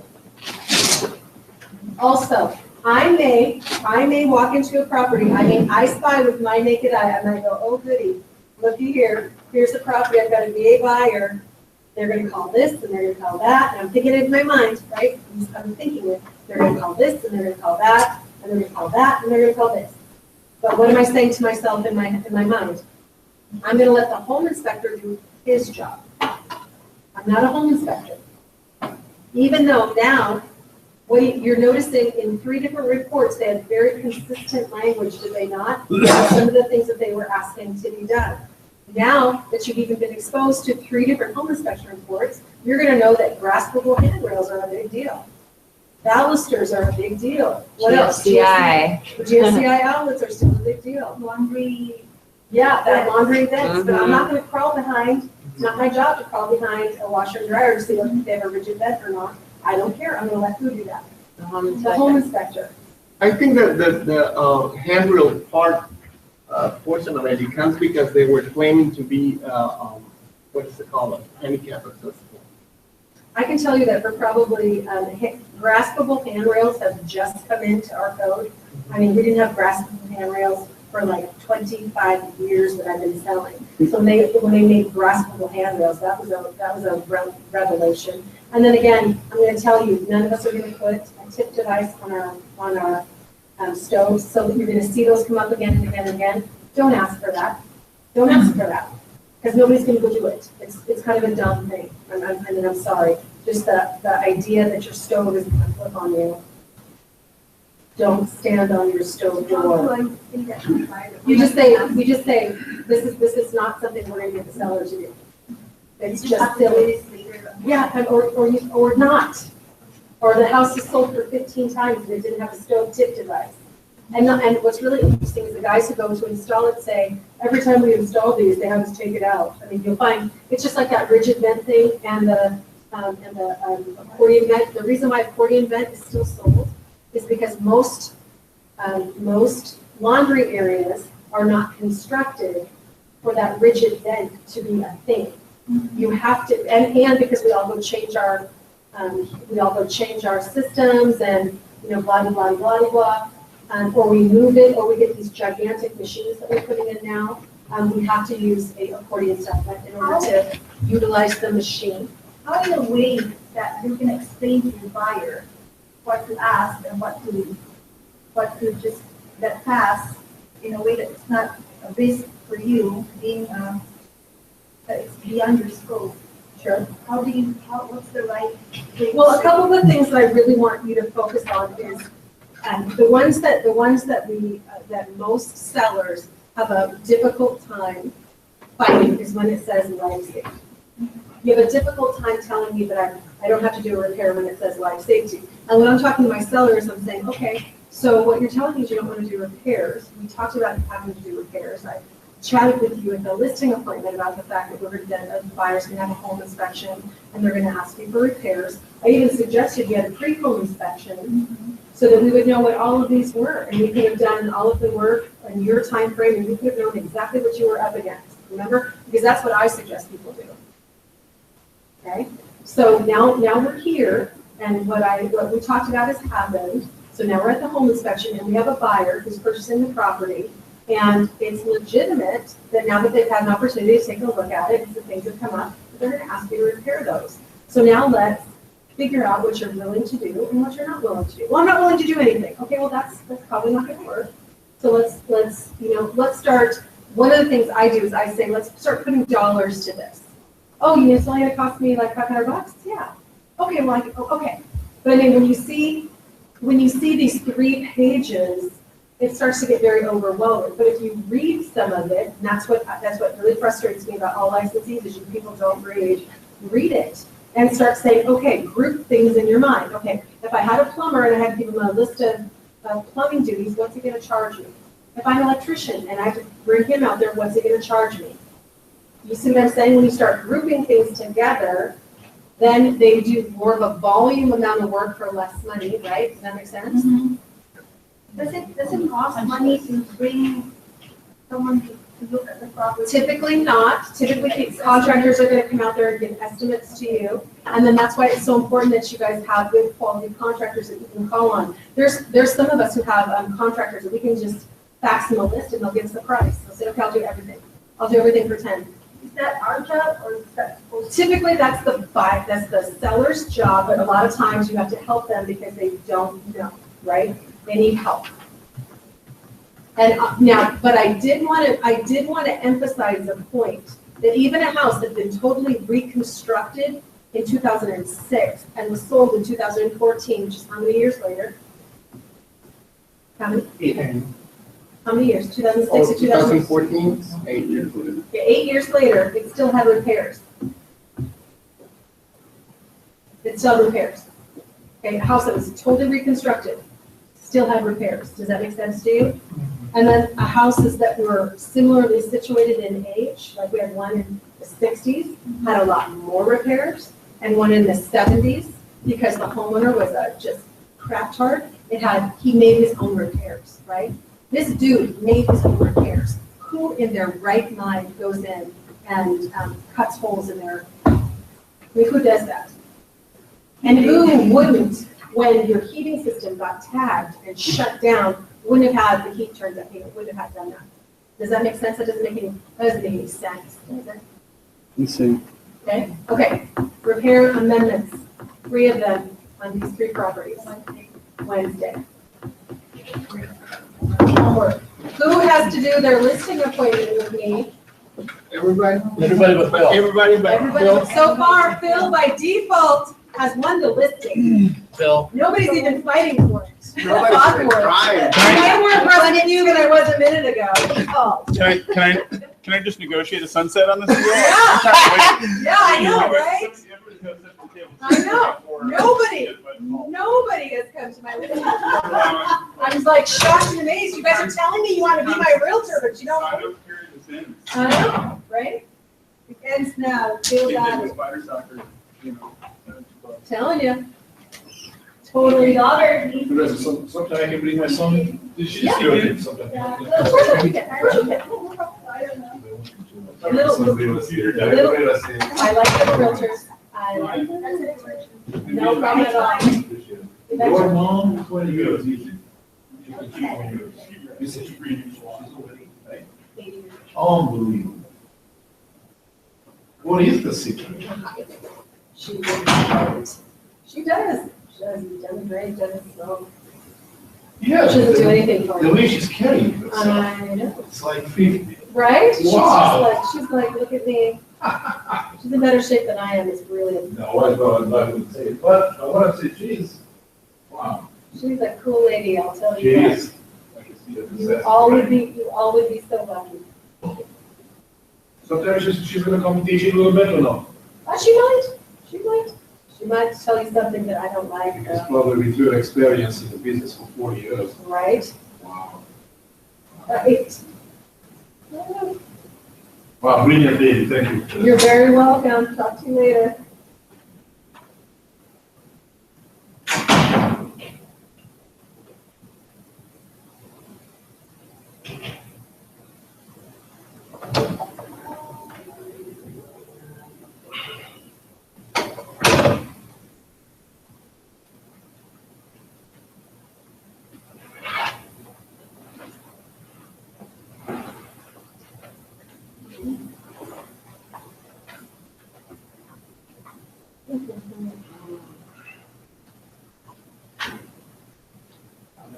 You too. Talk to you later.